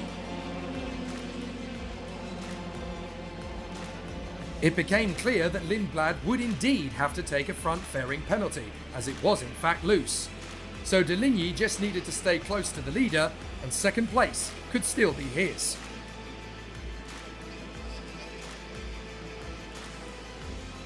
Sensing that Lindblad was close, he elected not to put up too much of a fight. He gave the space to Lindblad, and the British driver bagged second, but de Ligny was well aware of what was to come. Lindblad's pace was extraordinary from there, and he pushed hard to catch Turney.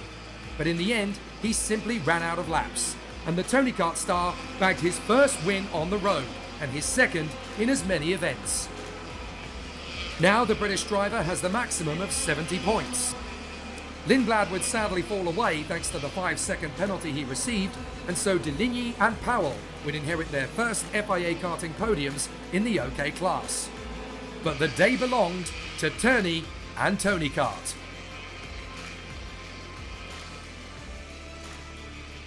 Behind the rostrum, Nakamura Berta held off the challenge from Gomez and Tarpanen, whilst Eichmanns finished ahead of Evan Schilter. Lindblad would be classified 9th with his penalty applied, and Adrian Mariero completed the top 10 finishers. It turned out to be a weekend of firsts. First podium for Powell and de Ligny after many attempts. And finally, an outright win for Joe Turney, and a very popular win at that. With Tony Kart in such a strong form so early on in the season, the question everybody is asking is simple. Can anybody beat them in 2022?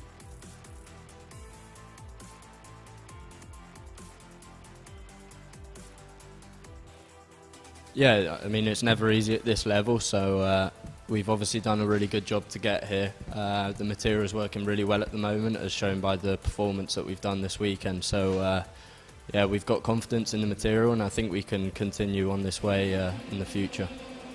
Yeah, it is difficult because it's 18 laps here, plus your formation laps. So, yeah, in total 20 laps. It's hot as well, so you have to be careful with a lot of things, and we've had to adjust things like brakes and tyres and the engine while you're driving so that you actually get to the end of the race. So no, it's difficult, but the package was good enough that I could manage the race and still come away with first. Yeah, overall it was a positive weekend. I really enjoyed driving this track.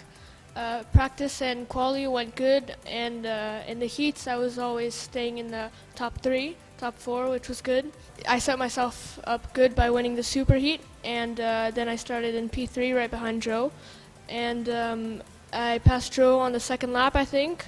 I opened a gap but then started struggling with grip, and then he caught back up to me and passed me, and then I tried to stay with him, but he was just too fast, and yeah. Then I was just trying to defend my position and trying to manage the tires too to get it to the end.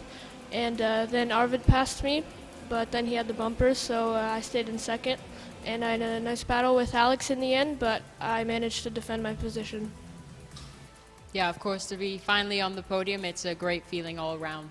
I've been working so hard over the past few months, even the past few years, to finally step on the third step. But for me, it's quite positive. So, I mean, we were working super hard all weekend. My mechanics, race engineers, I mean, you know, it's a team effort. And in the end, to be on the podium, it's nice to give back to them.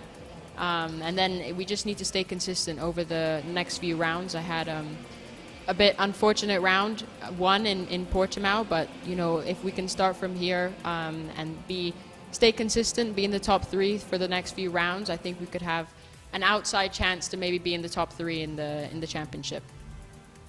We already win this race, so we are very happy because we understand immediately that the material was quite good.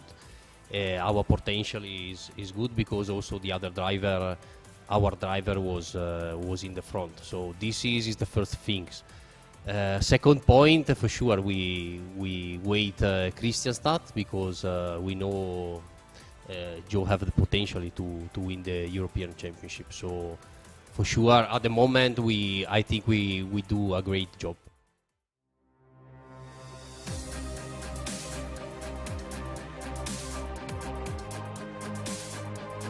So Nathan Tighe seals Sodi Kart's first win in the European Championship as a junior.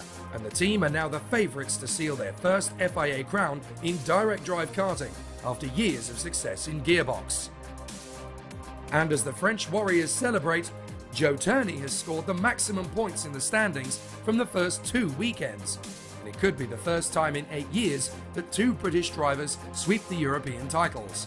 In fact, in Joe Turney's case, he could even seal the crown at the 3rd round of the championship at Kristianstad in Sweden next month.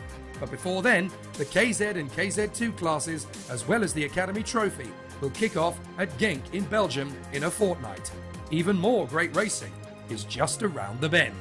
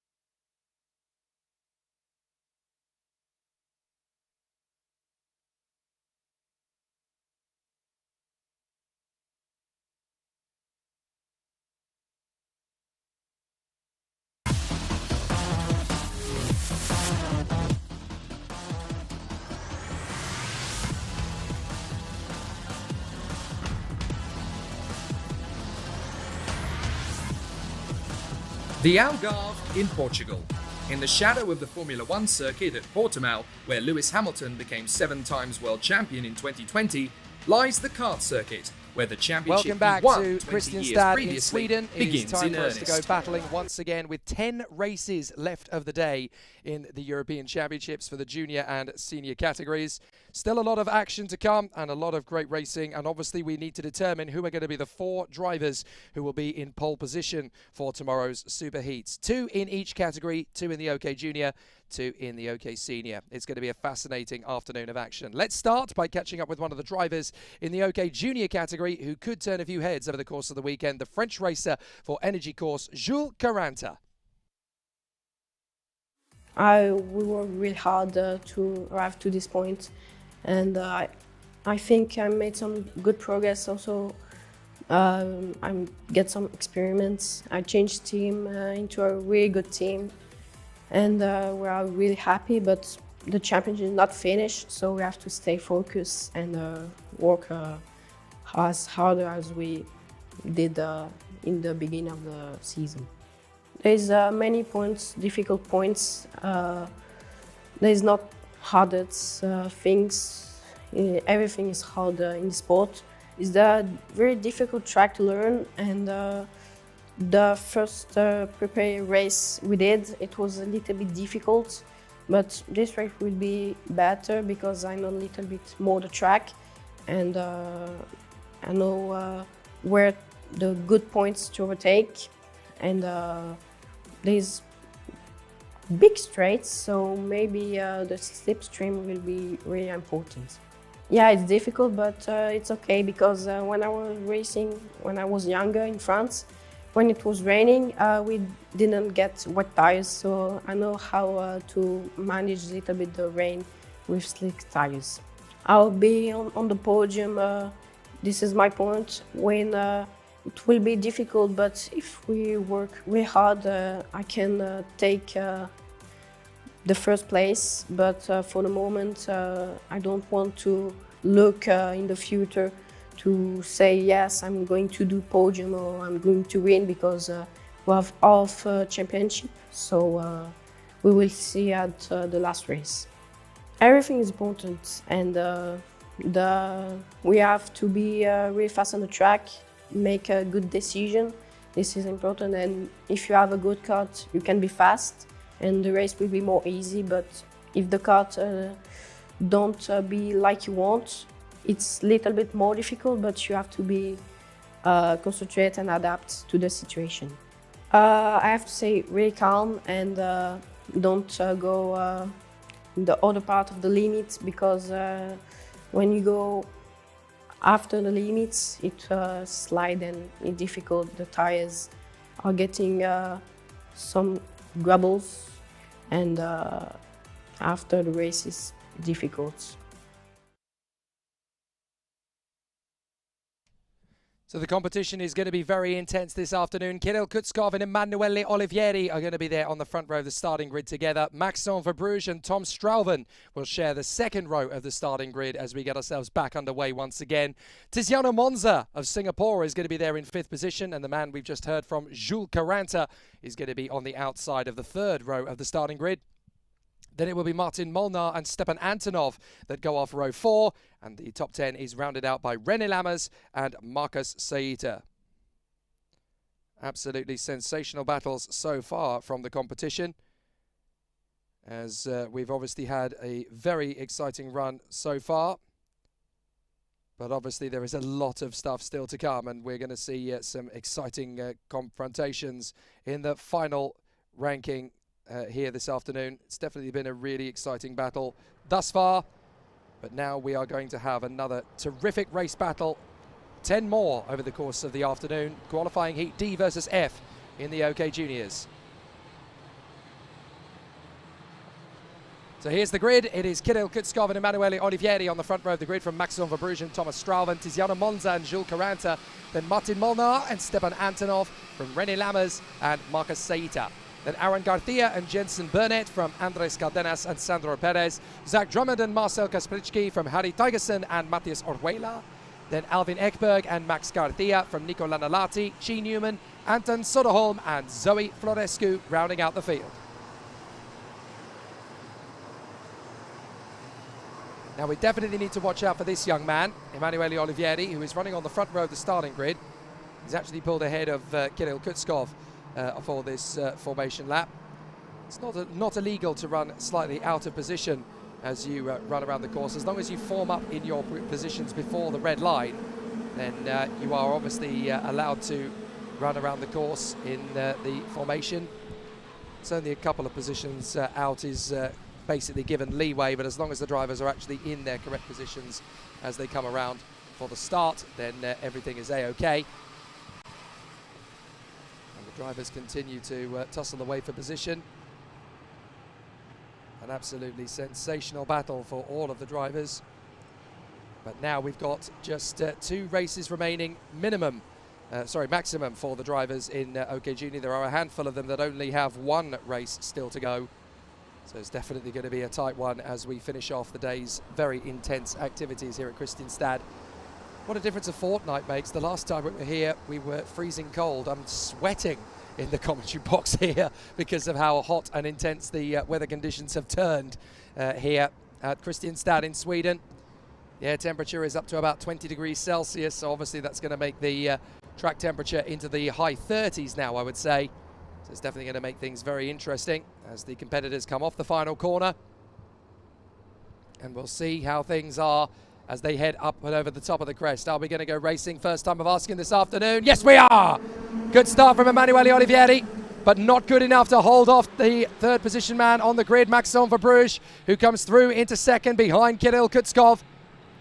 And that is one of the Alonso karts, that's Tiziano Monza, and he gets into 2nd place past Verbruge.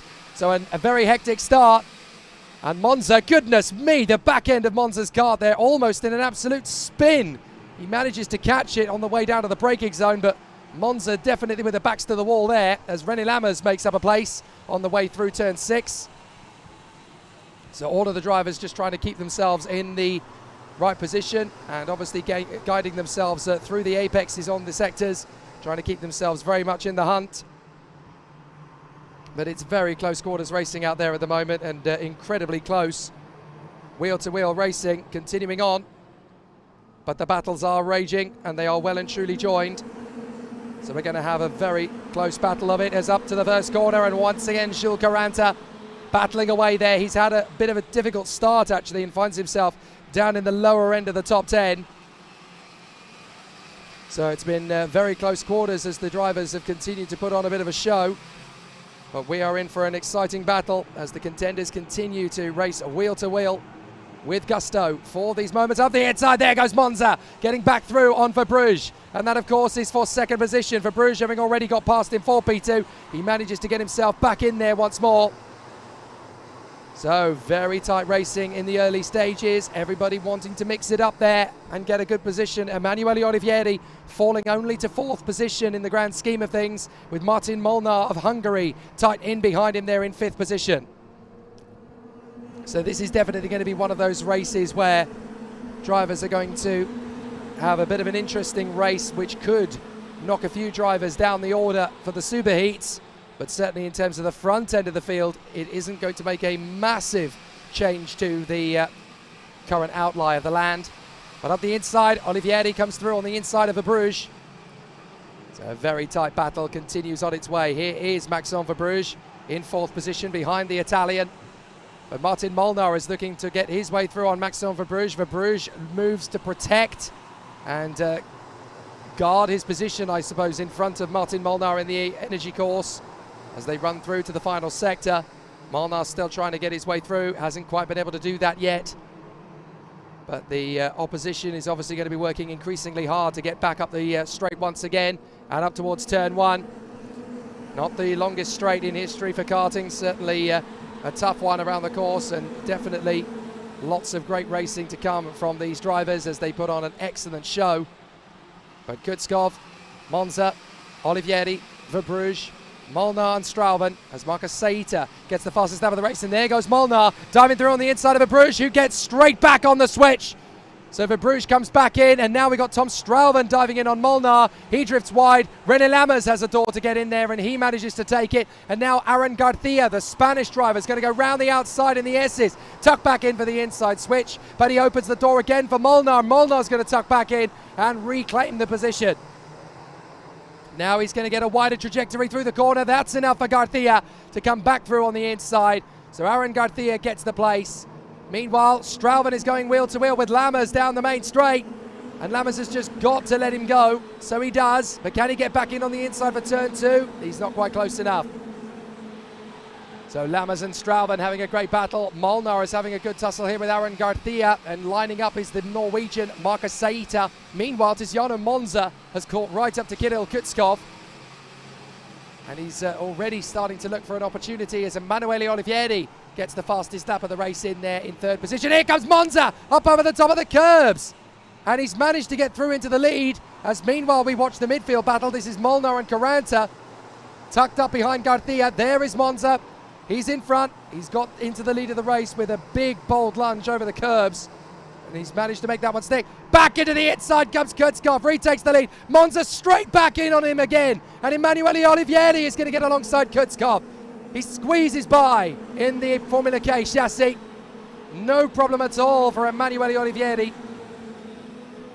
And that'll do very nicely indeed for him. So now he gets into 2nd position. Terrific stuff and great racecraft at the moment. So Emanuele Olivieri still battling his way forward. Captain of the ship at Praga these days, as he runs very much tooth and nail at the sharp end of the dais. But has he got enough underneath his right foot to try and get after the guy in front leading the race? That of course is Tiziano Monza. There is René Lammers tucking up behind Thomas Strauven. That's the battle for 5th place behind Maxime Verbruch. So Verbruch is kind of on his own a little bit now in 4th place. There's a bit of a gap back to the rest. Once more, 24 drivers started this race. 24 of them are still racing. 3 laps to go. Monza ahead of Olivieri and Kutskov. Then Verbruch, then Strauven, then Lammers, then Saita. Garcia runs in 8th ahead of Molnar and Caranta. Stepan Antonov and the Scotsman Zach Drummond in 12th place. So they run in formation, the trio, 1, 2 and 3. Olivieri's going to try and find a gap on the inside. Kutskov's going to get there first. So Kutskov finds the inside line, and there's a battle further back as well as Lammers gets through on Tom Strauven. And there is another big retaliation from Strauven, and the gap is opened up enough that Marcus Saita can get past René Lammers. Molnar takes the initiative to get past Aaron Garcia in the wave of all of that to hold his position. So there's great racing in the midfield, just as much as there is up at the front. But Monza leads, Kutskov 2nd, Olivieri 3rd. Kutskov getting the lead briefly, but with 2 laps to go, he's got to try and fight back and get into the lead once more. Monza, Kutskov, Olivieri, 3 of the youngest in this field.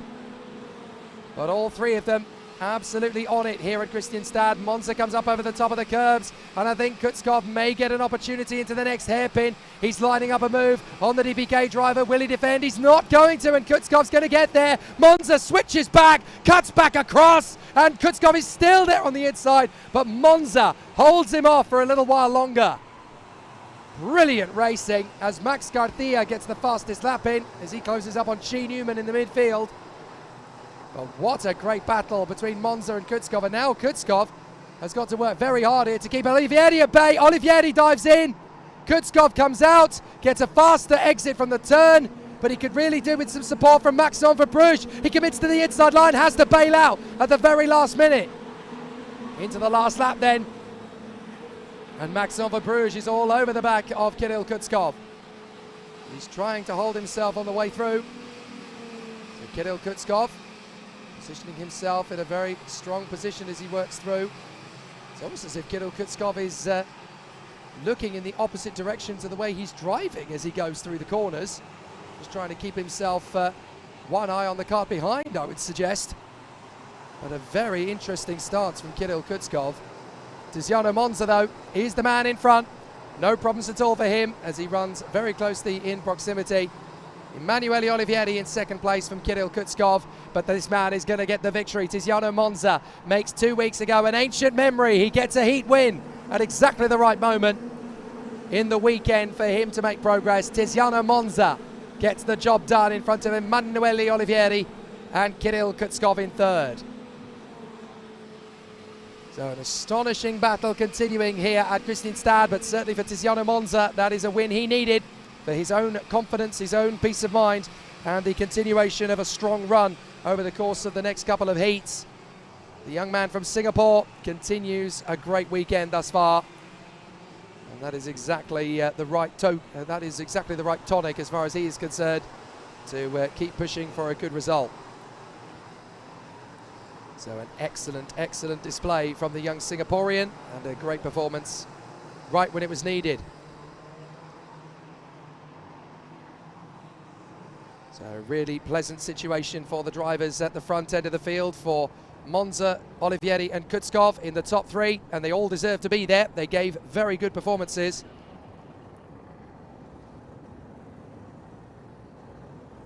So through they come at the end of a fabulous race. Tiziano Monza ahead of Emanuele Olivieri and Kirill Kutskov. Maxon Verbrugge in fourth ahead of Marcus Seita and René Lammers. Martin Molnar ahead of Aaron Garcia, then Jules Caranta and Thomas Strauven. Stepan Antonov ahead of Andres Cardenas, Zach Drummond, Marcel Kaspritsky and Chi Newman. Max Garcia ahead of Matthias Orwela and Jensen Burnett, the Canadian, in the energy course. 19th for Harry Tigerson ahead of Sandro Perez in the DBK racing kart. And then it is Nico Lanalati ahead of Zoe Florescu, Anton Soderholm and Alvin Ekberg. All 24 drivers came home. A brilliant battle all the way through to the finish, and it continues what has already been a stunning weekend in terms of discipline here in the FIA Karting European Championships. So it's another race down in OK Junior. At the end of the next OK Junior race, there is only going to be one race to go for each driver in the OK Junior competition. It's going to be exactly the same situation after the next OK Senior race, and we've got some great contenders who are going to take on the battles up in front of us now in the OK Senior category. Some really good performers and some excellent drivers coming out onto the circuit for this one. And that will kick off at exactly 3 o'clock, which is 8 minutes from now. Thomas Stolchemanis pole position for this one alongside the American star James Egozzi, who runs on the front row of the starting grid once again. Rintaro Sato running in third position on the starting grid for this one, as the Kart Republic driver will line up beside Tuka Tarpanen, who is deep in conversation with his teammate James Egozzi. Nacho Tunion, the Spanish driver, lining up fifth position on the starting grid for this one, alongside Ian Eichmans of Belgium in the top six for the Eichmans Grand Prix racing team. Great to have so many people with us and watching along on the stream, whether you're watching on motorsport.tv, whether you're watching on the FIA Karting YouTube channel, or watching along on Facebook on the FIA Karting Championship page. That's where you can send in your messages, your questions and your comments. We've had people dropping messages to us from all the way out in Australia, in Canada, in Brazil and in the Philippines as well. Great to have so many people watching along wherever they may be. And the action and the excitement is absolutely fever pitch. Nancy Forsberg says, a good luck to Richard Olsen, who only started karting 3 years ago with no previous motorsport experience. And the reminder to us all that it's never too late. Absolutely the right attitude to have. And I've been said that by so many people of late. Richard Olsen is going to go off 20th position on the grid for this one. So many people have reminded me of late. Come on, Jake, it's never too late. You may only be 36, but maybe you should have a go. I don't think I'll reach FIA level, but maybe once or twice we'll have a look at it. But certainly the battle has been raging in OK Senior over the course of this weekend. On the fourth row of the grid behind the top six, Olin Gali of Brazil is there seventh on the starting grid.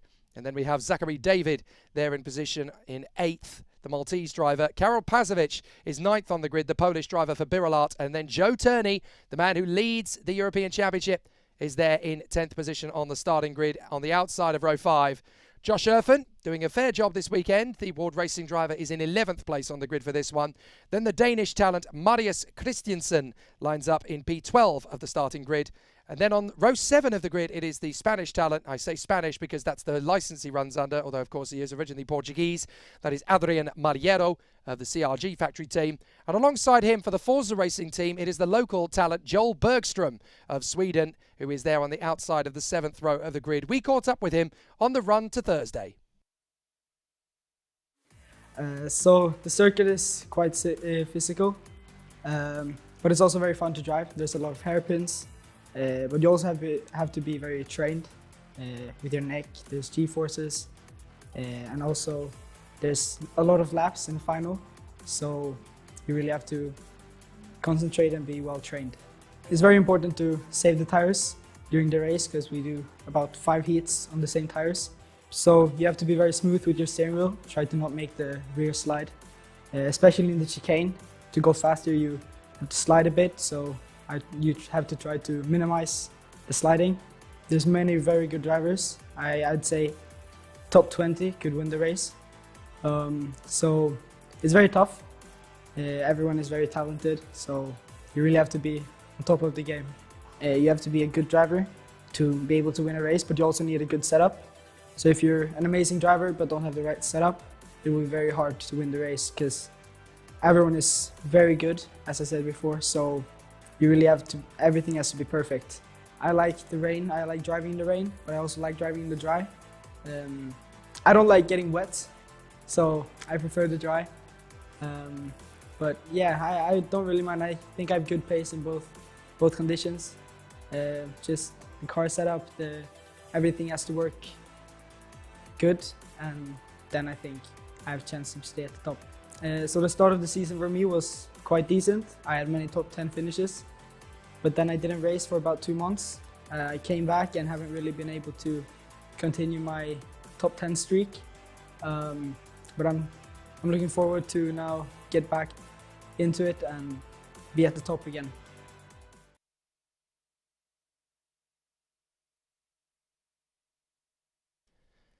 So Joel Bergström getting himself ready for a fantastic battle out on the circuit, and it's really going to be incredibly exciting to see what he can do with the Forza Racing crew, having a very strong battle in the Expert chassis. He's there on the 7th row of the starting grid. Behind him, Max Popov, 15th position on the starting grid for the Tony Kart factory team. And then the Dutchman Bruno Mulders, who's had a bit of a tough weekend of it so far. Hugo Holm will be alone on the 9th row of the starting grid after the Danish driver Rasmus Andersen unfortunately corrected his own front fairing in one of yesterday's heats, and therefore he is out of the rest of the weekend. Ellis Stevens, the talented teenager who is in the Richard Mill Talent Academy and has come up through the ranks of British Club and owner-driver racing and now come up into the world of the Birol Art factory team. She is alongside Richard Olsen, who, as we've already mentioned, has only been karting for 3 years and has come up to OK senior level as a very strong contender and one of the wild cards here this weekend.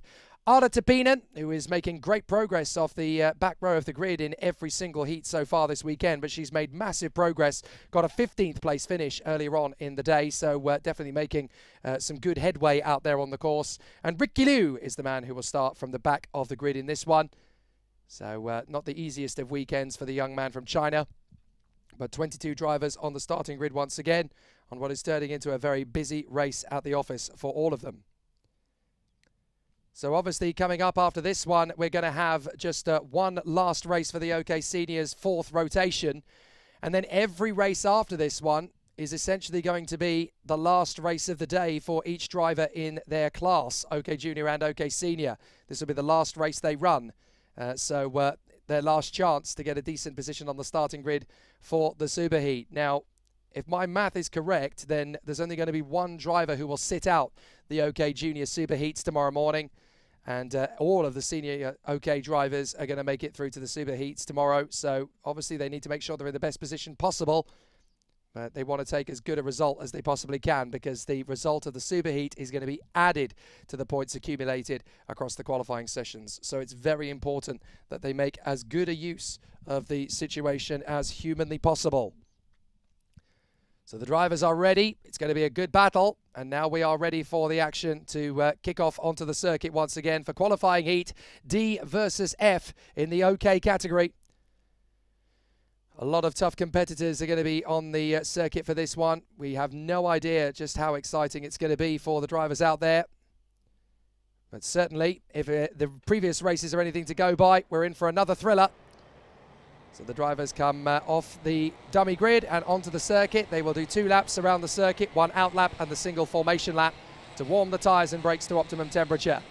Here is the grid. And it's Thomas Stoltjemanis and James Zagotsi on the front row from Rintaro Sato and Tukka Tarpanen, then Nacho Tunion and Ian Eichmans, Olin Galli and Zachary David from Karel Pazovic and Joe Turney, then Josh Erfurt and Marius Christiansen from Adrian Maliero and Joel Bergström, Max Popov and Bruno Mulders ahead of Hugo Holm, who is alone on row 9, then Ella Stevens and Richard Olsen, Arda Tapinen and Ricky Liu are together on the 11th row. So as the drivers gear up for another 13 laps of the course, it's going to be an interesting challenge for them. 13 laps, of course, on the circuit to showcase some excellent performances and some great displays from the competitors at this level. Never easy to predict how these drivers are going to play out from one race to the next over the course of proceedings, but 13 laps of the course, that's the equivalent of 15.873 kilometers in distance. And it's just gone 3 o'clock local time here in Sweden, so the sun has not even got to its hottest yet here in Scandinavia. There are still clouds around the circuit, but they are not going to break the way they currently look out over the track. So it looks as though the wind is strong enough to push them right over the circuit, which is fantastic. Looks like we're going to have a bone dry day here at Kristianstad, and I think we all deserved one after the washout that we had a couple of days ago even here on the circuit. Thursday was very wet indeed, as was the beginning of Friday. So obviously they've already had all the rain that they really want over the course of the rest of the weekend. But Thomas Stoltjemanis and James Zagotsi on the front row of the starting grid. Sato and Tarpanen on the second, Tunion and Eichmans on the third, Galli and David on the fourth, and on the fifth it is Pazovic and Turney. So the drivers will come through. It's going to be a really interesting opportunity for them to make hay while the sun shines. They will battle down the straight, and here we go! Up to the first corner. And it's a great start from Stoltjemanis. Good from Zagotsi this time. He's managing to hold it round the outside, but Sato finally squeezes him. A little bit of a rise from Nacho Tunion as he tried to creep up there into fourth position. He's going to lose out round the outside to the fast starting Olin Galli, and there's a little spin in the middle of the pack. A couple of drivers getting caught out there. So I'm afraid a couple of drivers off the road, and one certainly not going any further. That is Zachary David, who was ultimately very quick earlier on today, and that is Zagotsi getting back past Rintaro Sato for second. So Stoltjemanis leads the race, but Zagotsi is there in second, and Sato in third once again. Up to fourth has come the fast starting Olin Galli, and Zachary David walks away from the Sauber Academy kart. Very disappointing to see him down the order. Now the drivers are coming through out of the first corner, but there's a lot of drivers struggling to get up to speed at this point. Stoltjemanis leads, Zagotsi, Sato, Galli, Tarpanen, Tunion, Eichmans, Maliero and Popov ahead of Erfurt and Turney, who is still down in 11th position. I think this is already in his mindset. Joe Turney must be thinking, well, I guess we've got to get ready for Franciacorta then, because Kristianstad is going to be a bit of a write-off. I have a feeling this is going to be the round where he'll drop scores. Here we go on the inside. Had a great run from the CRG of Olin Galli as he dives in. Tarpanen does too on Rintaro Sato. So Rintaro Sato drops down to 5th position behind Olin Galli and Tukka Tarpanen.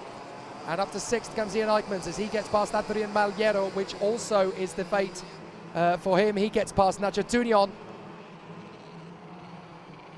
So off the final bend and up the main straight once again. A terrific tussle already starting off in earnest here. Some amazing performances from the contenders. But what a sensational run from all of the drivers at this run. It's still only one driver having fallen off the road. But a really exciting battle for all of the competitors at this point in proceedings. Into the hairpin comes Ian Eichmans, tucks up behind Adrian Maliero. And Eichmans trying again as he looks for an opportunity to get through. This is not going to be terribly easy, that's for sure. Tighten up once again, we're on the far side. A good battle, really starting to shapen up here. Through they come once again. And the battle, the gaggle continues unabated. Having a really exciting run of things as they come through on the far side. Good battles, still raging off the turn. And they come through again, up to the first corner, and a really solid run from our leaders as they come through in close formation again. Some good battles up to the far corner, tightening in, throw the kart in, hope that it sticks as they come back off the jump. And up to the inside line, there is Tuukka Tarponen diving on the inside of his teammate James Agotzi. That'll do. Nicely handled there from Tuukka Tarponen. So he now moves up into third place as Joe Turney sets the fastest lap of the race. So he's trying to catch up on the rest of the field. Up in front of him, he's got 9 karts on the road ahead of him. And he got past Josh Erfen. He's got 4 seconds deficit to the race leader, Thomas Stolchemanis, to make up. So certainly things going very well indeed for Tuukka Tarponen as he runs in third position ahead of James Agotzi. Then Maliero, Sato, Tunion, Eichmans, Popov, and then a bit of a gap back to Joe Turney, who is in 10th position. Up and over the top of the crest. 4 laps done, 9 remain. And as we mentioned before, after this race, it is all going to be about who gets the Super Pole for the 2 races tomorrow. On the inside, that is Nacho Tunion, getting his move on the inside of Rintaro Sato. So Tunion into 6th place ahead of Sato. Eichmans is there in 8th place. Popov is 9th. But Turney is gaining ground on him rapidly. As up the inside, that's Eichmans now making his move on Rintaro Sato. Watch for Popov. He's going to try the same move. But Rintaro Sato is keeping his card very tidy on the inside apex. Joe Turney has caught them up rather quickly. Now Joe Turney finally seems to have a kart worthy of him underneath his right foot. He's got plenty of power. As he goes into the final hairpin, watch for the dive while he's waiting for a little bit of a slip up, and there it comes from Popov. He's held up behind Sato. Turney almost gets crossed up. Turney almost had the run there on Max Popov. He had to bail out of it. He certainly doesn't want a DNF at this stage, especially considering that he had the really painful end to his practice session this morning when a chain fell off. So Turney obviously wanted to stay out of trouble. Now he goes for the inside of Popov. Thank you very much. That'll do. 9th place is now Joe Turney's. Trying to fight his way back into contention once more. And it's damaged limitation now for the championship leader. And now he's going to make a late bid on Sato. Well, once Joe Turney gets started, nothing stops him. It's about the right time. He must have had a really good lunch because now all of a sudden the kart is absolutely billowing down this circuit. So he's going to try and take on a few more drivers before the end. It's going to be the end of lap 6. So 7 laps to go for Turney, and he's up to 8th place, trying to close up on Ian Eichmans. So the drivers continue on their way up through the first corner. This is Olsen, Tapinen and Kristianstad all having a great little tussle. The Scandinavians at the tail end of the field learning a lot on the job as they continue to make good progress. Obviously, it's always very interesting to see which drivers are going to make a bid and which ones are going to have to take care of themselves out on the course. Olin Galli is in 2nd place still in front of Tuukka Tarponen. Just been watching Kristianstad and Tapinen battling away with Richard Olsen. They're having a great tussle, and there is the move from Popov, trying to get a few places made up there, but unfortunately it's all come unstuck because Hugo Holm is the one that made the benefit there on Max Popov, with Joel Bergstrom getting in the mix there along with Josh Erfen. So Thomas Stolchemanis has 6 laps to go here in front of Olin Galli and Tuukka Tarponen. Stolchemanis just holding on to the pace for the moment. The Energy Course driver having a really solid run of things. Still they continue. A really exciting run. Up through the hairpin. Still they battle away for position. Adrian Maliero, we're watching him on screen, and he is the fastest driver on track at the moment. Closing up on Tuukka Tarponen.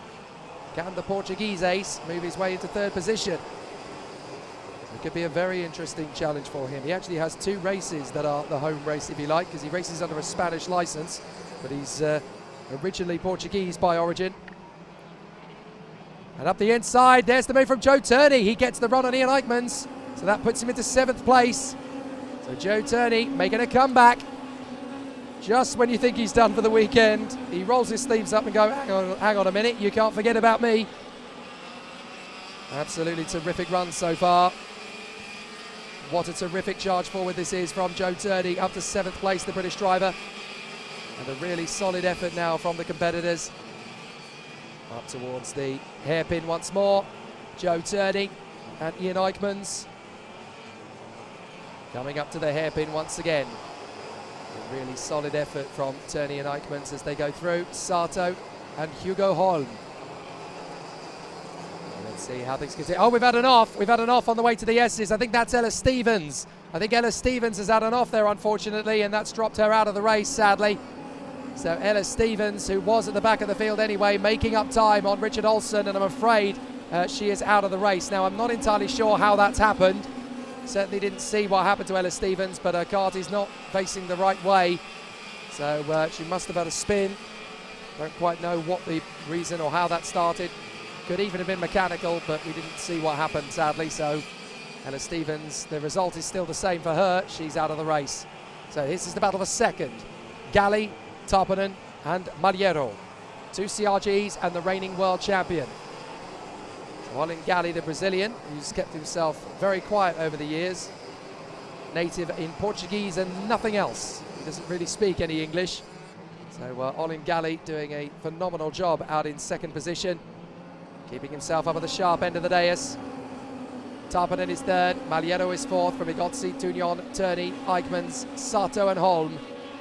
Hugo Holm, once again the leading wild card in this particular heat and doing a fair job of keeping himself up at the sharp end. So some really good performances thus far.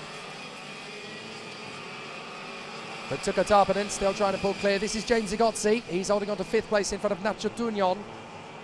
And Nacho Tunion is trying to stay as close to the young Florida racer as he can. There are still some great battles all the way through this field. You've got to go all the way down to the tail end of the field to find all of the competitors racing away for position. And there's still some good duels in the lower end of the pack. But just 2 retirements from this race. Zachary David on the very first lap and Ella Stevens a little later after that. 2 to go, and Stochamanis leads this man, Olin Galli, the Brazilian for CRG. Hopping over the curbs, trying his best to close up on the Latvian in the lead. Olin Galli, one of the senior drivers in the senior category, certainly one of the older of the competitors in the field. But plenty of experience, plenty of good speed from this Brazilian star. And along with his teammate Gabriel Gomez, they have made a real impression on the rest of the field in FIA Karting. Certainly this weekend, Olin Galli having one of the best weekends we've ever seen from him in the past. So a really solid effort from Olin Galli so far. So Tuka Tarpanen running in 3rd place. Maliero in 4th, Igotzi in 5th, and Nacho Tunion in 6th place. Last lap of the heat. So Thomas Stochamanis just keeping it together as he runs through one more time. A big battle. Oh, there's been a spin on the main straight. A spin on the main straight. Now that is very rare. Not entirely sure what's happening. It's the 102. That is Ian Eichmanns. Ian Eichmanns has had a scary exit from the race here. Wow. Not entirely sure what happened there for Ian Eichmanns. So I have a feeling that's going to be an engine seizure for Ian Eichmanns. Very rare for something like that to happen if it's not mechanical. So goodness me, I think Ian Eichmanns having a scary exit from the race, but that's an engine seizure as he's come up over the top of the crest. So a very scary moment there as the Vortex engine lets go. But off the final turn, Thomas Stochamanis is going to hold on for the checkered flag. So Stochamanis with the win in front of Galli, Tarpanen, Maliero and Igotzi from Tunion and Joe Turney, who fights his way back to 7th place from Sato, Bergström and Hugo Holm. Well, thank goodness that Ian Eichmanns is okay. That was a very nasty moment. It's always tough when the engine seizes when you're up flat on the throttle. And obviously when it does, the rear diff locks and that basically spits the kart into a spin. So a big, big moment there for Ian Eichmanns, but he's out of the kart. He's perfectly okay. And thank goodness for that. I think that's the scariest moment we've had all weekend, I think. But he didn't come into contact with everybody and the drivers could see what was going on very clearly. So another moment of crisis averted there. And it's disappointing for Ian Eichmanns, but the one thing you get to say is that fortunately he is completely okay. So a very, very big sigh of relief from everybody here at Kristianstad. Thomas Stochamanis taking the victory after a very smooth run from 1st in the grid to 1st past the post. Olin Galli in 2nd ahead of Tuka Tarpanen and Adrian Maliero. James Igotzi in 5th place ahead of Nacho Tunion and Joe Turney. Then Rentaro Sato and Joel Bergström from Hugo Holm in 10th place. Karol Pazovic is 11th ahead of Bruno Mulders. And then Josh Erfen ahead of the trio battling for position. Marius Christiansen, Max Popov and Arda Tapinen. Then Ricky Liu in front of Richard Olsen in 18th place. And then come the retirements, Ian Eichmans and Ella Stevens, who were off the circuit in the middle of the race, and Zachary David, who retired from the race on the very first lap. So a very tough race battle then for several drivers, and that's a real hammer blow to Ian Eichmann's chances this weekend as well. He was looking good up in the top 10, consistently running in the top 5 throughout the weekend. So that's definitely going to hamper his hopes of getting a solid run. And obviously at the intermediate classification, after 4 races per driver, it is Kia Nakamura-Berta that leads the way with a complete perfect score, 4 wins out of 4. Samalisto is second on 5, Valtonen is third on 6, and Alex Powell is fourth on 8 points ahead of Thomas Stolchemanis and Max Orlov, who has 10, the same number as David Walter. Olin Galli has 14. So as long as Samalisto scores well compared to Valtonen and Powell, he will remain in the top spot, with Nakamura-Berta needing 5th position or better to secure the Super Pole for later. Well, now we're getting into the realm of Super Pole time, because of course now we've got 3 heats to go across most of the categories. So it's definitely going to be a very interesting battle from here on out. We're waiting for... my apologies, I jumped the gun a little bit there. Kia Nakamura-Berta still has 1 heat still to go after this one. So it isn't quite the last of the heats yet. In the OK Juniors or Seniors, they have A versus C first, and that's going to put Guillaume Bouzard in pole position alongside Jimmy Helias. Now, this is significant because these two both have 2 points apiece. They've both had 2 wins and a second, so one of them is going to have to do better than the other now. Renaud Franco third on the grid, and Miguel Costa fourth on the starting grid. So it definitely starts to make things a little bit more interesting out there on the course. So as we come to the end of this next rotation, it's going to be fascinating to see how the drivers get on.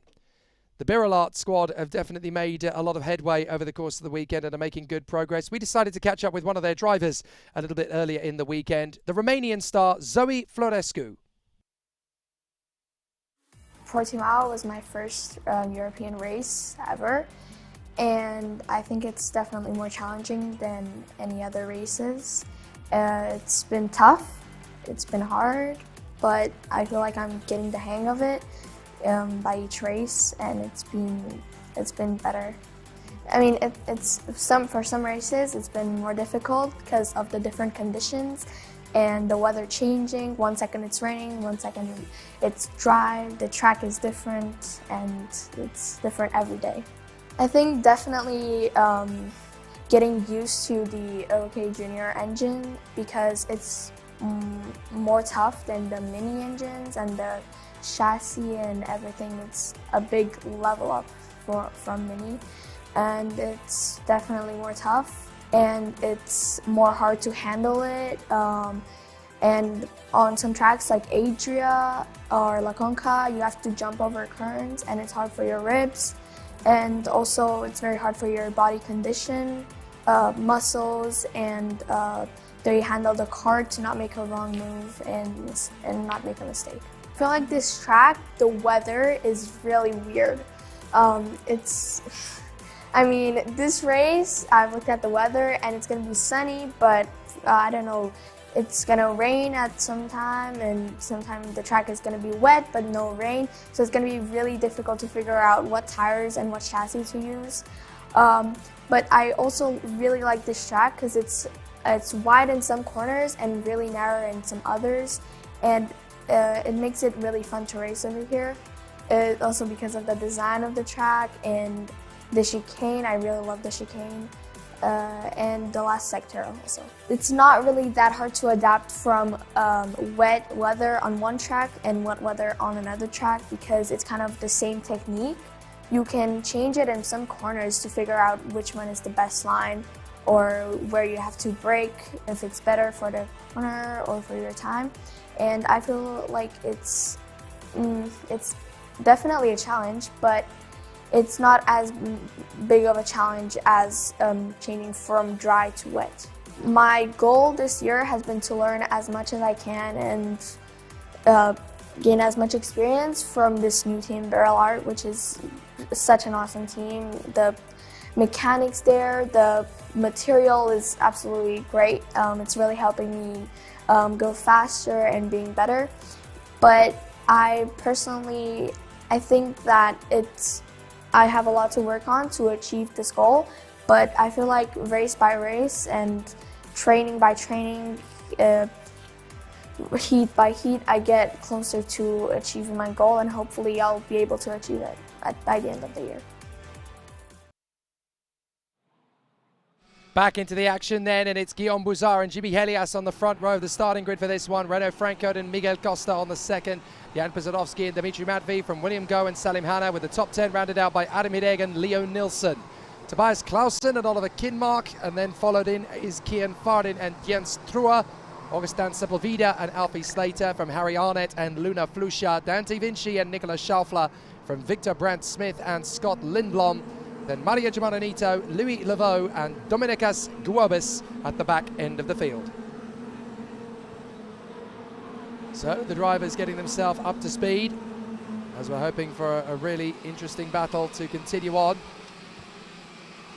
And obviously with qualifying heat A versus C, I will correct myself and say that this is actually the last race before the final heat for every driver. So at the end of this race, every competitor in OK Junior will have raced 4 times. So we're getting towards the business end of the Superpole. There are 3 drivers currently sat on 2 points apiece: Guillaume Bouzard, Anatoly Kavalkin and Jimmy Helias. And 2 of those, Bouzard and Helias, are on the front row of the grid together. So somebody's going to have to give best to the other. And if neither of them can get the job done, then there's a whole host of drivers in behind them that could steal some points away from them and open up this field even more. So it's definitely going to be very exciting as the competitors tussle away. So they come off the turn once more. Up to the final turn. Bouzard in front of Helias. They're going to go side by side as they come off the turn, up the 2 tram lines. Is this going to be a clean start away? Yes, it is. Up we go. Bouzard leads across on Jimmy Helias, and he's going to lose the lead as up the inside comes Renaud Francoeur. Francoeur sweeps past both of them. I did say there was a chance that could happen, but Renaud Francoeur gets a better start than both men. And the door opens wide, he gets through and into the lead. So second is now Jimmy Helias. There's a problem further back. We've got 4, 5, 6 karts involved. 4 of them are off on the spot. And that's a real problem for 4 of them. That's Luna Flusha involved in there with one of the Koskis. So that is the 252. Getting involved there, that's Oliver Kinmark. And also involved in that we have Harry Arnett, I think. No, sorry, that is Scott Lindblom and Mario Giovanonito. It looks like Luna Flusha's got a bit of a sore arm there. As a result of that, hopefully it's not too big a problem. But certainly a bit of a bump there for a couple of the drivers as they come through. A couple of drivers have ended up falling away to the back of the field as a result of skating off the road. And none the least of whom is Alfie Slater and Harry Arnett, the Australian.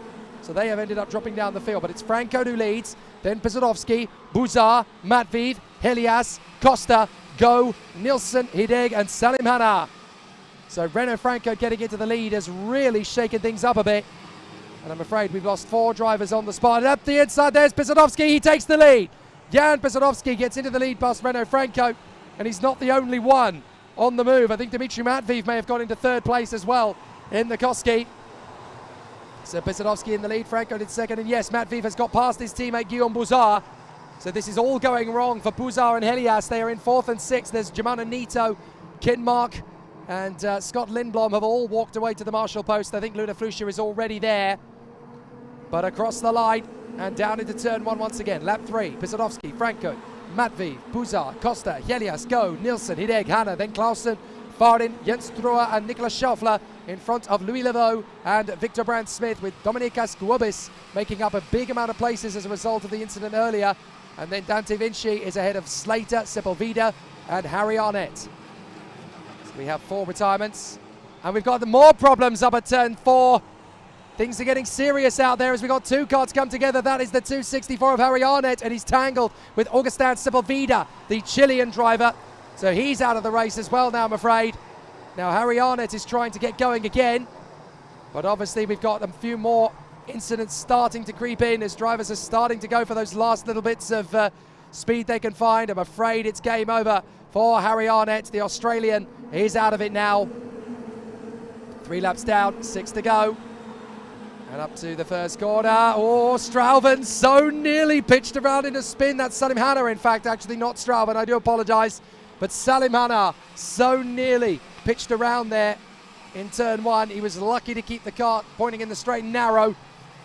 But the racing's definitely getting a bit more fierce as they get to the business end of the day. On the inside comes Costa, and he gets through on Dmitry Matveev. Now that Guillaume Bouzard has made his way back into third, Costa now gets through into fourth as Jimmy Helias gets the fastest lap of the race. So Helias is in 6th place, trying to close up on Matveev with William Go and Salim Hanna right in behind him. So Jimmy Helias hoping for an opportunity to get past Dmitry Matveev, who is fighting for the title with Nathan Ty down to the braking zone. It's getting really close. A tough battle and a really increased opposition. Up through to turn 1. Jan Pisodowski in front of Renault Franco. Guillaume Bouzard is third from Costa, Matveev, Helias, Go, Hanna and Hideg. And Tobias Clausen is obviously there in 10th position from Leo Nielsen and Jens Struer. Now Guillaume Bouzard sets the fastest lap of the race. Oh, and that's 2 more involved. Goodness me, they're dropping like flies. That's Leo Nielsen and Jens Struer. So Jens Struer is involved in an incident there with Leo Nielsen. The 2 of them, and that's at exactly the same corner. That's turn 4 again. That's 3 times in 5 laps. On lap 1, on lap 3, and then on lap 5, as karts litter the side of the road. So big drama then for Leo Nielsen and Jens Struer, who are battling away for 11th place. So an interesting battle for the contenders, as now Guillaume Bouzard has managed to get his way past Renault Franco, and a very unfortunate Jens Struer off the racetrack there. Looked as though he was in some discomfort. But hopefully it's not too big a difficulty. Up to the hairpin. Pisodowski leads. Bouzard second. Franco is third from Costa in fourth. But there's still 4 laps to go. So Guillaume Bouzard, having worked his way back into second place, has not given up on his designs to get back past Jan Pisodowski, the Polish driver. Up the inside. That is Costa going wheel to wheel with Franco. Franco will not give him the space to get through. Brilliant defence from the Dutchman. Renault Franco, who is really riding the crest of confidence in this second half of the season. Franco is going well, as there is Jens Struer walking away from the scene of his incident on lap 5.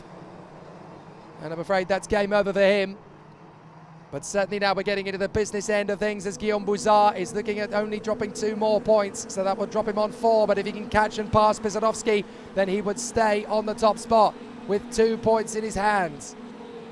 And Anatoly Kivalkin is currently looking at leading the interim standings if it stays like this. So from Bouzard's point of view, he really wants to get ahead of Jan Pisodowski. He's got 3 laps to catch and pass him, and there's a half-second deficit. It's definitely doable. Mission accepted for Guillaume Bouzard. There goes Costa. This time he does get the move on Renault Franco. So this time he manages to make the overtaking move.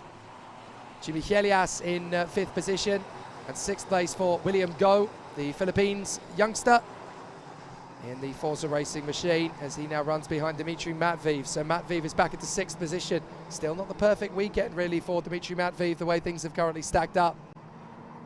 So they come off the turn and down the main straight again, and across the start-finish line into turn 1. 2 laps remaining for Guillaume Bouzard to try and catch Jan Pisodowski.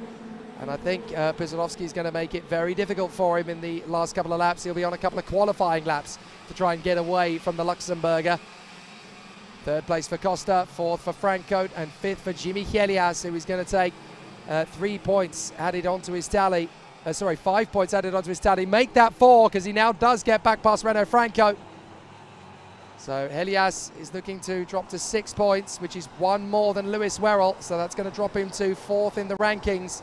If Helias stays where he is, he's got to try and catch and pass Miguel Costa to keep himself ahead in the intermediate rankings, but I don't think he's got enough time to catch and pass Miguel Costa.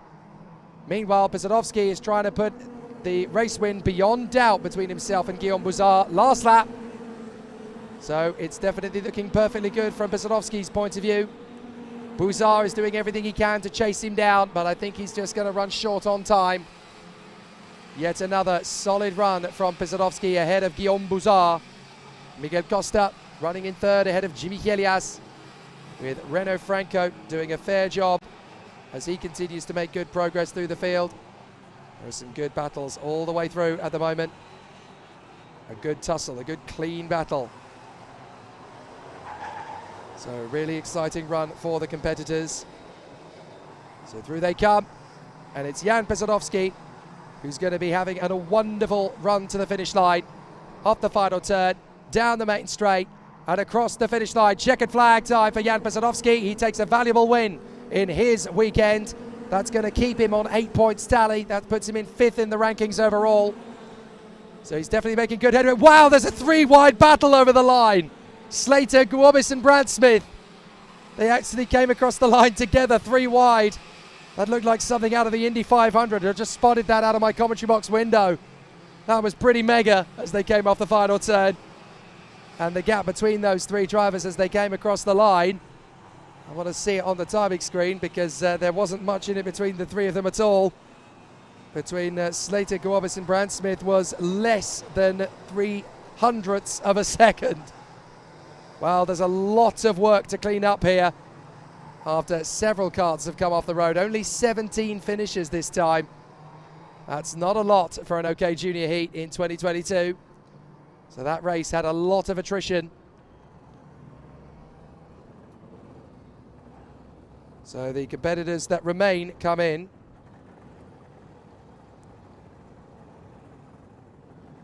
So it's definitely been an exciting one. So here they come.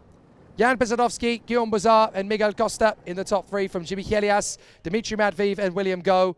Then Renaud Franco and Tobias Clausen. In the top 10 is Salim Hanna and Adam Hideg. Then it is Kian Fardin ahead of Louis Leveau. Then Nicholas Schaufler ahead of Alfie Slater, Dominicus Guobis and Victor Brand Smith, but only just between those 3. And the last man home was Dante Vinci. Leo Nilsson was out of the race after his tangle with the Dutchman Jens Truer. Augustin Sepulveda and Harry Arnott came together as well just a couple of laps before that. And on the first lap, we had 4 karts off the road. Oliver Kinmark, Luna Flusha, Scott Lindblom and Maria Germano Nito all coming off the road together, unfortunately, on the run to turn 4. So incredibly exciting. Good battles all around the course, that's for sure. And now we have got all 4 races completed for each driver in OK Junior. They've all just got 1 race to go. And now the seniors are going to find themselves in exactly the same scenario as we get ourselves ready for racing once again in the OK category. And it's been a very exciting battle to get up to that stage, of course, in the OK category. Plenty of talents and strong racers in this particular gaggle of competitors. But having obviously had a really strong run from the drivers earlier on, now we're going to get to see a few more great contenders up at the sharp end of the dais in the next qualifying heat. And this is going to be for Groups A versus C. Kian Nakamura-Berta is going to be there in pole position on the grid for this one. He'll be there alongside Alex Powell, the Jamaican star, who lines up on the front row of the starting grid. So this is the Alpine Academy driver alongside the Mercedes Grand Prix Junior driver. Maxim Orlov, the Paralin racer, is there in 3rd position on the grid alongside the ever-impressive Finn Luca Samalisto, who is currently 2nd in the overall rankings. If he can get one over on Kian Nakamura-Berta, that could blow things a little open as far as the battle for the top spot is concerned. Juho Valtonen lines up in 5th position on the starting grid, the Flying Finn for the Tony Kart Factory team. The man who starts 6th on the grid for this one is Koski Motorsports' young Danish charge, and that is David Walter. We caught up with him on Thursday morning. It's quite a long track. It's very difficult in the first 3 corners when you start, because then it's right, left. So it's quite hard from the outside, but it's quite a nice track too. The tires is quite hard to drive with, because if you heat them too much up, the tires is not there anymore and then you slide. So if you go out to the where there's no grip, so if you get overtaken, there's no grip, because then you start to slide and then the tire pressure is don't just slide. It's quite hard, but it's good drivers in the front, so it's difficult to manage to be in the front in the final, but I'll work hard for it. So if you slide too much, you slide that away and the tire pressure go too much up, and then you are not fast anymore. So if you drive calm, like a driver, and then it's better to drive more calm, and then you can drive fast. I more want to drive in the dry, because then it's more easier to drive for me. But if it's raining, I'm gonna drive rain. I'm gonna drive the fastest I can, always, and I'm gonna push hard for it. I need to show something, but I will work hard for it into the last of the year, so everyone will look he can drive hard. So the battle is going to be very intense for David Walter coming into this one, as it has been for all of the drivers in the OK Senior leading up to this point. But after this race, we will have had 4 races completed from every driver in every category. Kia Nakamura is going for a quartet of wins here. He's already got the hat-trick. Now he's going for number 4. But alongside him on the grid, his teammate, Alex Powell. They may have different colour schemes, but they are both in the Kart Republic Motorsport awning. And both of them are representing Grand Prix teams junior wing.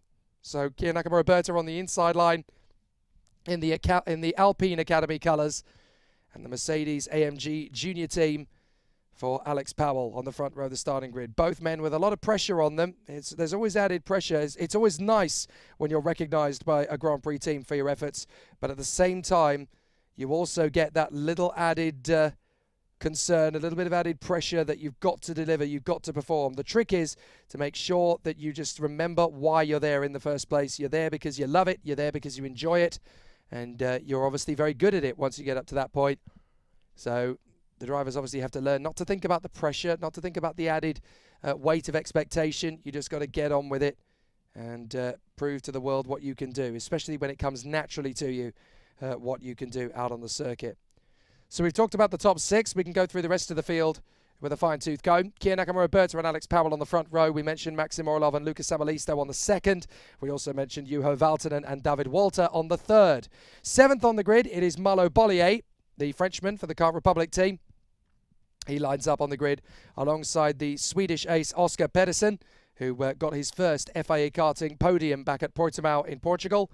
He's there in 8th position on the grid for this one. Enzo Deligny, who came into the weekend 2nd in the championship and technically still is in the European OK Senior category, but he's having a very difficult weekend by his high standards. So how many points he's going to drop by comparison to the man in pole position, Kia Nakamura, well, that could end up being a real turning point in this title fight. Simone Bianco running in 10th position. He is there on the outside of the 5th row of the grid.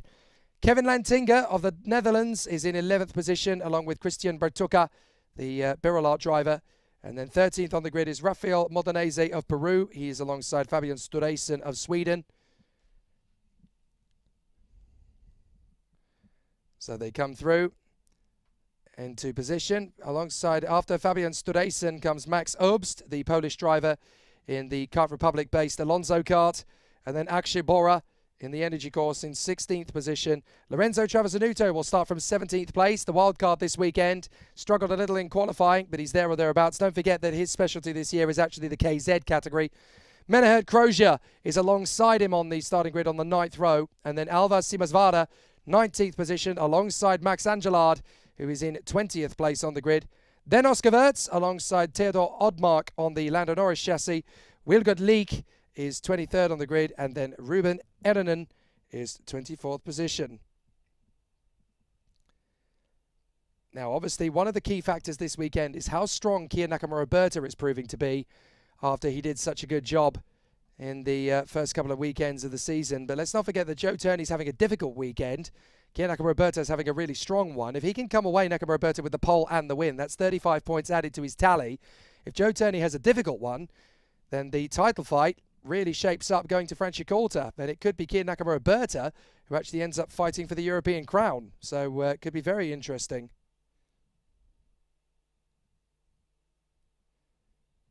So there's a minute to go.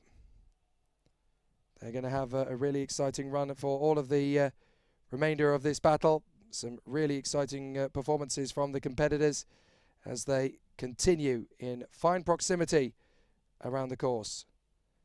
We're going to get some really exciting battles from the drivers as they give us more great drama. But this is the final race of the 4th rotation. After this, everybody in the field will have just one.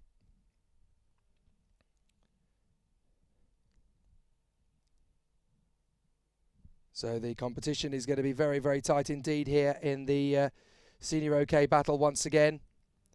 We're going to be in for a really sensational show as the competitors continue on their way. But what a sensational scrap it's been, though, thus far. Here we go. And the battle for supremacy is going to take off once again. Qualifying Heat A versus C. The drivers heading out on course once more. And this is the final race of the 4th rotation of heats. So for Kia Nakamura-Berta, it's time to go and win race number 4. Nakamura-Berta and Alex Powell from Maxim Orlov and Luca Samalisto. Juho Valtonen and David Walter from Malo Bollier and Oscar Pedersen.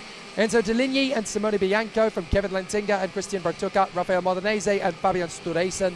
Max Obst and Akshay Bora from Lorenzo Travasanuto and Menahert Kroja.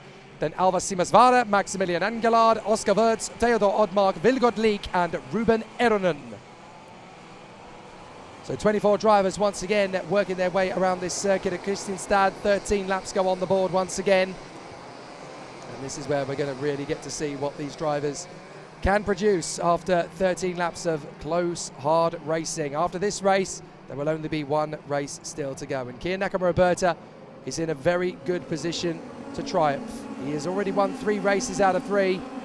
He is the only driver left all weekend who has not lost a race, and it's quite an impressive achievement for Kia Nakamura-Berta of the Kart Republic Motorsport team. When you consider the quality of the talent that is in OK Senior these days, and certainly here at Kristianstad we've had a really good mix of it. But the battles are going to be well and truly joined once again here at Sweden as the contenders are getting themselves up to speed. They weave to warm up the tyres and brakes, getting them to optimum temperature again. They need to have full confidence going into the first corner that when they go flat on the throttle, the tyres are going to bite and have grip as they go through turn 1. And then obviously when they hit the brakes for the first time, when they get to turn 4, that is when they're really going to need to have brakes that are warm enough to stop the kart in good formation. If those brakes are cold, then it's definitely going to be a bit of a tricky situation going through those first few corners, and they'll lose out to a lot of the drivers around them. So into the final bend, and Kia Nakamura-Berta looking for win number 4 in 4 races. Off the final turn, they're in the tram lines. Looks like a good start, and we're racing! Good start from Max Orlov. He tucks in behind Nakamura-Berta once again, and through they go. Alex Powell slots into 4th position behind Juho Valtonen. So it's pretty much exactly the same start we've seen from all of the races where Nakamura-Berta's been on pole. Orlov and Valtonen slot into 2nd and 3rd, tucked up behind the Japanese driver, but Valtonen usually doesn't take too long to get past Orlov. Orlov gets a little bit too close to Nakamura-Berta. This time he's actually trying to defend from Valtonen coming through, and that's giving Nakamura-Berta a bit of a clear break out in front. So Valtonen's still trying to get past, but look, Nakamura-Berta's opened the daylight between himself and his opposition. So Orlov trying to stay in 2nd place. Valtonen trying to get through to 3rd position, but the gap is already increasing rapidly. Enzo Deligny's made a good start. He now finds himself in 5th position as he closes up on Alex Powell, and in 6th place that is one of the Falcons. That is Kevin Lantinga, who's made a terrific start ahead of Malo Bollier. Oh, spin into turn 1. Oh, very unhappy Christian Bertucca. Did you see what he did to me? His hands are in the air. Come on. That's not racing as far as he's concerned. He's not happy, and he is going to feel aggrieved at that one, but 2 karts going into the same bit of racetrack together. Bertucca now trying to start the kart again, looking to hope that there's another race a bit like the last one and a few drivers drop out so that he can get going again, but it's not possible. Christian Bertucca cannot get the kart started again, and he's absolutely livid. Oh, and there's another kart in trouble. Not entirely sure what's happened there, but there's another kart in the wars, and that is Wilgot Leek, I think. So Wilgot Leek is not continuing. That's Alex Powell getting through into 3rd position as there's overtakes galore at the end of the 2nd lap. Malo Bollier trying to get up the inside of Kevin Lantinga with David Walter in tow behind him. But Christian Bertucca is particularly unhappy with the way things have gone into turn 1 there. And there is Max Angelard. So Max Angelard has fallen off the road. So I'm afraid Max Angelard is out of the race as well. I didn't see what happened there, but I think it's him and Wilgot Leek that are both out of the action. I'm not entirely sure if Wilgot Leek actually managed to take up the start in the end, so I'll have to double check that one a little bit later, I guess. But certainly from the perspective of Christian Bertucca, it's game over, as it is indeed for Max Angelard. So the 2 of them out of luck, I'm afraid.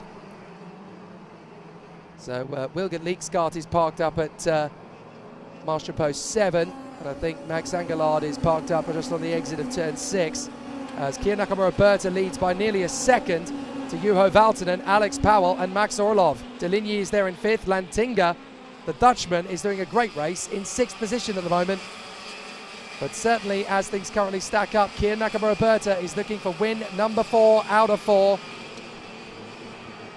Excellent work so far. And now diving up the inside, that is Malo Bollier. He goes for the move on the inside of Kevin Lantinga. So Lantinga trying to hold on to his position now in front of Lucas Samalisto and Oscar Pedersen. Well, Pedersen is there in 8th place. Samalisto is 9th, so it's not as easy a race for Samalisto as it has been previously. And a 9-point score for Samalisto is not good. That's actually going to drop him down to about 7th in the aggregate rankings from what was 2nd. And that's going to make life even easier for Kia Nakamura-Berta. So Samalisto falling back actually gives Nakamura-Berta no pressure at all heading to the final heat this afternoon. All he has to do then, if it stays like this, is finish in the top 8. And he will end up with pole position for the Super Heat tomorrow morning. So Nakamura-Berta, it's almost a guarantee now. And up to the inside, a really strong performance at the moment from Alex Powell as he tries to close up on Juho Valtonen. So they continue in fine style, just working their magic through the apexes. It's definitely going well as the racers continue in perfect fashion. On the inside, Alex Powell diving in on Juho Valtonen. And so Alex Powell takes 2nd position away. The Jamaican is now a second back from Kia Nakamura-Berta, but you know what? He's in 2nd place, so that's not a bad position to be. And certainly from his perspective, this will go very well indeed for him. Max Orlov trying to take on Juho Valtonen up over the top of the crest. Orlov having a look at Valtonen. It won't be into turn 5, but it might be the next corner into turn 6 where he makes his bid. Here he goes on the inside, and Max Orlov gets up into 3rd place behind Alex Powell. So Valtonen and Deligny are lining up an opportunity of their own now. Nakamura-Berta and Alex Powell getting away from the rest of the field as Max Orlov is having to defend rather valiantly. And he appears to be trying to take the Kaz Havercourt stance of leaning into the opposite corner that he's turning. So he leans across the car, Kaz Havercourt fashion, over the top of the crest there, and a very exciting battle for all of the drivers as they continue on. Now Deligny is lining up a move on Juho Valtonen. That will salvage something from this heat over what's already turning into a very tricky weekend. Alex Powell sets the fastest lap of the race as he sets off in pursuit of Kia Nakamura-Berta. Diving on the inside, there goes the move from Enzo Deligny as Kevin Lantinga picks up a warning flag. Not sure what it's for, but he's now down to 11th place. So problems then for Lantinga, and he will see that flag when he comes through at the end of this current lap. But Nakamura-Berta leads the way from Powell in 2nd, then Orlov, Deligny, Valtonen, Bollier, Samalisto, Pedersen, Max Herbst and Kevin Lantinga. From David Walter and Alva Simasvara, Simone Bianco, Rafael Modanese and Oscar Wirtz. So Travis Anuto and Bora running in 16th and 17th, not having a great race of it at the moment, those two. Down into the hairpin, still a good tussle and still a good battle for position. Up and over the top of the crest. Nakamura-Berta ahead of Alex Powell, 51.294 for Alex Powell at the moment. Down into the braking zone, and there is the move from Malo Bollier. He gets past Juho Valtonen. So Valtonen down to P6, I'm afraid. But Malo Bollier will be happy with that. That puts him into the top 5. Got to chase down Powell, Orlov and Deligny. Now Powell is actually chipping away at Kia Nakamura-Berta's lead here. The gap is down to half a second, and he's got 5 laps to do something about Kia Nakamura-Berta. If he can take a 1/10 of a second a lap out of him for the rest of the race, then he's got a chance to take back the lead of this one, Alex Powell. Fastest of all in the 2nd sector. Fastest lap of the race that time by for Alex Powell. So he is chipping away at Nakamura-Berta. He is trying to get there. He knows that he has an opportunity here. So Powell is just chipping away, and he's gone fastest of all in the 1st sector. Again, just to reiterate the point. So Powell charging after Nakamura-Berta. They're not going to have many laps to have this duel. So it's going to be fascinating how it all plays out. We go through the S's, up towards the final couple of corners. But certainly for Nakamura Berta in front of Alex Powell, it'll be a tough race battle all the way through. Off the final corner and up the main straight once again. So Alex Powell now has a chance on Kiya Nakamura Berta. Are we going to see the battle for the victory that we've been waiting for between these two? Alex Powell and Kiya Nakamura Berta. The gap comes down to 0.3 of a second this time. So Alex Powell definitely putting Nakamura Berta under some pressure. Nakamura Berta responds in the first sector. He's 0.03 of a second quicker than Alex Powell. That is next to nothing, as makes no difference. So Powell is still putting everything together with the Japanese driver in front of him. The fastest of all in the first sector now is actually Enzo De Ligny, who goes quicker to close up on his teammate Max Orlov. So he could really do with catching and passing the Paralin in third position. Faster again, Alex Powell in the second sector than Kiya Nakamura Berta. They come off the final turn, and Powell really is giving himself plenty of opportunities to close up on Nakamura Berta now. The gap comes down again to about 1/4 of a second. Powell is all over Nakamura Berta. Now the question is, do you make the move early or do you do it fairly late in the day? Because you've got to hope that Nakamura Berta doesn't suddenly pull out a qualifying lap. He is fractionally quicker in the first sector this time by again. But it's in the second sector where Powell really seems to have a lot of his strength as a driver.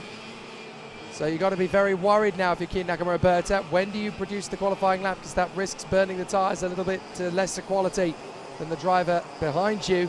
But you obviously have to protect the lead as well. Only 19 thousandths of a second between Nakamura Berta and Alex Powell in the first and second sectors, roughly. So really tough battle out there on the course. There's nothing in it between these two. 0.3 of a second is the gap. But it's so close, so competitive. 2 laps to go, and Alex Powell knows that he's going to need to try something pretty special to break Kiya Nakamura Berta's winning streak.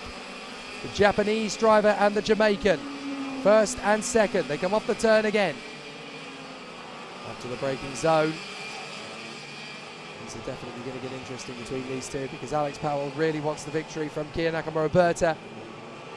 Just tucking in behind him. I think Powell has got a really good run here now on Nakamura Berta. This is up to the Japanese driver to essentially hold Alex Powell at bay for the last lap, and Powell will seek any opportunity that there is out there.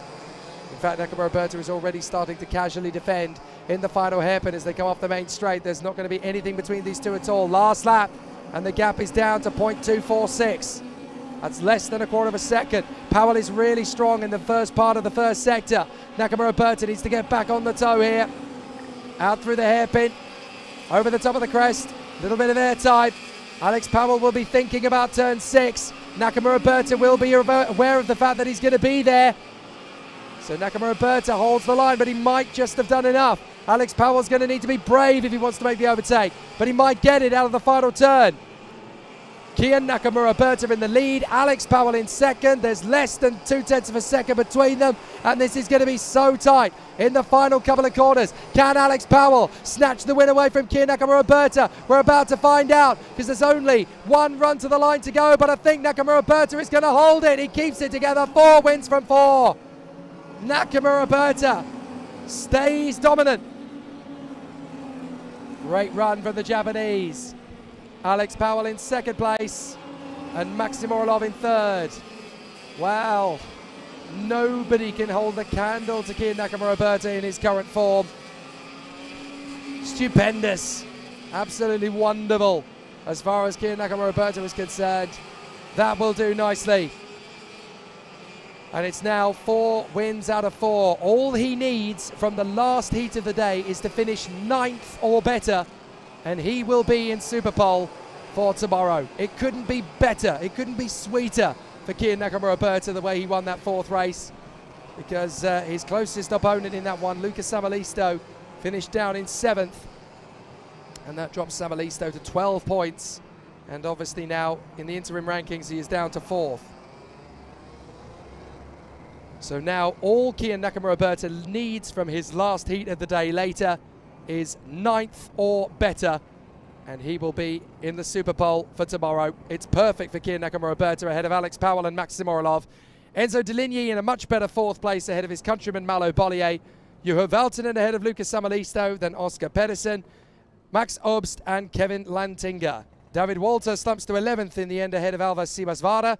Oscar Wirtz fights back beautifully to 13th ahead of Simone Bianco. Rafael Modanese ahead of Lorenzo Travasanuto, Fabian Sturesen and the energy course of Akshay Bora. 19th place for the Lando Norris chassis of Theodor Odmark. Menahert Kroja is ahead of Ruben Eronen. And then we have the 3 retirements from the race. Max Angelard, Christian Bertucka, and on the very first lap we also lost the Swede Wilgot Leek, who retired from the race on the rolling up lap, I do believe. So a fascinating tussle for position in the OK Seniors. All Kia Nakamura-Berta needs from his last heat later is 9th or better, and he will get the Super Pole. He doesn't even need to win the race later. So a fabulous opportunity for Kia Nakamura-Berta to clinch it all from the Super Pole. So now these final races of the day for each driver are going to be the ones that dictate who will be starting from the pole position in the Super Heats tomorrow morning. It will be a fabulous situation for them all as they run in close proximity. But Kia Nakamura-Berta is clearly looking so strong for the victory at this point. So a great performance then. But there is one race to go for Kia Nakamura-Berta. All he needs from the last heat is 9th or better, and he will get the Super Pole, but there is still everything to play for. And Stolchamanis versus Powell, there is a very close battle between those two. They are still in the hunt for a Super Pole each as well, don't forget. 9 points and 10 points for the two of them, so it's almost done and dusted for Kia Nakamura-Berta, but we've seen this time and time again. He still has one race to go, and anything can happen in that last race. But if he finishes 9th or better in the 5th heat later, then he will be in pole. So it's very, very tricky. So now the attention turns to the OK Juniors, and it is definitely time to clinch a Super Pole or two, because it's definitely getting very close between those few drivers at the top end of the field. And there's 3 races to go in OK Junior. These are the races that will seal the deal. But it's very close indeed as we get ourselves ready for that. So to prepare us for it, let's hear from one of the drivers who is making a good name for himself in the juniors in the second half of this season. For the Kart Republic Motorsport team, it is the German talent, Taim Saleh. Was pretty nice, pretty fun. I've never had this type of racing, I only used to drive in Germany. Also Mini, never in international racing in FIA. Probably the FIA Karting Championships in Portimao was pretty tough because I was driving the front, and in the front is a new level than the back. The back isn't that challenging, that hard, but the front is very challenging. You have to focus more, do everything, and if you end up being first, you have to be focused, can't be nervous, have to stay focused. Probably the speed, more speed, the jump on the circuit is pretty fun. It's like a roller coaster. The track goes up, down. Yeah, it's pretty fun. It's difficult, it's not easy, because if you test a whole week in wet and it suddenly changes to dry, it's pretty hard to adapt to it, and then you have to first find the right setup and adapt, and yeah. You have to drive more calm to not overheat the tire, don't over push on the braking points. You have to find the right pressure, and that's it. At the beginning of the year, I didn't expect that. I was expecting top 10, but in the beginning I was always top 20, but now it's expecting it in top 5. It's good results, it's fun. He's made fantastic progress this season, has Taim Saleh, and it's really good to hear him talking confidently about his prospects ahead of the weekend. But you've got to remember as well, he makes a very good point there that a lot of these drivers will have come into the weekend. They obviously had a race meeting a couple of weeks ago in the CIK classes on this circuit, and it was absolutely sodden for most of the weekend. We had rain to contend with, and obviously in the build-up to this weekend as well, on Thursday it was pretty much torrential downpour throughout and very wet in the morning yesterday. So now they've come into Saturday and it's bone dry and it's hot. So a lot of the data they've collected has actually become irrelevant coming into the day. So that means now that they're really going to be pressurizing themselves to find the right tire pressures, to look after the monitor the engine temperatures, the water temperature. Everything is second guessing now because the all of the testing, all of the practice they've done is kind of obsolete now. The last race of the day then for these drivers: Kirill Kutskov, Lewis Werrell, Max Verbrugge and Nicolas Roos, Tiziano Monza and Lucas Flusha from Martin Molnar and Kirill Ditiev, René Lammers and Taim Saleh from Aaron Garcia and Romeo Haag, Andres Cardenas and Elliot Kaczynski, Zach Drummond and Len Nige from Harry Teugeson and Ivo Besterda, Alvin Ekberg, Giacomo Pedrini, Lico Lanalati, Philip Engbach, Anton Soderholm and the Indian talent Aryaman Bansal. So there are 3 OK Junior races to go, but for the 24 drivers in this race, this is their last race of the day and their last chance to get a decent starting position on the grid for the Superheat later. And as far as I can tell, there's only going to be one driver that is going to be unlucky not to start the Superheats in the OK Junior category, because there are 73 entrants and only 72 drivers will start a Superheat, so one driver is going to be left plumb out of luck. And it's not altogether clear who it's going to be at the moment. Based on the DNF from earlier on and a couple of last position finishes, I think there is a chance that might end up being the Indian talent Aryaman Bansal, but it's not done yet. So they obviously have to consider how tight it's going to be from here on out. Certainly at the moment, the 2 drivers that are the favourite to get Superpole are Guillaume Bouzard, who has 4 points, and Anatoly Kavalkin, who only has 2. So he is leading the rankings at the moment, and they just need to stay consistent. But Lewis Werrell, who starts second on the grid for this one, is on 5 points. Now, if he gets another victory and things go awry for Kavalkin and Bouzard, then Lewis Werrell could still get himself into pole position for one of the Superheats. He's got to be very careful how he goes about it, but if he can balance his car through the final race and if he can get himself into a very stunning position, then there's every chance that he could take a victory once again here. We've obviously got to work very hard, but that's something that Lewis Werrell has got very good at recently. So the drivers will come off the final turn. They're in the 2 tram lines. Kutskov in the pole, Werrell in second. Could be a very interesting race, this one. Here we go! And a great start from Lewis Werrell. Oh, perfect into first corner. From second on the grid, he goes into the lead. What a start from Lewis Werrell. Problems in the middle of the pack. Couple of drivers going off the road, but they managed to get going again. But that is the ultimate start. From second on the grid for Werrell, he out-drags Kutskov to the first corner, sweeps across him and takes the lead. You can't get better than that. Amazing from Werrell, and that has put him into the lead with a chance to get potentially a pole position for the Superheat. They're mixing it up just behind the top 3. That's Tiziano Monza getting through on the 2-1-4 of Max Verbrugge, and then another overtaking move a little bit behind that. That is the 2-6-6 coming forward. That's Aaron Garcia, the Spaniard. So Garcia making an overtaking move of his own there to get past the Hungarian Martin Molnar in the energy course. So some great battles in the opening lap. But there is more where that came from, over the top of the crest, and Werrell leads from Kutskov and Roos, who are a bit shell-shocked after that start. Down in second and third position now. Garcia battling away with Molnar. There's an investigation flag into Lewis Werrell. Oh my goodness. Now they have decided to investigate whether Lewis Werrell jumped the start. Now if he did, then there's going to be a penalty.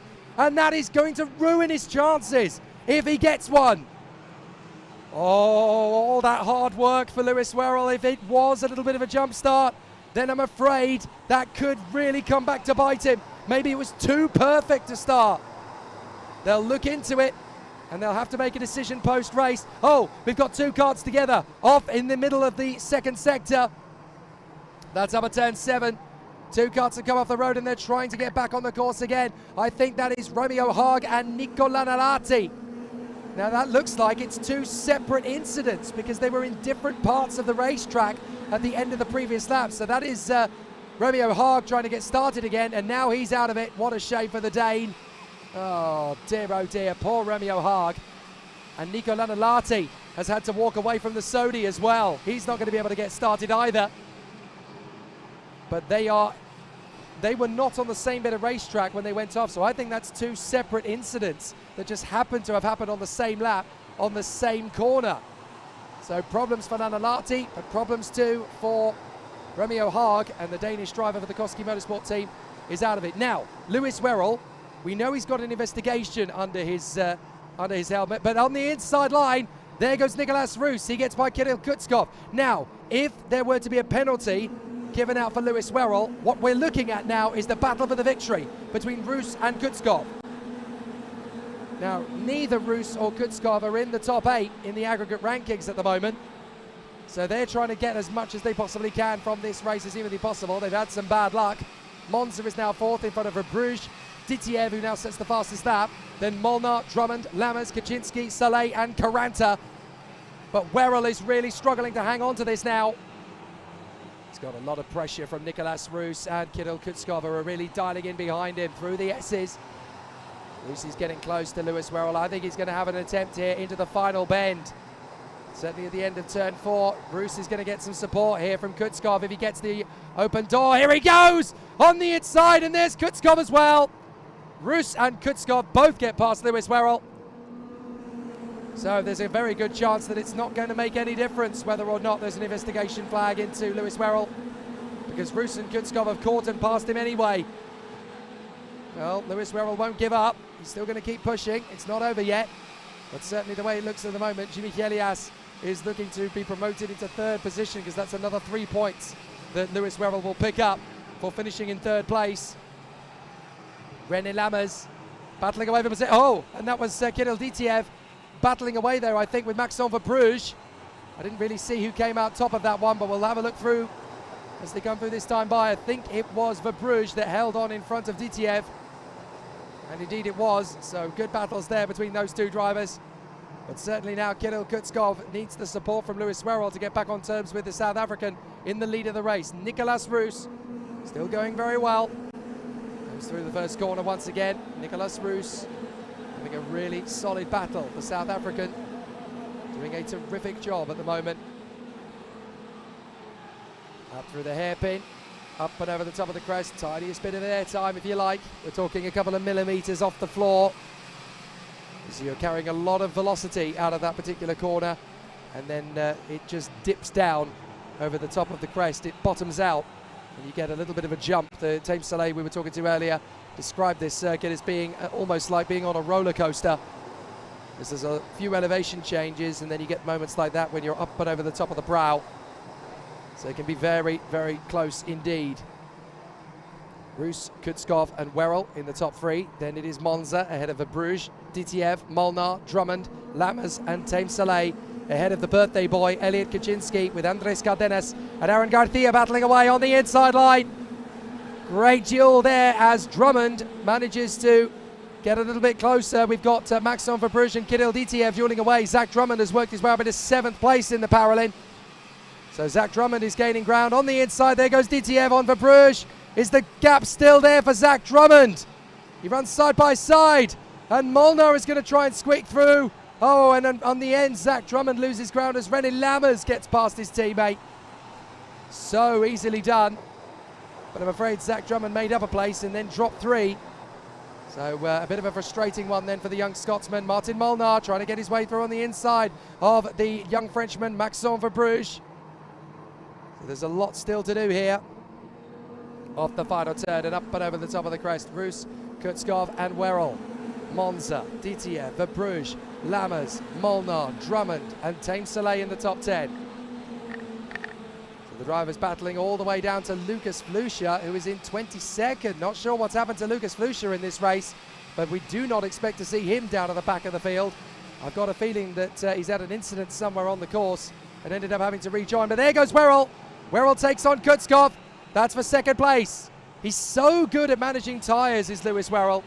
This is where he's able to get himself back into contention in the latter stages of the race. We've seen this happen in 2022 time and time again with Lewis Werrell. He is such a manager of those tyres.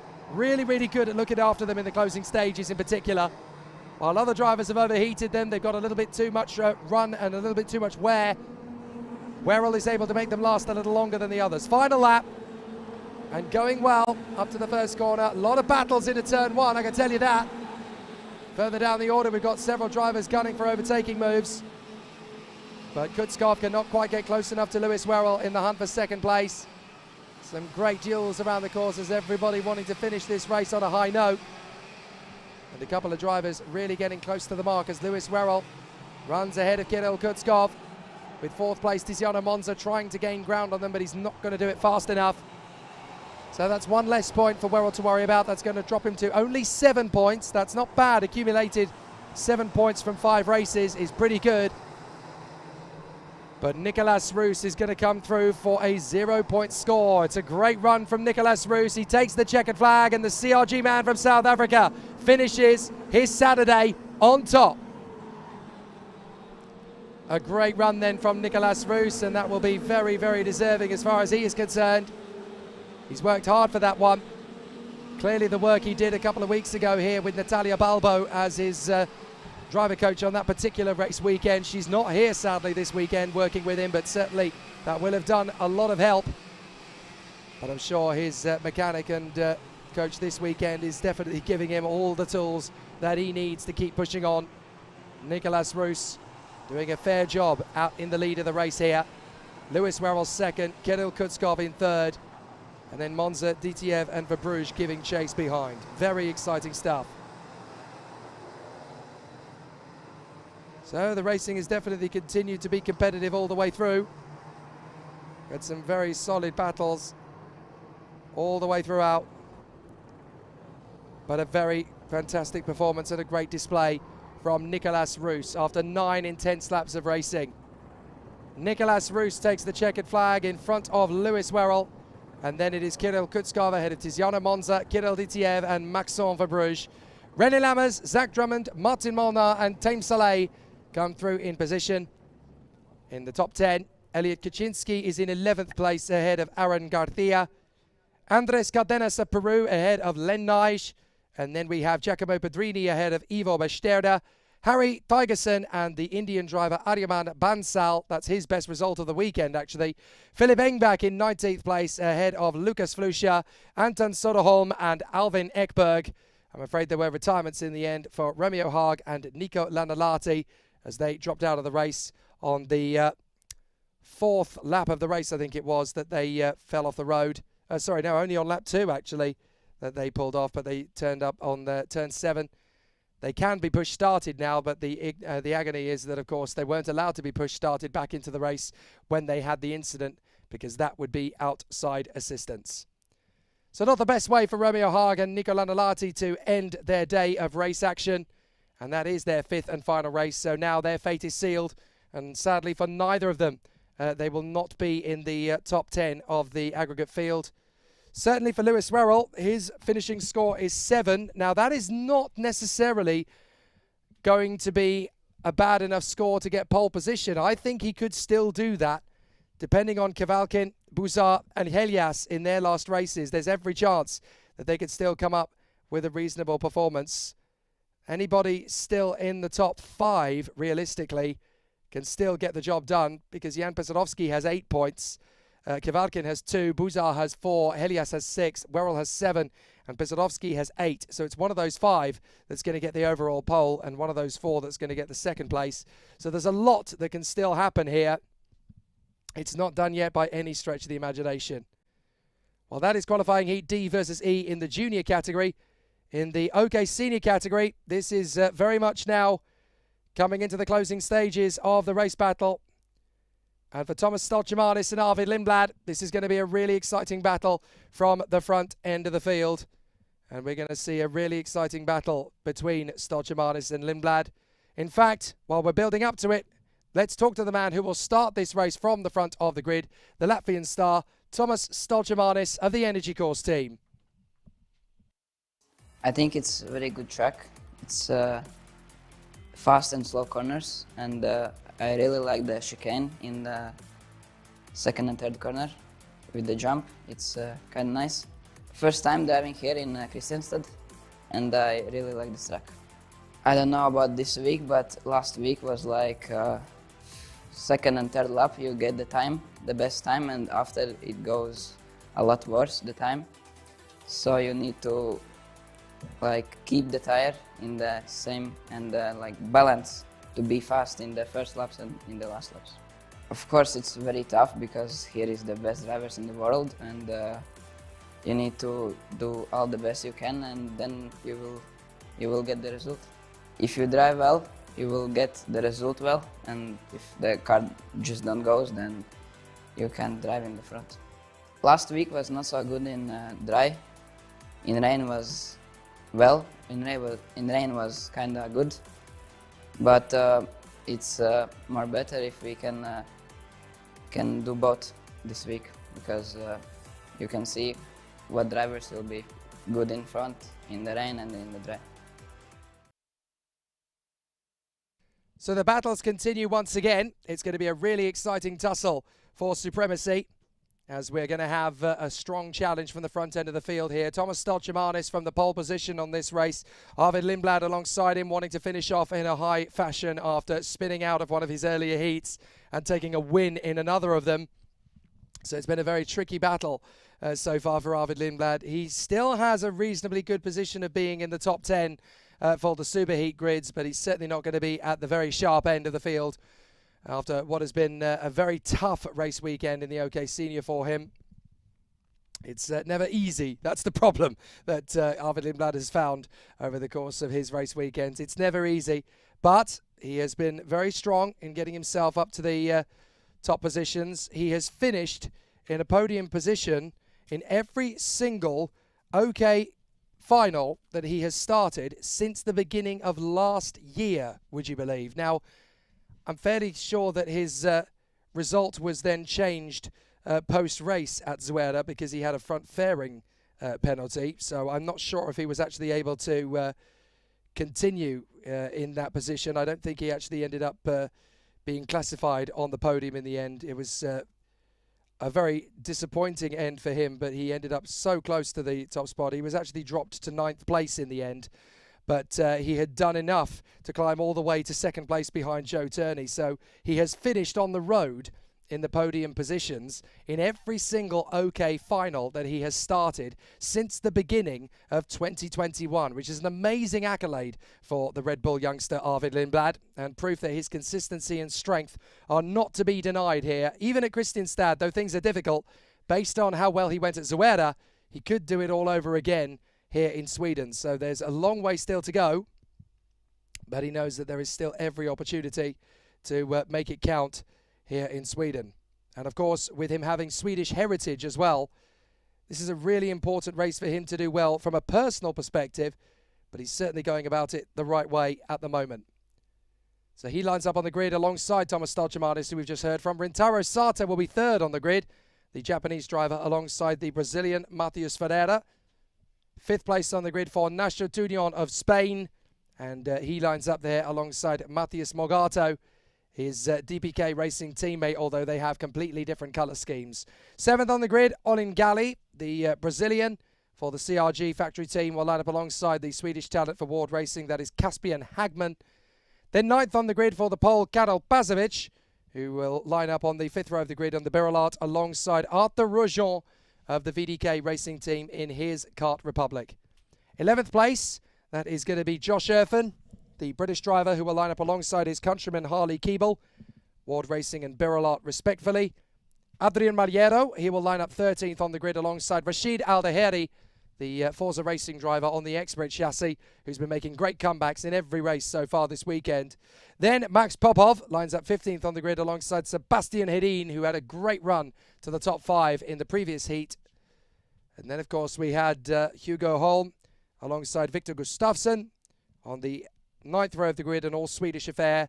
The 10th row will see the British driver Ellis Stevens line up alongside the very highly rated Sri Lankan Yavan David, who's been on the comeback drive all the way through this very exciting weekend. And then 21st on the grid is Arda Tupinen, the Finnish driver, making great progress.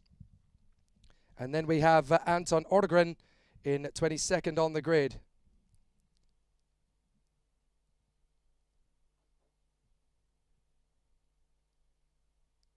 So a very exciting battle. and still to come. But these are the last 3 races of the weekend for the OKs before we get to the superheats.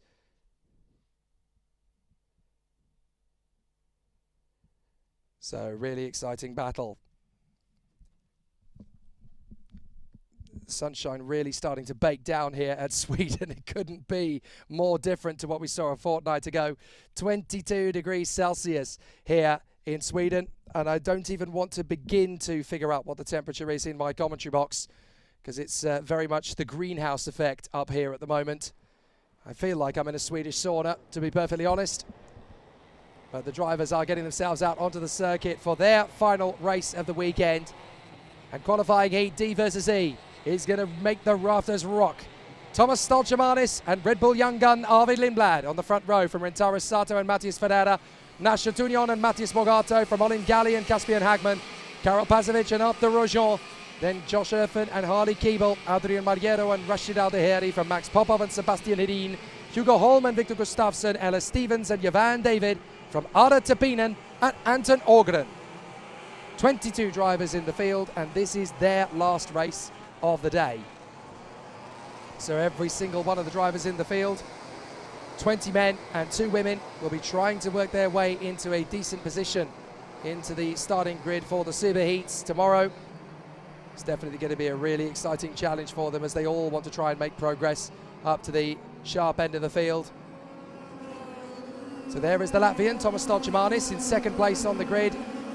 It is a very talented superstar, the Red Bull junior Arvid Lindblad, who has not failed to finish in the top 3 positions in any of the OK finals he has started since the beginning of 2021. And the Red Bull junior, who has an awful lot of support, not the least of whom is Helmut Marko himself. He's been very impressed with what Arvid has been doing since he came back from injury.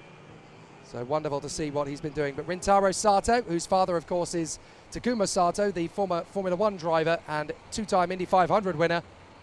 Rintaro Sato starts from 3rd on the grid this time, tucked up behind the Latvian Thomas Stolchemanis in the energy course. So this could be a really strong race battle for those two. Matthias Ferreira, of course, the Brazilian for the Alpine Academy in the Alpine F1 colours in kart number 101. He's there in 4th position on the grid, so anything's possible from there. So I'll have to see what he can produce from this race as well. Lots of exceptional talent. And a very interesting battle all the way through.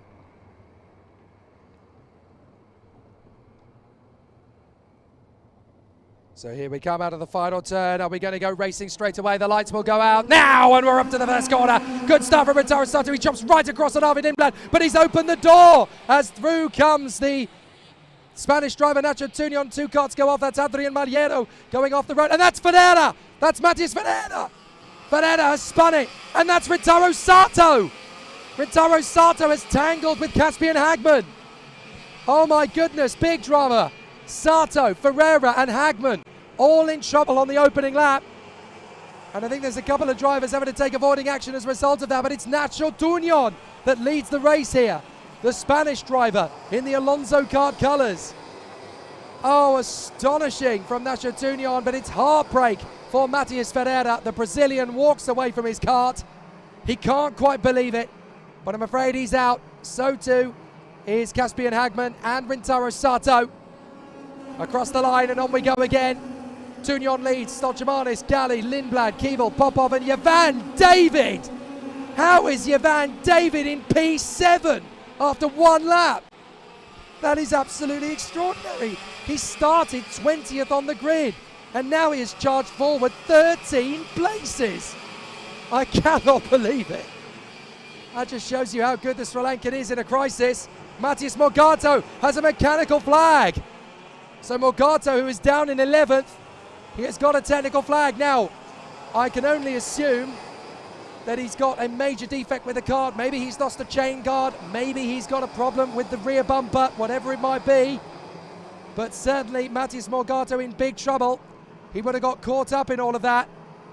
So we're going to have to double check it as he comes through. But the technical flag is being shown to him on the main straight. I want to have a look at Morgato's kart when he comes through. Yes, it's a problem with the rear bumper. It's tangled up in the rear wheel, I'm afraid. So that is a safety hazard, which is why he's going to come into the pits to repair it. Well, Mattis Morgado, that's a real shame. He actually won the final the last time the CIK classes came to race at Kristianstad. But now on the inside, that's Lindblad. He's in recovery mode. He gets back in on Stolchamanis. Now watch him as he closes back up on Nacho Tunion. He's going to try and go after the Fernando Alonso driver up in front of him. Nacho Tunion in the Alonso car. But Arvid Lindblad, who has the seal of approval from the likes of Helmut Marko in the Red Bull fold. I doubt it'll be long before Christian Horner keeps one eye on him as well. This kid is absolutely gold dust. Down the main straight, out across the line, into turn one. Arvid Lindblad closing in on Nacho Tunion. Tunion making a terrific start from 5th on the grid, managing to charge his way through to the lead quite early. Lindblad in 2nd, Stolchamanis in 3rd, then Gali, Keeble, Popov and Ivan David. There he is in 7th place. That is one heck of a comeback from the Sri Lankan. Certainly the most successful driver from Sri Lanka in international motorsport that we have ever seen. And there he is up in 7th place. He did all of that in one lap from 20th place to P7. Behind him, you've got Victor Gustafsson now in 8th ahead of Sebastian Hedin and Hugo Holm. Mattis Morgado has had to bring his kart into the pits to retire, so that is exactly what he's done. So now there are only 18 karts still running this race, and the last of those is Josh Erfen, who had to take avoiding action on the opening lap. Lindblad closing right up on Nacho Tunion. It's not going to do him much percentage to stay behind him for too long. So at the first possible opportunity into turn 6, I would have imagined Arvid Lindblad is going to take the opportunity. Closes up on Nacho Tunion into turn 5. The next one is the ultimate overtaking chance. Wait for it, here we go. Superb. Clinical, determined, disciplined, no questions asked, no hesitation, and no commitment needed. Just perfect overtaking move there in front of Nacho Tunion. And I think Stolchamanis is going to try a similar move into the final bend. He's certainly lining up Tunion for an opportunity. Closing up, he's not quite tight enough yet to get the energy course into 2nd place. But certainly Lindblad is now your leader. Tunion 2nd, Stolchamanis 3rd. Stolchamanis is really closing up on Tunion. He wants to get his overtaking move done as well. And I have a feeling in very similar vein to Lindblad, he's not going to wait around. Up to the hairpin at 4. I think he'll do exactly the same move in exactly the same place. Up and over the crest to turn 5. Not quite close enough to throw it in, but you can see how close he's getting. Up towards turn 6. This is where he's going to make his move on the inside. Lovely move from Stolchamanis. Textbook. Just as clinical, just as disciplined, just as perfect. So into 2nd place goes the Latvian, and now Olin Gali is looking to compound Nacho Tunion's woes even more, because now the Brazilian is looking to go after the Alonso kart driver. Unfortunately, Tunion is very quick over this circuit in one lap, but in race pace, the tyres really are tricky to manage in this Alonso kart, and he just doesn't seem to have the raw race pace yet. 5th place is Keeble. He's got a good chance of something. 6th is Popov. There is Ivan David, who's kind of in no man's land now in 7th place. Everybody else has dropped back behind him a little way. But Lindblad is your leader. Stolchamanis 2nd. Then Tunion, Gali, Keeble, Popov and Ivan David. So some really good performances so far through the field here as Arvid Lindblad opens up the taps a bit and completes lap 6 with the fastest lap of 51.289. So they've got 7 laps to go, including this one. Lindblad out in front of Stolchamanis, Tunion, Gali, Keeble and Popov. Now it's taking a bit longer for Olin Gali to close up on Nacho Tunion, which would suggest that we're probably going to see Lindblad and Stolchamanis stretch away out front a little bit. Tunion trying to get himself back together in terms of the rhythm, but Olin Gali in the CRG just doesn't seem to have the race-winning pace. He might be able to get one over on Tunion towards the latter stages of this heat, but certainly Arvid Lindblad, who is quickly becoming the next Max Verstappen as far as in the way of the fact that he has Red Bull backing, and he has made a very impressive impact in both the Senior OK and Senior KZ 2 competitions in one season. Certainly looking like the brightest star in the Red Bull fold for a long time in the FIA Karting scene. Side by side, that's Ella Stevens losing ground there to the fast recovering Josh Erfen. Erfen is now going to try and take on Adrian Mariero as well, as they both dealt with Anton Ogren. So racing battles everywhere you look, not just at the front, but also in the mid-pack and in the lower rankings as well. A very solid day at the office, though, for Arvid Lindblad, despite the spin in one of his earlier heats. Ella Stevens picking up the warning flag there. So I'm not entirely sure what that was for. I didn't see anything untoward. But Olin Galli certainly trying now to not only take on Nacho Tunion up front, but also try and shake off the attentions of Harley Keeble in 5th position. So really close battle. But for Thomas Stoltjemanis, this is not what he wanted. He didn't want to be in 2nd place here, because there's a genuine chance that Stoltjemanis may lose a chance of a pole position in the superheats here. He needs to get past Arvid Lindblad to seal it, because that's the only way he can do that. If Stoltjemanis can catch and pass Arvid Lindblad, then he will be guaranteed a pole position in one of the superheats, because he will not drop lower than 2nd place if he manages to get through into position, because obviously all of the other opponents around him are going to have more points than him, so there's no way they can come back into it. So Stoltjemanis could really do with catching and passing Lindblad with 4 laps to go. Otherwise, he will fall behind Alex Powell, and then it's the Jamaican who is the best placed to take a super pole position for the superheat. Well, certainly Harley Keeble hasn't given up hopes on 4th place. Olin Galli is in front of him. And it's really turning into a very exciting battle for all of the drivers out there. There is the battle further back. Galli versus Keeble. Max Popov is not far away. Then Jovan David, who's got a big gap back to Victor Gustafsson in 8th place, who is battling away at the moment with Arthur Roujon and Hugo Holm. So Lindblad and Stoltjemanis. Then it is Tunion, Galli, Keeble, Popov. There's Jovan David in the Forza. 20th on the grid, 7th in the race, and he did all of that on lap 1. It's going to be a bit of a frustrating race, really, for the Sri Lankan, because if he'd have made just the tiniest bit more ground on the opening lap, then he'd be up with the top 6, fighting them for positions. So very tricky. And a really exciting battle.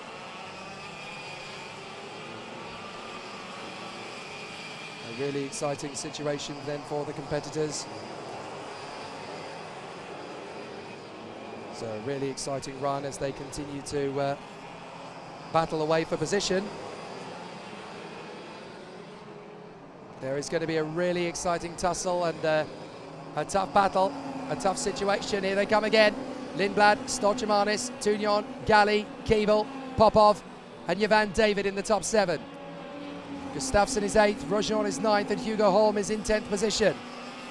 Rashid Aldeheri, 11th from Sebastian Hedin, Karel Pazovic and Arda Topinen. So Arvid Lindblad sets another fastest lap. That really puts the hammer blow on Thomas Stoltjemanis, closing up on him. Stoltjemanis is doing everything he can.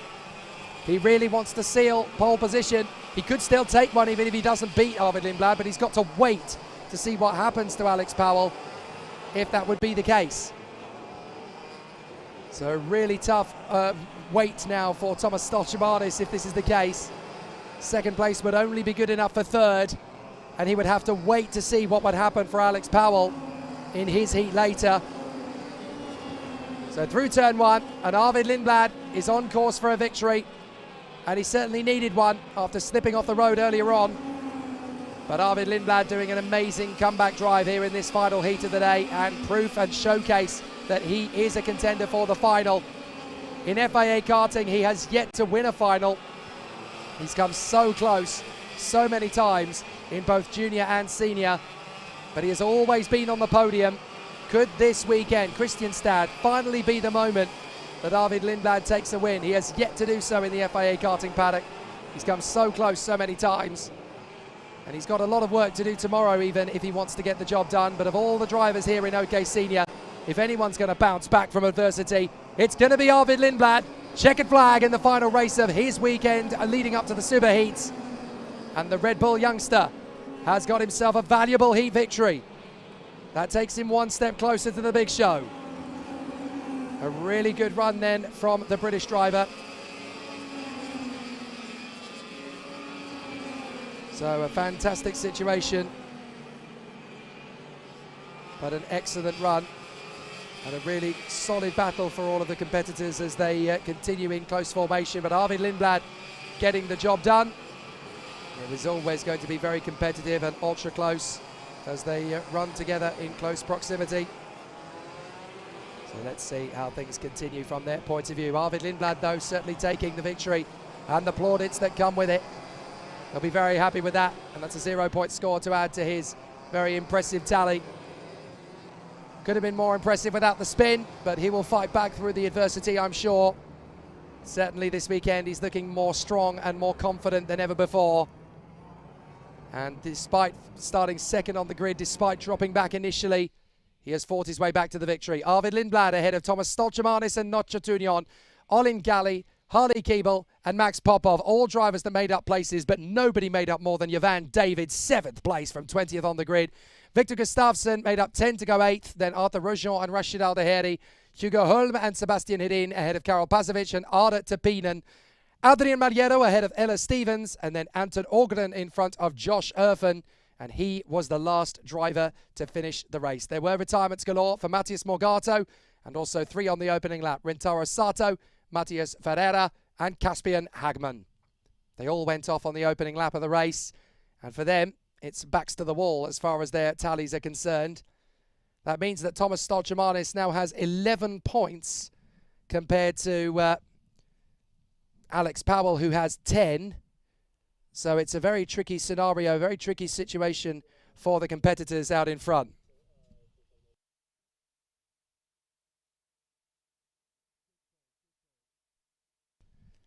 So, obviously, the drivers have worked incredibly hard in qualifying Heat D versus E. Arvid Lindblad taking the win in front of Thomas Stoltemanis and Nacho Tunion.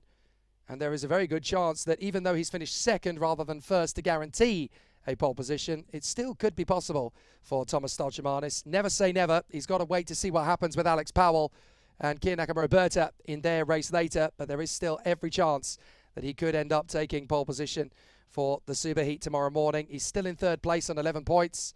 And if Powell finishes second or lower, then it will be done.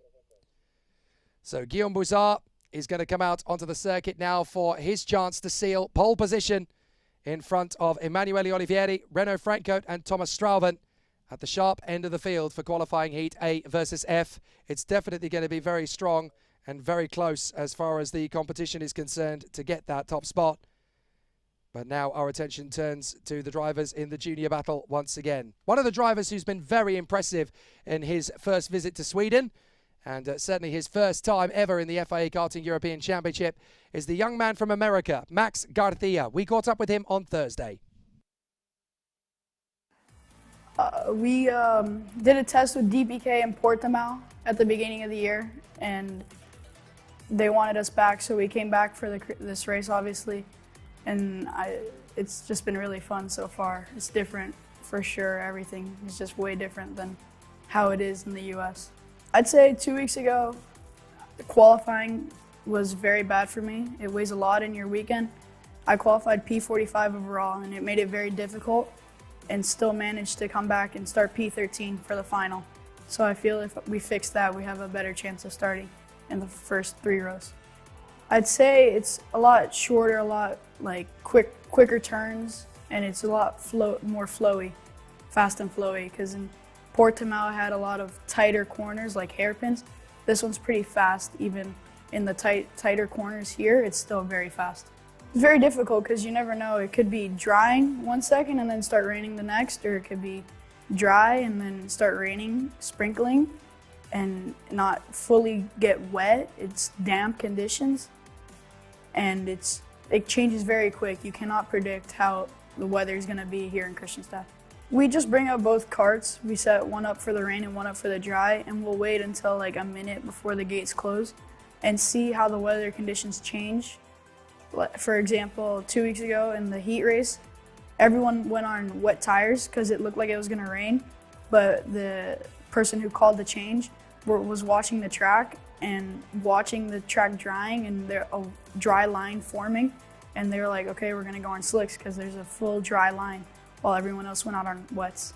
I don't really have any expectations. I just wanted to have fun. I came over here because I earned it, and it was just a fun experience, and I hope to cap it off with even more success. A very impressive young talent that has come to the European Championship for the very first time this weekend, and he's proven himself to have great raw speed.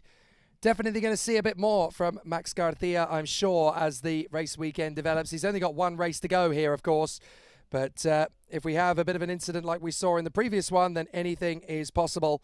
And certainly starting the races from the 10th row of the grid each time. It's not quite as impressive as he was a couple of weeks ago, but I should point out that the last time the CIK classes came to Kristianstad, he was able to roll the dice on a tyre gamble. Everybody was on wet tyres. He was on slicks, and he came through to dominate the race in fantastic fashion. Not bad at all for a new boy, and certainly proof that he is a talent we need to keep an eye on in the days to come. And hopefully he'll be there as well for the season finale at Franciacorta in Italy, because it's a really impressive young talent that the DPK racing team have found from the United States. Now, this is time to settle a pole position, because if Guillaume Bouzard can win this heat, then he is guaranteed to start from pole position for at least one of the super heats tomorrow. So for Guillaume Bouzard, it really is game time. He lines up on the pole position alongside Emanuele Olivieri, Renaud Franco and Thomas Strauven, then Jan Bezadovski and Jules Caranta, William Go and Stepan Antonov, Adam Hideg and Marcus Seita, Tobias Clausen and Jensen Burnett, Kian Fardin and Sandro Perez, Augustin Sepulveda and Marcel Kaspricki from Harry Arnett and Matthias Orduela, Dante Vinci and Max Garcia from Victor Brand Smith and Chi Newman, Mario Giamononito, Zoe Florescu and Dominikas Guobis finish off the grid. 25 drivers, and this is their last heat of the weekend. Super Heats tomorrow is obviously going to be the next race they will take part in after this one. And only 72 of the 73 will progress through to the Super Heats. So obviously one driver is going to be left plumb out of luck, unfortunately, after the races today. But it's still not entirely sure who it's going to be. Now for the Luxembourger, Guillaume Bouzard in pole position. If he stays there, then he is guaranteed to be pole position for one of the super heats. So a really exciting battle.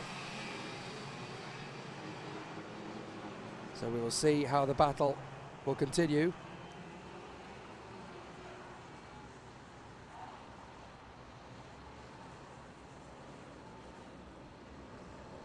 So a really exciting tussle once again for the drivers, as Guillaume Bouzard and Emanuele Olivieri will go from the front of the grid. The Koski Motorsport and the IPK Formula K Praga. Renaud Franco, third position on the grid for Birolart. Thomas Strauven for Ricky Flynn Motorsport in fourth place. Jan Bezadovski in the Tony Kart. And then Jules Caranta in the Energy Course. What a diverse mix of drivers that is in the top six. From all over the four corners of Europe. And they will battle away for position. Then William Go for Forza Racing in seventh place. Now Guillaume Bouzard's looking a little bit hectic here. There we go. False start. They were a little bit too keen, Bouzard and Olivieri. And as a result, the start was not particularly formed. So they've got to wait until they are in formation, a little bit easier for that one.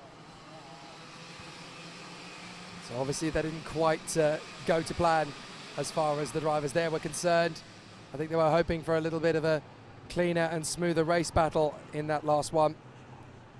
But certainly it was pretty tricky to negotiate on that particular side of things. So a very tricky race still to come, but there is a lot more still to play out over the course of the last few races here.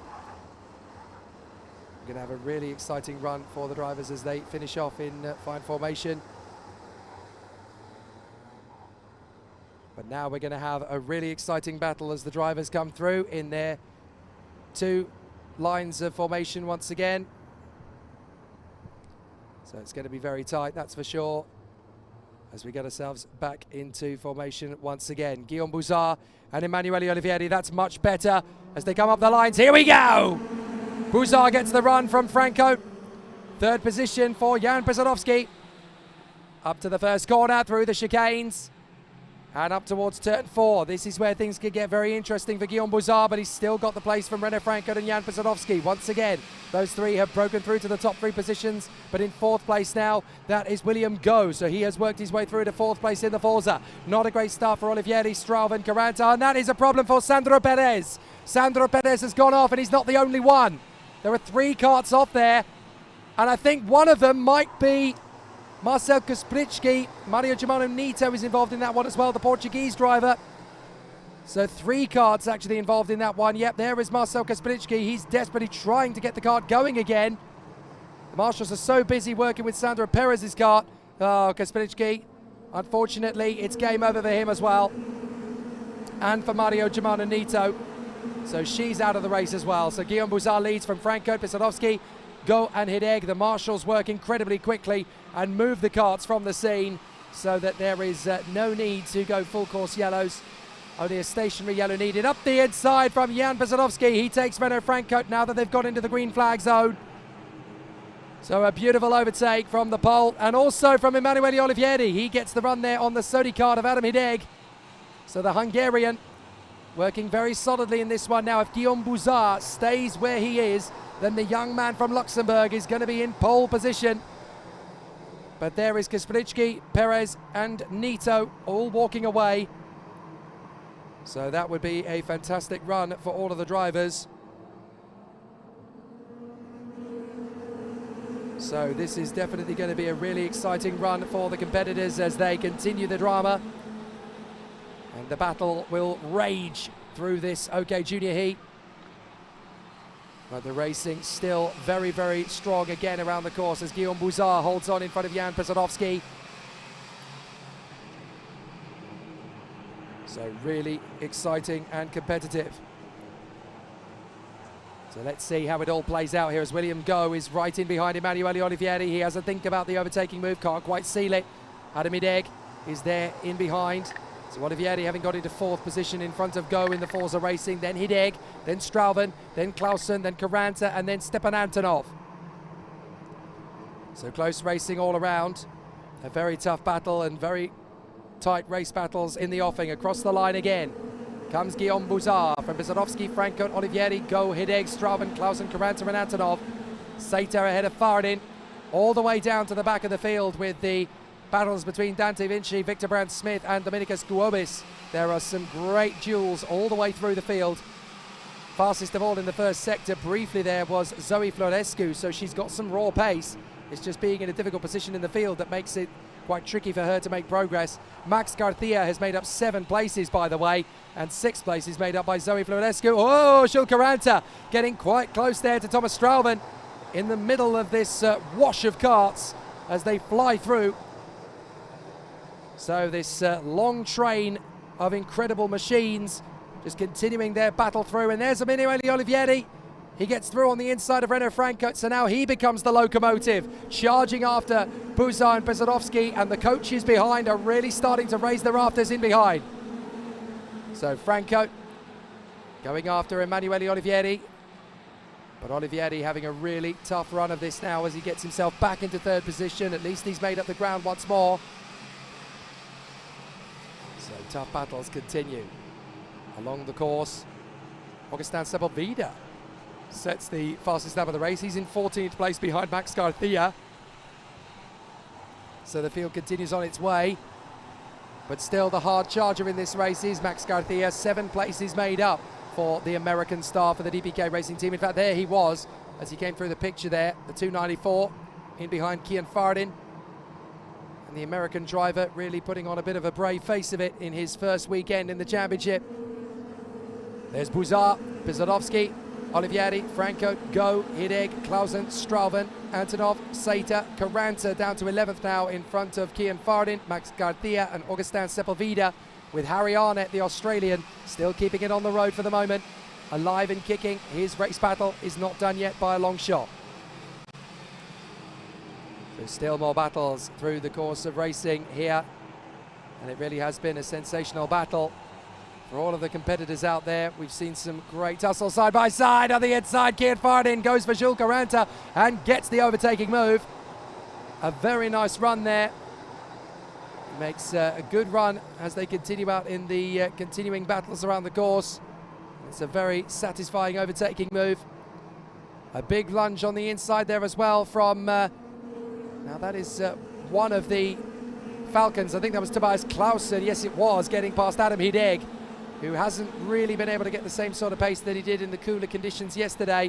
And we've got a slow kart on the main straight. That is the 251. That is Matias Orjuela. The Colombian Matias Orjuela is cruising down the main straight. He's got problems as he goes through turn 1. There he is, Matias Orjuela. And I think he's going to be making his way to the pit lane to retire as up comes Strauven. He gets through on Adam Hideg. So a little bit of a charge forward now from the Belgian. The Hungarian has to wait in position while Orjuela is getting himself back up to speed, but I don't think it's working too well for him. That's a real shame for Matthias Orjuela, as he does not deserve to be at the back of the field. He's having a miserable day at the races here.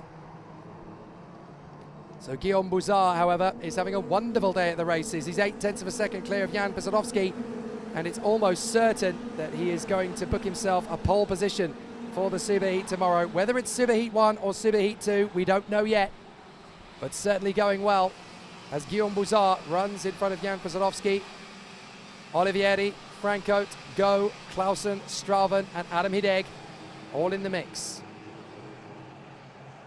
So they come through and battle in position. That's a long shot of an overtaking move there from Marcus Seita, but the Norwegian dives in on Adam Hideg and makes the overtaking move stick. That was really committed from Marcus Seita, as Matthias Orjuela brings the Paralin into the pits to retire. That is a real shame.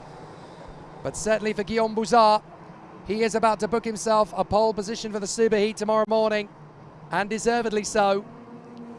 It's been a really good run for the Luxembourger up to this point. The final lap begins then for Guillaume Bouzard, and he looks really comfortable, really confident in this one. But it's certainly looking very strong indeed. All Guillaume Bouzard needed was first or second in this last race of the day for him to get himself into pole position. But now, with the victory very much nailed on in front of Jan Pesadovski, he stays where he is, and he will get pole position for at least one of the Superheats. We don't know yet whether it's going to be one or two. That's up to Anatoly Kevalkin. But with 4 points accumulated, there's no way that Guillaume Bouzard won't be a pole position sitter, because he'll be a minimum of second place. With 4 points accumulated, only one driver has less, and that is Kevalkin. So here comes Guillaume Bouzard. He guarantees a minimum of second place in the rankings, takes the victory, and he will be pole position for one of the two Superheats tomorrow. Guillaume Bouzard, just as he was in qualifying yesterday, on the top spot once again here today in Kristianstad. And he is guaranteed, the young Luxembourger, to be in pole position for one of tomorrow's Superheats. Great work from the Koski Motorsport driver.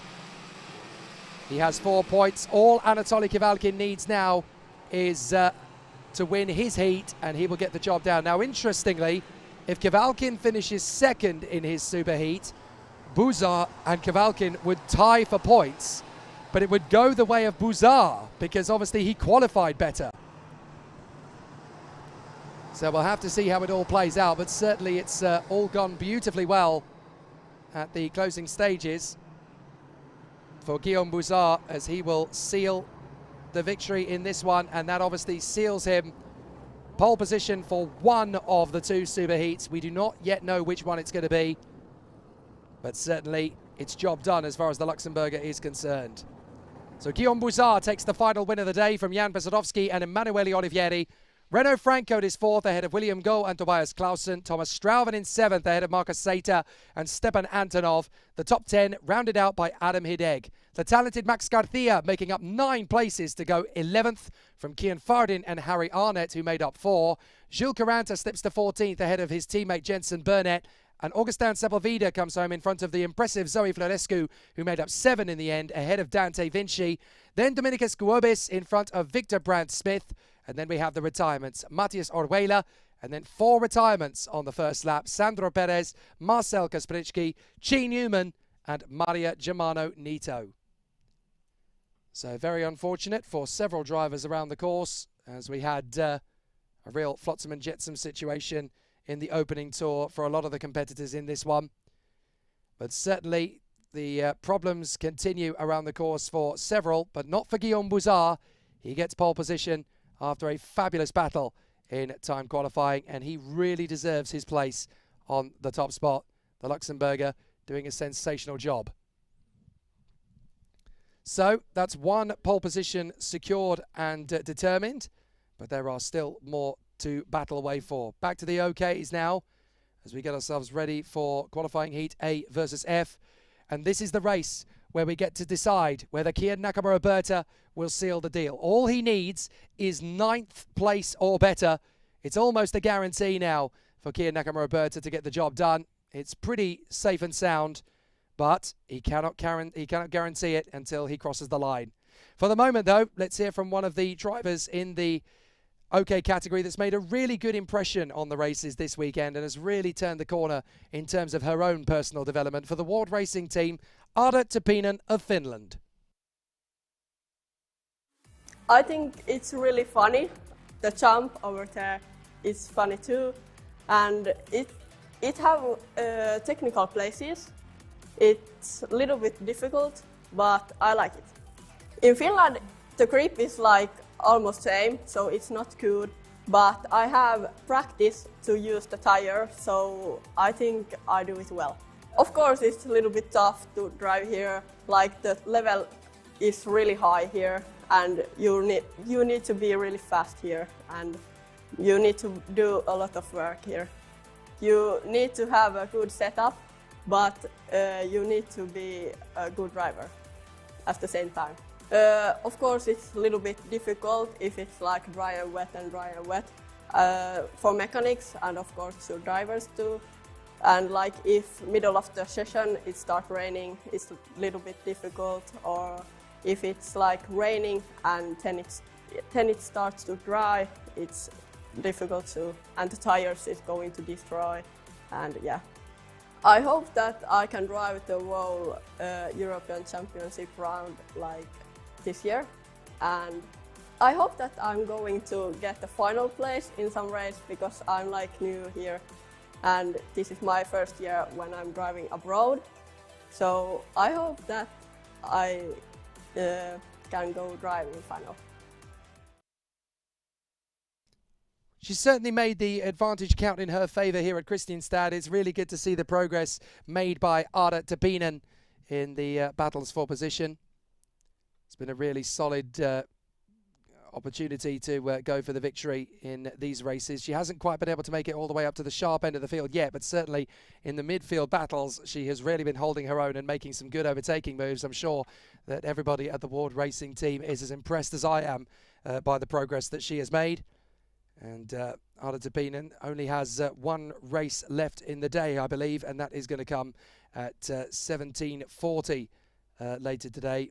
Oh, my apologies. No, she has already finished her last race of the day. She did that at 4:20 local time. She managed to come through for a very impressive 14th position after the action of it. Now, I have been told that there has been a change to the rankings in one of the races. Arvid Lindblad has been given a 5-second penalty. Now, I think that is based on a front fairing that was loose for Arvid Lindblad. No wonder he got himself into the lead of the race and tried to pull away.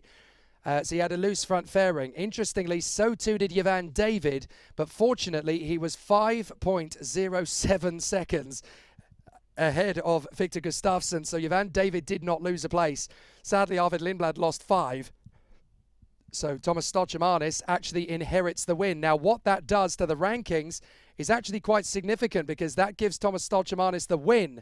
And that means that with Lindblad taking the penalty and Stochamanis taking the win, the Latvian is now guaranteed to be in pole position, because Alex Powell, even if he wins his race, he cannot beat his own score. So incredible from Thomas Stochamanis. He is now actually guaranteed a pole position. So a fascinating turn of events here, as the last few battles are obviously being waged out on the course. But yeah, it's a bit of a change to the marks, that's for sure, as Thomas Stochamanis gets himself in position.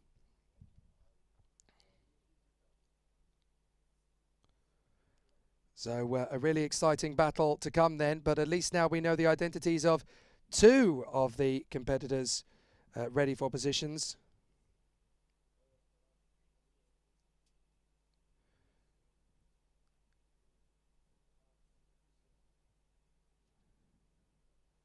So now the competitors are getting themselves ready for the next battle out on the circuit, and as I mentioned already, this is obviously a really close battle coming up for the competitors in the OK Senior competition. But with Arvid Lindblad taking a front-fairing penalty for the win in his last heat, he drops to 6th position. Thomas Stochamanis inherits the win, and 0 points are added to his score. So that means, of course, that Tomas Stoltemanis is now going to inherit a pole position in the Superpole. Really significant for him. So the Latvian is now guaranteed to be in Superpole at least 2, possibly 1, depending on what happens to Nakamura-Berta in this race.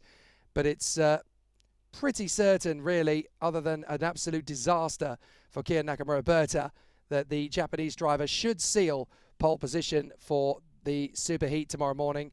All Nakamura-Berta needs now is 9th or better, and he will get the job done. So he doesn't even have to win the race here, just needs to get through the first quarter in first position and keep himself to himself. He can even let a few drivers go, but as long as he doesn't finish 10th place or lower, then he is going to get the job done.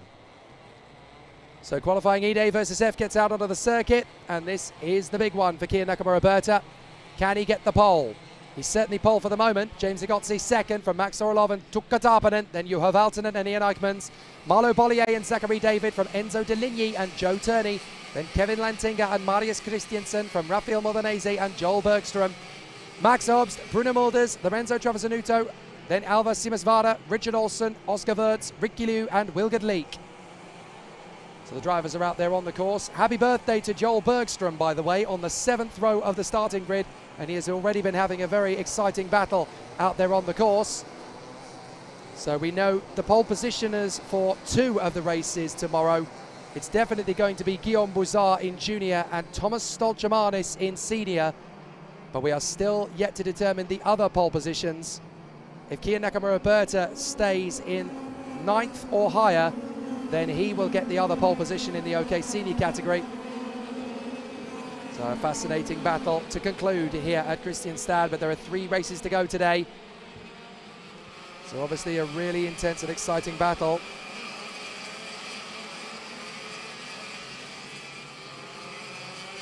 So a really interesting battle and fantastic battles. So it really will be a fantastic run. So let's see how it's all going to play out here. Kiya Nakamura-Berta and James Igotzi running on the front row of the starting grid. Maxim Orlov and Tukka Tarpanen from Juha Valtonen and Ian Eichmans, and then Marlo Bollier and Zachary David from Enzo Deligny and Joe Turney. Kevin Lantinga and Marius Christiansen from Rafael Modanese and Joel Bergström. Max Obst and Bruno Mulders from Lorenzo Travasanuto and Rasmus Andersson. Then Alva Simasvara and Richard Olsen. Oscar Wirtz, Ricky Liu and Wilgard Leek. All of the drivers are now ready to complete 13 laps of the exciting battle upon us. And we will see an absolutely terrific run and an exceptional battle for all of the competitors.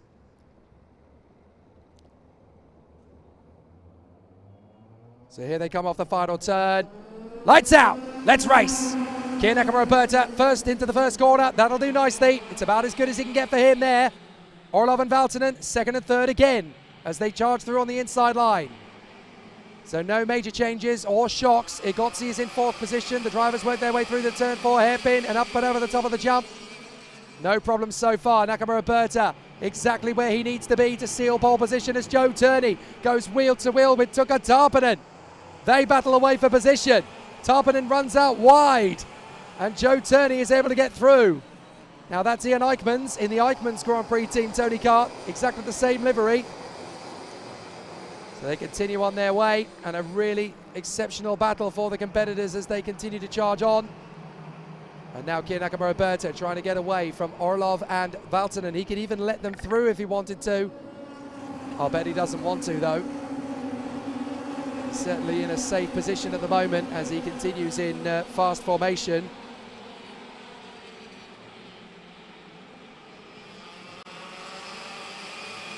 So now they come through on the 2nd lap of racing. They're going to have a really exciting run for the competitors as they run in formation. Up to the inside line, and there is Juha Valtonen. Valtonen gets his run on the inside of Max Orlov. A really strong battle and a great challenge from the competitors so far, as we have a really strong run as the competitors continue on their way. The 110 going full guns blazing from Juha Valtonen. Max Orlov in 3rd position as they continue in close proximity. An interesting battle coming through. 107 for James Igotzi in 4th place in behind Max Orlov. They come up the crest and over the top of the brow. Flat on the throttle through turn 1.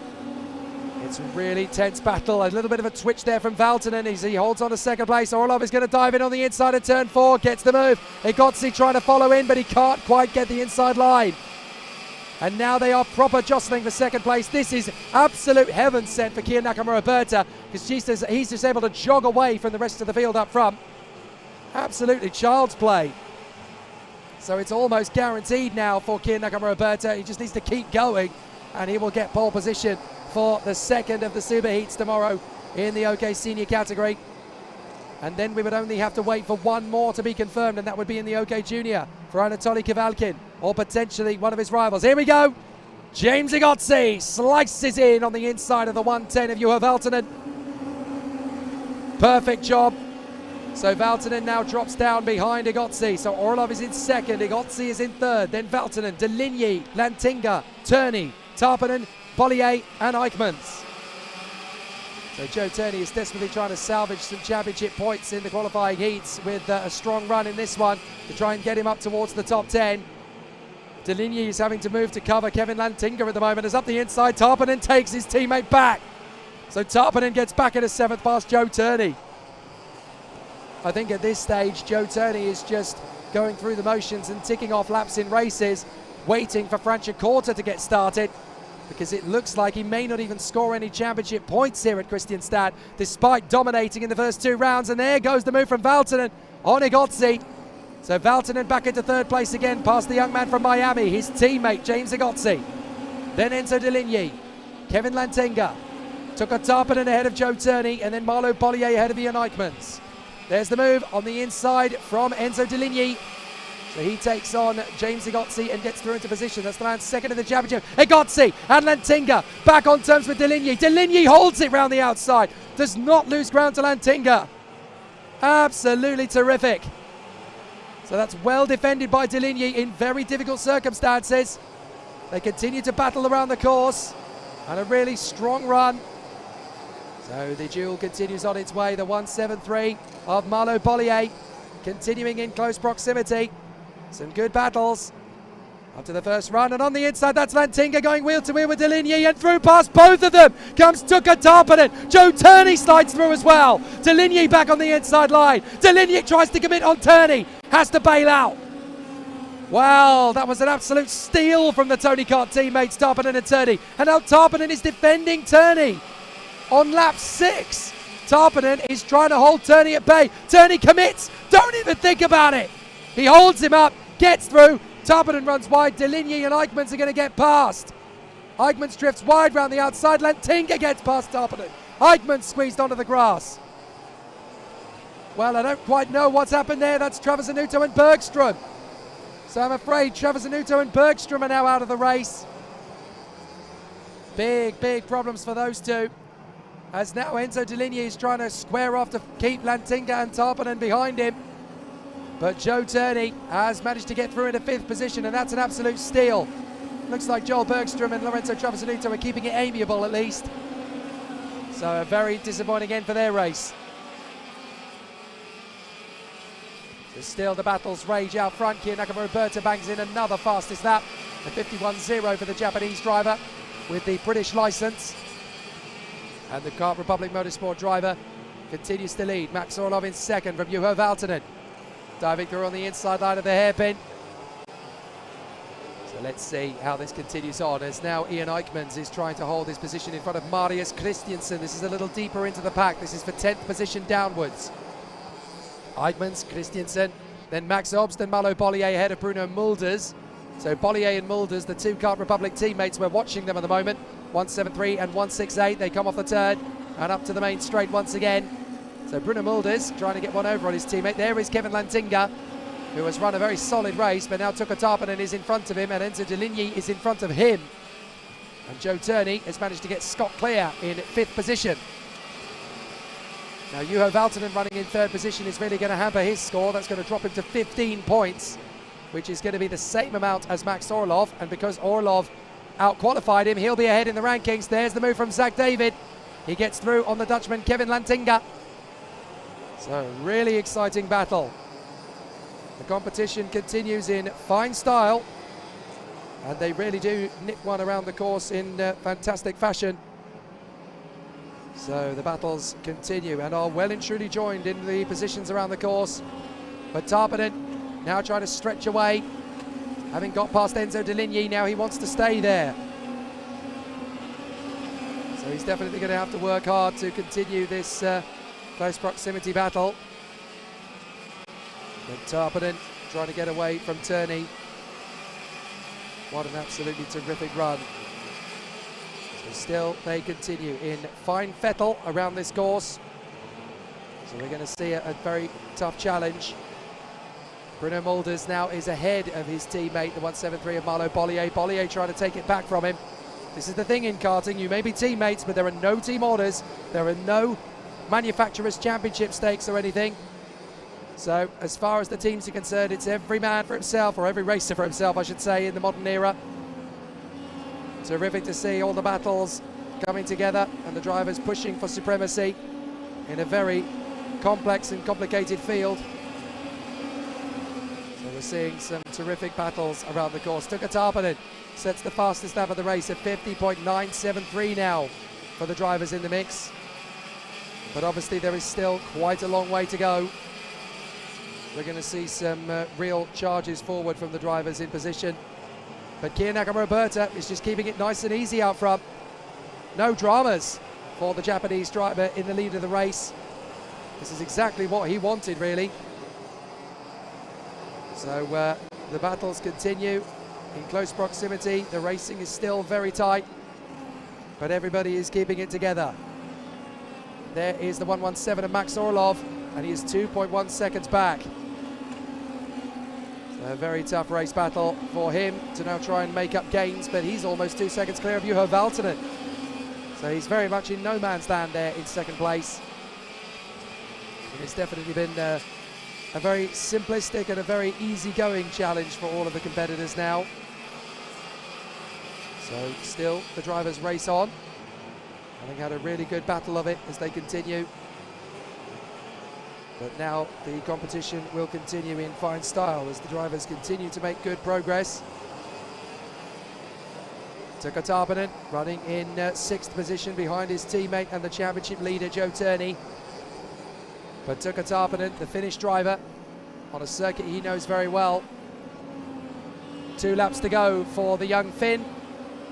But his teammates James Zagotzi and Joe Turney are in front of him. The Tony Kart equipment certainly looks pretty quick here, but it's just not quite the quickest out there at the moment. But you've got Valtonen 3rd, Igotzi 4th, Turney 5th, Tarpanen 6th. So the Tony Kart factory squad is there in the top 6 with 4 karts, but the problem is you've got a Kart Republic so much for up the road, and a Parolin is 2 seconds ahead of them as well. So the consistency and the pace has been there for Max Orlov all weekend. He's looking good to seal at least 5th position in the rankings. Could even end up being more than that depending on what happens to Alex Powell and Lucas Savalisto in their final heat. But here we go, the last lap for Kia Nakamura, and this is the race that's going to seal him pole position. He didn't need to win this one. All he needed was 9th position or better, but that's not the Kia Nakamura way. He had already won 4 races out of 4, and this is absolutely extraordinary. Pole position in time qualifying overall. Win in the first heat, win in the second heat, win in the third heat, win in the fourth heat. Now he is going to go for the quintet. Absolutely extraordinary for the Japanese driver. This is one of the most dominant performances we've seen in FIA karting in the senior category, in one of the most competitive fields we've seen for many years. The youngster, the reigning junior world champion, Kia Nakamura in the Kart Republic in the Alpine Academy colours, comes through to take the clean sweep. 5 wins out of 5 for the Japanese star. Boom! Thank you and good night. Excellent from Kia Nakamura. That's a one love for him and the rest of the field. Kia Nakamura, pole position for the Superheat tomorrow. And that means that Thomas Stolchemanis will take it for the 2nd. So fascinating dramas already around the circuit. Great stuff from Kia Nakamura. Dominant here at Kristianstad. 5 wins out of 5. And I'm sure that the team at Alpine are going to be absolutely delirious with their young charge's efforts here. Hard enough to get a pole position, never mind to win 5 heats out of 5. Absolutely phenomenal job. And I have to say, not only has Kian Nakamura-Berta taken all 5 wins of the day, but he has led all 65 laps that he has raced over the course of yesterday and today. That is phenomenal. Kian Nakamura-Berta has not only won every race, but he hasn't even lost the lead at any point. Kian Nakamura-Berta wins number 5 from Maxim Orlov and Juho Valtonen. Joe Turney in 4th ahead of James Egotzi and Tukka Tarpanen. Enzo Deligny in 7th place ahead of Zachary David and Kevin Lantenga. From Max Obst and Ian Eichmans. Then Marlo Bollier ahead of Rafael Modanese. Bruno Mulders comes home ahead of Marius Christiansen and Oscar Wurz. Then Alva Simosvada and the Swedish talent Wilgott Leek from Ricky Liu in front of Richard Olsen. And then the only 2 retirements from the race we had were Joel Bergstrom, the birthday boy, and Lorenzo Travasanuto, as the 2 drivers sadly dropped out of the race at the midway point. So now we know the identity of the 2 drivers in pole position in the OK category. It is Kian Nakamura-Berta and Thomas Stolchamanis. So you'll hear from both of those drivers tomorrow morning in the run-up to the Superheat. But what a spectacular performance it's been from Kian Nakamura-Berta today. 4 wins out of 4, quite extraordinary. And certainly the dominant display that we thought could be possible, but we certainly didn't know if it was possible or not. It's been a very interesting challenge there from Kian Nakamura-Berta. So now there is just 1 race to go in both categories. And the first of those is going to come from the Junior X30, Junior OKs, I should say. Sorry, it's very hot in this particular box. So let's see the last battle coming out onto the circuit. It is qualifying heat B versus C. And the last driver we'll hear from in our build-up to the race is going to be the very talented Frenchman, Andy Consani of the Sodi team. There is a lot of drivers done already 2 years of the OKG or 3. They know the track. I am one of the younger, and it's quite difficult because there is some driver really successful. The chassis is bigger, the engine is going fast. There is a lot of driver do already 3 years or 2. Also the tires, not the same. The track is not so tall, a little bit small. And yeah, it's a good track. At the start of the year, I was really fast in Portimao. I was really happy, but after in Zerera, not the same. And here we're gonna see for the race if I'm gonna be fast or slow. I hope I can finish on the top 10 or on the podium. Great to hear from Andy Consani, who is another of the star drivers in the junior field that is making a real impact and making some big improvements to his tally over the course of proceedings. And the drivers now getting themselves set up and ready for the start of a very tight battle. This is the last race of the day in OK Junior. And for the man on pole position for this race, Anatoly Kavalkin can become the 4th man to confirm pole position over the course of this weekend. We know that Guillaume Bouzard will definitely start from pole position in the OK Junior contest tomorrow for one of the super heats. But who is going to join him? I can tell you that it's either going to be Anatoly Kavalkin, who currently lines up on the starting grid in pole position for this one and has accumulated a mere 2 points from the battle so far. Or it could end up being even closer than that, as we're going to have an interesting battle for the drivers behind. So Anatoly Kavalkin with a genuine chance to make a play of it from pole position, but with only 2 points accumulated for the young Paralympic motorsport driver, there is every chance we're in for a tough battle. I can tell you that the identity of the other driver in pole position, still a tough one to determine, but it's either going to be Anatoly Kavalkin or Jimmy Helias, the way things currently work out, unless, of course, Jimmy Helias in second on the grid has a nightmare race, and then it could go the way of Lewis Werrell if both Kavalkin and Helias have a bad race, and they are together on the front row of the starting grid. So anything is still possible. We need to find out how it's going to play out, but never say never in this sport. It's going to be very tight to know who's going to get the job done. Certainly for Anatoly Kavalkin and Jimmy Helias. They are on the front row of the starting grid. Then Enzo Tainvanitschkul is there in third position. The young driver from Thailand and the Tony Kart Factory team. Looking really strong and really confident coming into this one, as he has really showcased his talent this weekend. He's slowly emerging as one of the top drivers for the Tony Kart Factory team. Mind you, there's going to be some competition from Jimmy Helias and Jan Pisarovsky on that front. And certainly Tainvanitschkul won't score as few points as Pisarovsky, who has already finished up. So it's up to Tainvanitschkul to seal his place in the third row of the starting grid. He doesn't want to score any more points because Costa and Tai are not far away from him on the tally or on the grid.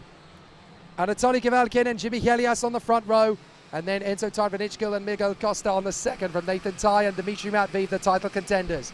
Maciej Gladish and Salim Hanna from Vilma Svan and Leo Nilsson, Arthur Dorisson and Oliver Kinmark, then Andy Consani and Jens Trua from Edward Robinson and Alfie Slater, Jindra Pazel and Luna Flusha from Alpa Sanaxoy and Nicolas Schaufler, then Ludwig Franzen, Scott Lindblom, Fred Sadex and Louis Leveau. 24 drivers gearing themselves up for the last OK Junior race of the day. 9 more laps and a really entertaining tussle still to come. We'll see some very exciting runs from the competitors at the sharp end of the dais here. But who is going to get the last pole position? That is the real question now. Absolutely extraordinary to see what is going to kick off here. So this is an amazing situation. An absolutely extraordinary situation. And now we're going to see just how tough the situation is out there on the course. But still the battles will rage in position.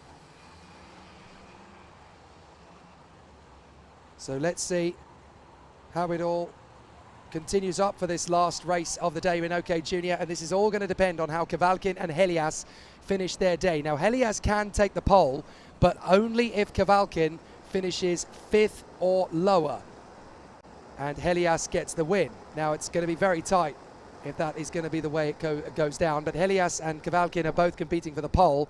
If neither of them have a good race, then Lewis Werrell could steal the pole position away from both of them at the end of what's already been a very tight day in OK Junior. So let's see how it all finishes up. But the competition is going to be very close indeed as the race comes up to it. So let's see how it all finishes up in fine style. They come off the final turn. Let's see if it's going to be a victory for the ages. Here we go! Kavalkin versus Helias. This is for pole position in the final tomorrow, in the super heat tomorrow, in fact. Tainvanitschkul through to third. Not a great start for Jimmy Helias. He's dropped out, and there's a spin. There's a spin in the middle of the field. Can't quite make out who it is from here, but certainly we've had a spin on the exit of turn 4. It's Helias! It's Jimmy Helias! Oh my goodness, Jimmy Helias is out of the race from the front row. That is devastating. Heartbreak for Jimmy Helias. He had a real chance to go for pole position, and now he's walking away. Game over. Oh, catastrophic bad luck for Jimmy Helias as he spins into retirement in the first couple of bends of the race. And now he will not be pole position. And he's going to have a massive score at the end of this one because he will drop all the way back to what is now 24th position, I do believe. Oh, bitter disappointment for Jimmy Helias. He didn't deserve that after what has already been a very tough race weekend, but now Anatoly Kavalkin is on a one-way trip to the pole. Enzo Tainvanitschkul is second from Tai and Gladish. Matveev in 5th place, then Costa, Hanna, Dorisson, Consani, Schaufler, Svan and Slater. Well, big drama to finish off the day in the OK Juniors there at Kristianstad as Jimmy Helias spins off the road. Absolute heartbreak for the Frenchman. But Nathan Tai is already starting to get underneath Enzo Tainvanitschkul's kart as he tries to go for an overtaking move. Now, last time out at Zuera, don't forget, in the final, Nathan Tai won the race with Enzo Tarnvanitschkel in second, ahead of his teammate Arthur Dorisson, who is currently in 8th place in this one. But they both want to try and take on Anatoly Kavalkin. So Tarnvanitschkel is working hard over these next 7 laps to try and get an opportunity on Anatoly Kavalkin. But I'll tell you what, the parallel around this circuit is pretty competitive. We've seen it already from Kavalkin, but we've also managed to see it from Max Orlov in the senior category as well.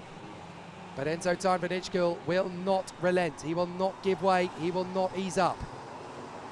So the Paralin, the Tony Kart and the Sodi. 3 different manufacturers in the top 3 places.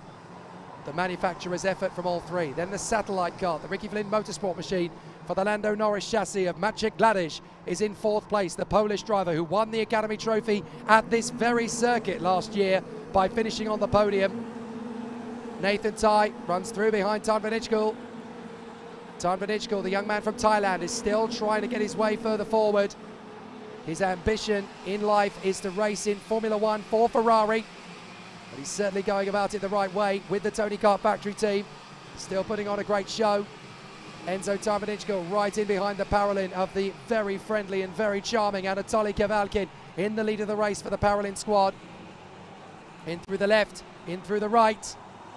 And we'll get to see what Enzo Tarnvanitschkel can do. But Nathan Tai, the championship leader, is the man in 3rd place in the orange, white and black Sodi Kart machine that has had a real renaissance over the course of 2022. They've had a little bit of come down to earth syndrome here at Kristianstad this weekend, but they've still kept their karts competitive and at the sharp end. It's just not always been in victorious fashion. But can Anatoly Kavalkin keep this up? He's in a really intense situation, but he might just be able to make this work out in his favour. You never know. He's got a great opportunity to get a decent result out of this one, so you just got to keep the faith. And up the inside, Enzo Tarnvanitschkel gets the lead. So Tarnvanitschkel takes the lead on lap 5, but has he made that move too early? Because Anatoly Kavalkin will still have a strong kart underneath him. Now Tarnvanitschkel has got to hope that he can back the Paralin into the path of Nathan Tai, and Tai can go for the overtake. So Nathan Tai is going to try and make his bid to get into 2nd position past the Paralin, and Maciej Gladish is there in 4th position. He'll want his own piece of it, but Tarnvanitschkel leads the way now. So the Tony Kart driver is in 1st position, and 0 points on the board would definitely do him the power of good. But Anatoly Kavalkin is looking to be pole position if he stays where he is still. Even if he drops behind Tai and Gladish, he will still be in pole, but it will be for Superheat 2, not Superheat 1. So can Kavalkin dive back in on the inside to retake the lead? Yes, he can! And Nathan Tai now gets alongside Enzo Tarnvanitschkel. So Kavalkin retakes the lead on lap 6, and these 4 absolutely bolted together. Kavalkin, Tarnvanitschkel, Tai, Gladish. Such a better race from Maciej Gladish this as well. They really seem to have found the pace in the evening. So Maciej Gladish is going quite aggressive and smooth on the way out of the final turn to try and get the slingshot to close up on Nathan Tai, while Tai closes up on Tarnvanitschkel. Tarnvanitschkel rains down on Kavalkin. 3 laps to go. 4 drivers in the hunt for the victory in this one. All Kavalkin needs to do is stay in the top 4, and he will get the pole position for Superheat 2 at the minimum. But he wants to be the overall victor, and to do that he could stay in the lead of the race and keep his position nicely. Side by side, that is Tai getting past Tarnvanitschkel. So Nathan Tai gets his run on the young man from Thailand. Enzo Tarnvanitschkel, 3rd position. And now we wait to see what Maciej Gladish is going to do. Currently in 4th position, he might just get an opportunity here as Tarnvanitschkel protects the inside line. Maciej Gladish coming off the turn. It's a really strong battle that these guys are having at the front end of the field now. 2 laps to go. Can Nathan Tai close in on Kavalkin? I'm not so sure he can. And for once this weekend, the championship contenders are going to need to eat humble pie by the end of this weekend, because it doesn't look as though a single one of the title contenders is going to be starting even in the top 10 of the grid for the Superheats tomorrow. or if they start in the top 10, it certainly won't be because they were the top 10 in the overall rankings, but rather in the top 20 of the overall rankings, because they'll end up being in the lower end of the top 10 of the grid for the 2 superheats. That does make sense if you think about it on the aggregate of the points. But certainly for Anatoly Kavalkin, he is looking very strong at the front end of the field. He comes through, last lap begins, and the Paralin Motorsport driver just keeping it nice and tidy. Excellent work from Anatoly Kavalkin in this one. He's been super smooth in front of Nathan Ty. Ty is going to try one last trick on the last lap. I'm sure if he gets an opportunity, he's going to take it. But Enzo Tarnvanichkul runs in P3. So there's still a long way to go in this battle, but Nathan Ty is pushing hard here to close up on Anatoly Kavalkin.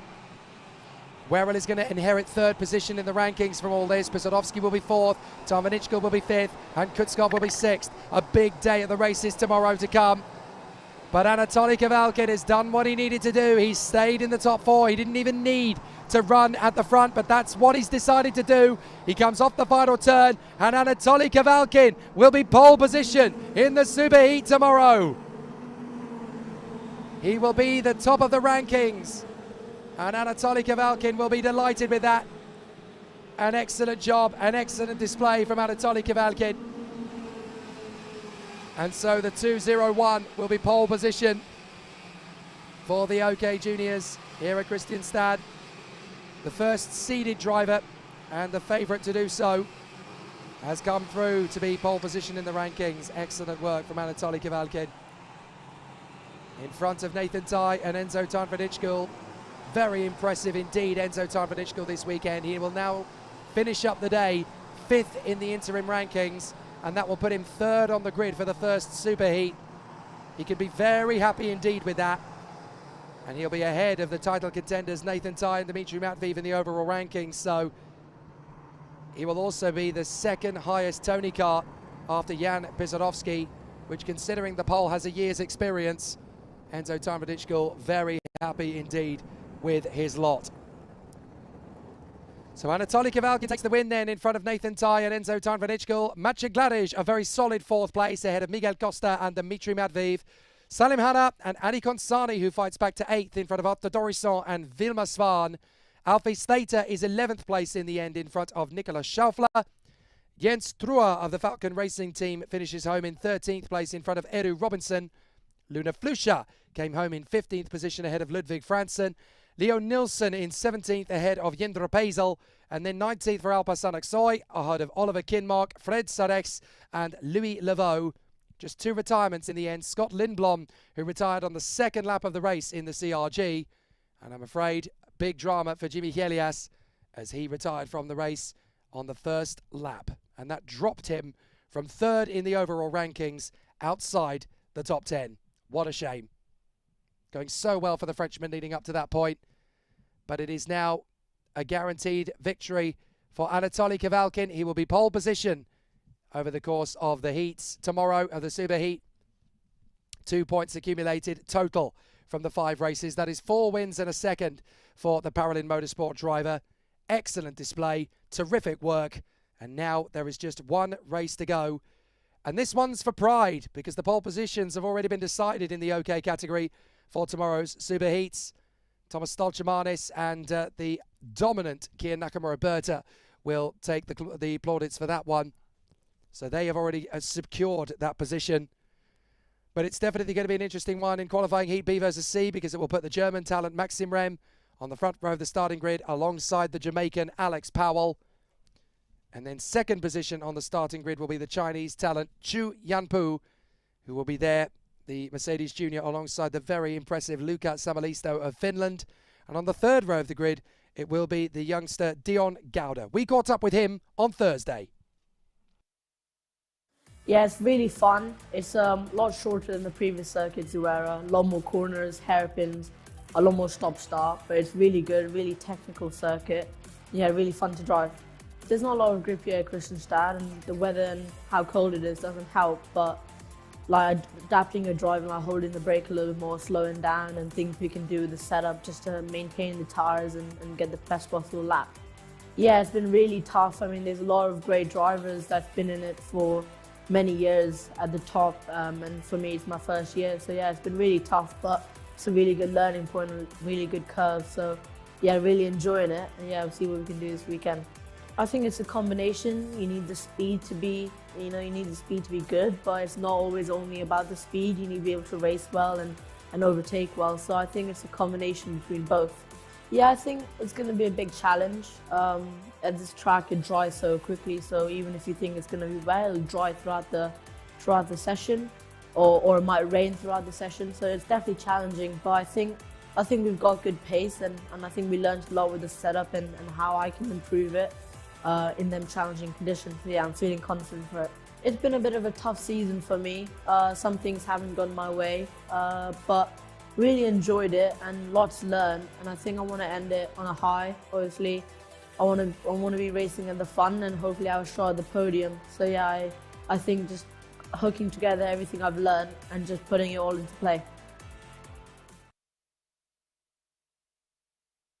He's definitely had to learn about success and failure the hard way this season, Dion Gouda, but obviously coming into the OK Senior category for the first time, it's always going to be very difficult and very tricky and technical up there in the course, but certainly Dion Gouda has definitely made a good impression here at Kristianstad this weekend. 5th position on the starting grid for the young man from Singapore. He lines up in 5th place alongside David Walter, the Danish driver for the Koski Motorsport team. Watch out for Evan Gilter, 7th on the starting grid, the Frenchman alongside Oscar Pedersen. And those two will obviously want to fight their way into the podium if they can get a chance to get there. 9th position on the grid for Freddie Slater. The British driver will be there or thereabouts as he continues to charge forward after his win earlier on today. And then 10th position on the grid for Simone Bianco, the Koski Motorsport driver. 11th place for young Albin Storesen, doing a fantastic job so far this weekend, and the Swedish talent really putting on a good show as one of the wild cards here on home soil. And really good to see Albin Storesen compete at the sharp end of the dais. Then Christian Bertucka doing a great job in 12th position for the Birolart factory team. 13th place for Nico Lemberg. He is there on the inside row of the 7th row of the grid. Fabian Storesen now gets to go to battle along with Albin in the same grid. So the two wildcards will be there together for the ex-Brits. And it's great to see the brothers Grimm, if you like, battling away on the same racetrack. So that's going to be a really interesting subplot to this final heat of the day. Gabriel Gomez will be charging through from the 8th row, as he has done already a couple of times. He's got as high as 2nd in the heats so far. So Gabriel Gomez definitely not one to rule out from 15th on the grid. Akshay Bora, the young man who is doing a dual campaign in 2022. Not only is he racing in the FIA Karting European Championships, but he's also competing in the Ginetta Juniors out in the United Kingdom on the British Touring Car Championship bill. Then Vilads Lindenskov, the Danish driver, 17th on the starting grid. He's there on the 9th row on the inside line alongside the Hungarian Menahut Kroja as he runs there in P18. And then it is Nathan Sharp, the Dutchman, who lines up 19th on the starting grid alongside Max Angelard, the Polish driver, 20th on the starting grid for him. Then it is Eric Genet, the Spanish driver, will line up beside Theodor Odmark on the 22nd position of the starting grid. Then Sofia Kotala will line up 23rd.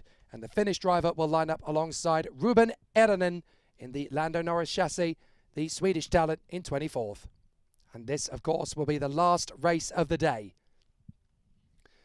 They do fly by, the qualifying heats in the FIA Karting weekend. 30 races leading up to the Super Heats. After this, there will be just 6 races left of the weekend. The 2 Super Heats in the OK and OK Junior categories tomorrow morning. And that will set the grid for the final. After today, there will be just 72 drivers remaining in the race battle in OK Junior, and there will be the 68 that turned up today remaining in the seniors. And then tomorrow morning, they will be whittled down to just 36 in each category. Only the highest ranking 36 after the Super Heats will progress through to the final, and that is a really tall order. And obviously the starting grid for those finals, the top 10 will score points in the championship. 10 for the pole position, 9 for second, 8 for third, 7 for fourth, and so on, all the way down to 1 point for 10th place. So it's definitely going to be very interesting and very intriguing from the get-go. But the battle is really going to be strong tomorrow. And obviously it's all boiled down to what has already been a really exciting and incredibly elusive battle out there on the course. So we're going to have some really exciting challenges from the competitors out there. It'll be a very tough battle. So really exciting runs for all of the competitors in this incredibly close field. But now the drivers will gear themselves up for the last race of the day, the last qualifying heat of the weekend. After this, it's super heats only. And we will have a really tough battle on the get-go, that is for sure. The battle will rage as the competitors head out onto the circuit. And we are in for a truly sensational battle from the start of this race. It's pride that's on the line, but also the final decent positions on the starting grid for the competitors in the rankings. So let's see how it all plays out. It will be very, very tight all the way to the death. But the drivers are going to give it everything they've got in the closing stages here. Maxim Rem and Alex Powell on the front row of the grid from Chuyan Pu and Lucas Samalisto. Dion Gauda and David Walter from Evan Schilter and Oscar Pedersen. Then Freddie Slater and Simone Bianco, Albin Stureysen and Christian Bertucca. Nico Lemberg and Fabian Stureysen. Then Gabriel Gomez and Akshay Bora from Village Lindenskov and Menahert Kroja. Nathan Sharp and Max Angelard from Eric Genet and Theodor Odermark from Sofia Kotala and Ruben Eronen to finish off the grid. The last race of the day, 13 laps on the board once again. And after this, there is no turning back. It will be into the super heats tomorrow morning. A very close battle, 15.873 kilometers of racing still to endure. So we really are going to have an exceptional duel for supremacy. The competitors gearing themselves up, ready for an exciting battle. And we'll see how it all plays out on the course. They've definitely had to work very hard. So now it's all about the final couple of positions and the final couple of battles that the drivers will have going out there in position on the course. So let's see how it all plays out. It's not going to be easy to determine who's going to get the best of it here. But everybody obviously trying their best to make a good advantage count right from the start of proceedings. We'll have to see how it all progresses and how it all plays out. But we're definitely going to have a really solid battle right to the end of the race. So let's see what happens. It's definitely not going to be easy to determine how this will all play out. But the drivers know exactly how tricky it's going to be. They obviously know from the previous 4 races they have done who is likely to be quick. But this is the hottest it's been all day long. And obviously the work they did last time in terms of the data collected has kind of had to be thrown in the bin now. Out of the final turn. Are we going to get a clean start straight away? Yes, we do. Up to the first corner and a great start from Maxim Rem. Alex Powell is going to try and hold second round the outside from his teammate and fellow Mercedes junior Chuyan Pu, but he slots into 4th place. Couple of drivers running off of the chicane. Oh, a big shot in the background. 2 carts tangle, and that is one of the, I think that's Menahert Kroja. So Menahert Kroja in the Ward Racing cart. He kicks up the dust. The driver that's gone with him has managed to run off the road and continue, but I'm afraid that is Akshay Bora, who has tumbled down the order. And there is Akshay Bora. His cart is broken on the front right there. You can see that the push rod on the cart has completely snapped. So there's no way that he can get that cart moving again. So he's out of the race, I'm afraid. But now we're going to get to see some exceptional battles as they continue on their way forward along the main straight. And it's a 1-2 for the Ricky Flynn team. Maxim Rem ahead of Dion Gauda, then Chuyan Pu, and up the inside that's Gabriel Gomez making more places as he duels away the position. He's now managed to get himself up into 12th position ahead of Christian Bertucca. Big dive on the inside from one of the Koskis. That is the 162. That is Simone Bianco trying to get back on terms with Gabriel Gomez, but Gomez will not give him the space to do so. That is for Freddie Slater to get past Evan Schilter. And he's not the only one to get there. Samalisto makes the overtake as well. And there goes Schilter on Samalisto. Lots of overtakes in this race now. Maxim Rem ahead of Dion Gauda, then Chuyan Pu and Alex Powell. Then it's Freddie Slater. So it's Ricky Flynn, Kart Republic, Ricky Flynn in the top 5, then Evan Schilter in the VDK. So this is going to be a fascinating end to the day for the Ricky Flynn Motorsport and Kart Republic Motorsport camps. So here's Chuyan Pu trying to get back on terms with Dion Gauda. And Freddie Slater is closing up on his teammate and the 2 Mercedes juniors as well. So an awful lot of things can still happen here out on the course. A lot of battles still to come. I would say that there's still an awful lot of intriguing actions to play out here on the course, as now we wait to see Chuyan Pu getting through to 2nd position, the Chinese driver. Excellent work from him so far. So Chuyan Pu getting past Dion Gauda. And now Alex Powell is looking to make his own way past. But let's see how much time he's going to have to do it, because Freddie Slater is right in behind him now as well. Out of the final turn, Dion Gauda slipping on the curve a little bit. This could be a good chance for Powell and Slater. They are 4th and 5th. So fascinating. The top 5 karts were all in the junior category last year. They have all stepped up to seniors in 2022. And Maxim Ren running well. Here's Alex Powell on the inside. He takes 3rd position away from Dion Gauda. Slater's going to get alongside his teammate as well. Gauda still fights to hold the position. Slater will tuck in on the inside. Up to 4th place. Great vision from Freddie Slater. He was slow in, fast out. That was the Nigel Mansell style shuffle, which of course he learned in the world of karting. Excellently dealt with there from Freddie Slater. Now he's going to try and take on the Jamaican, Alex Powell, who will want to try and hold on to 3rd position in the rankings, but it's going to be very tricky. He's certainly going to have some pressure from Freddie Slater. Now Evan Schilter gets past Dion Gauda and Lucas Samalisto. So Schilter is up into 5th position. Powell looking good for 3rd place, which will get him the front row starting position for the Superheat tomorrow. But now Maxim Rem is being caught by Chuyan Pu, the Chinese driver, really starting to hustle. Up on the inside, and Chuyan Pu takes the lead. The Chinese driver hits the front, having set the fastest lap. Now Chuyan Pu is the leader of the race. So it's Mercedes Junior Ricky Flynn, Mercedes Junior Ricky Flynn in the top 4. And Evan Schilter in the VDK runs 5th ahead of Dion Gauda. So fascinating stuff then in terms of the chassis. There are 3 Lando Norris karts and 3 Kart Republics in the top 3. In the top 6 positions, I should say. 7th position is Oscar Pedersen. 8th is David Walter. Then Bertucca, Gomez, Stureysen and Samalisto, who suddenly dropped to 12th position. Not sure what happened to Samalisto, but certainly that's really caused a bit of a hammer blow for him. So Chu, Rem, Powell and Slater. Schilter is 5th ahead of Gauda, Pedersen and Walter. And Christian Bertucca. Here comes the move from Schilter on the inside of Freddie Slater, and he takes 4th position. Slater's trying to get back on terms with him. They run side by side, and Schilter holds the position still. So Evan Schilter, 4th position, the Frenchman going well. He spoils the perfect symmetry of Mercedes Junior RFM by overtaking Freddie Slater and getting into 4th position. And this is going to be the end of lap 6.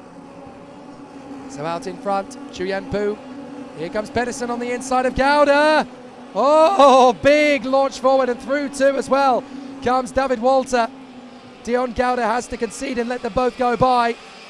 But that's flat on the throttle through the square right-hander in the first corner. That is a tough overtake. Never mind for 2 drivers to get the move on their opponent. And now Dion Gauda trying to retaliate on Walter, whilst also trying to shake off the attentions of Christian Bertucca.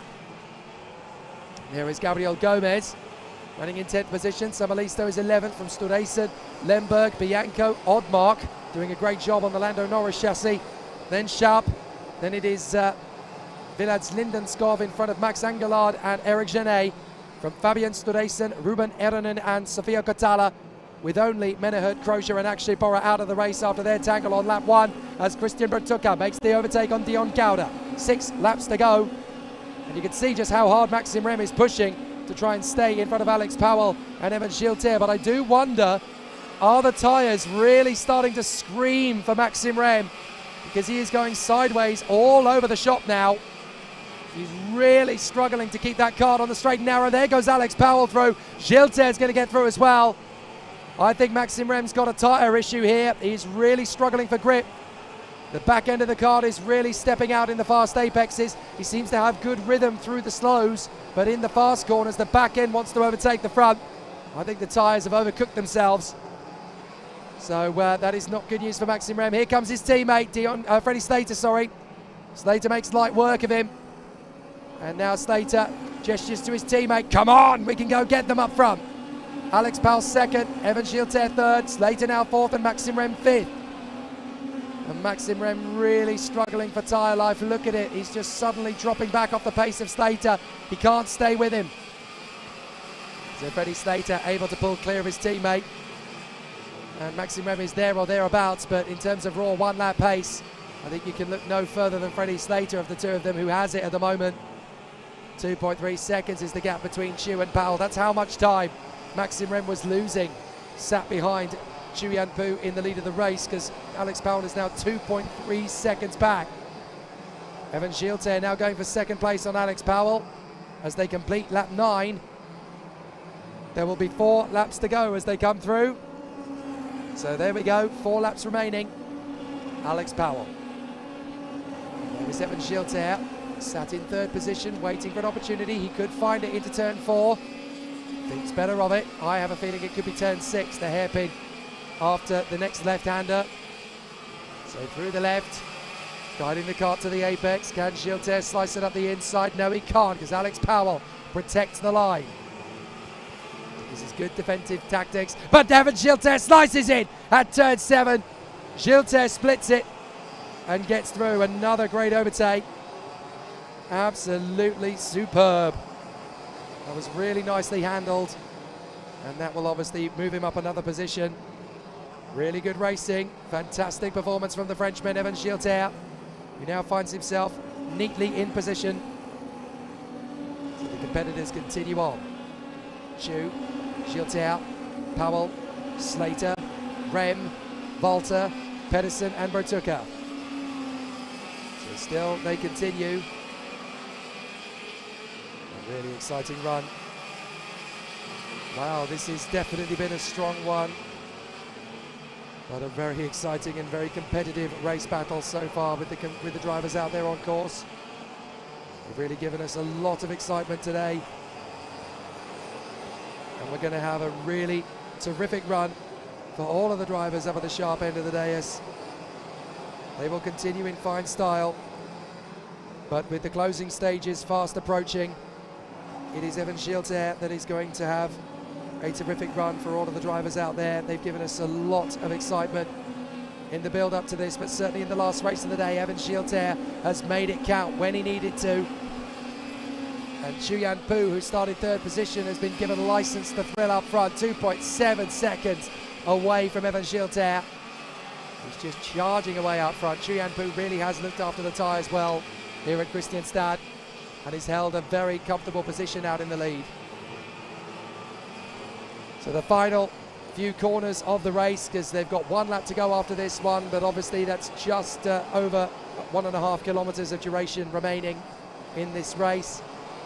And Evan Schielter pushing away from Alex Powell to the tune of 0.4 of a second. Freddie Slater doing a good job to run in 4th place. Looks as though Maxim Rem is in danger of losing out to David Walter before the end of this race is over. But Chu Yanpu goes into the final lap of the 30th and final qualifying heat this weekend.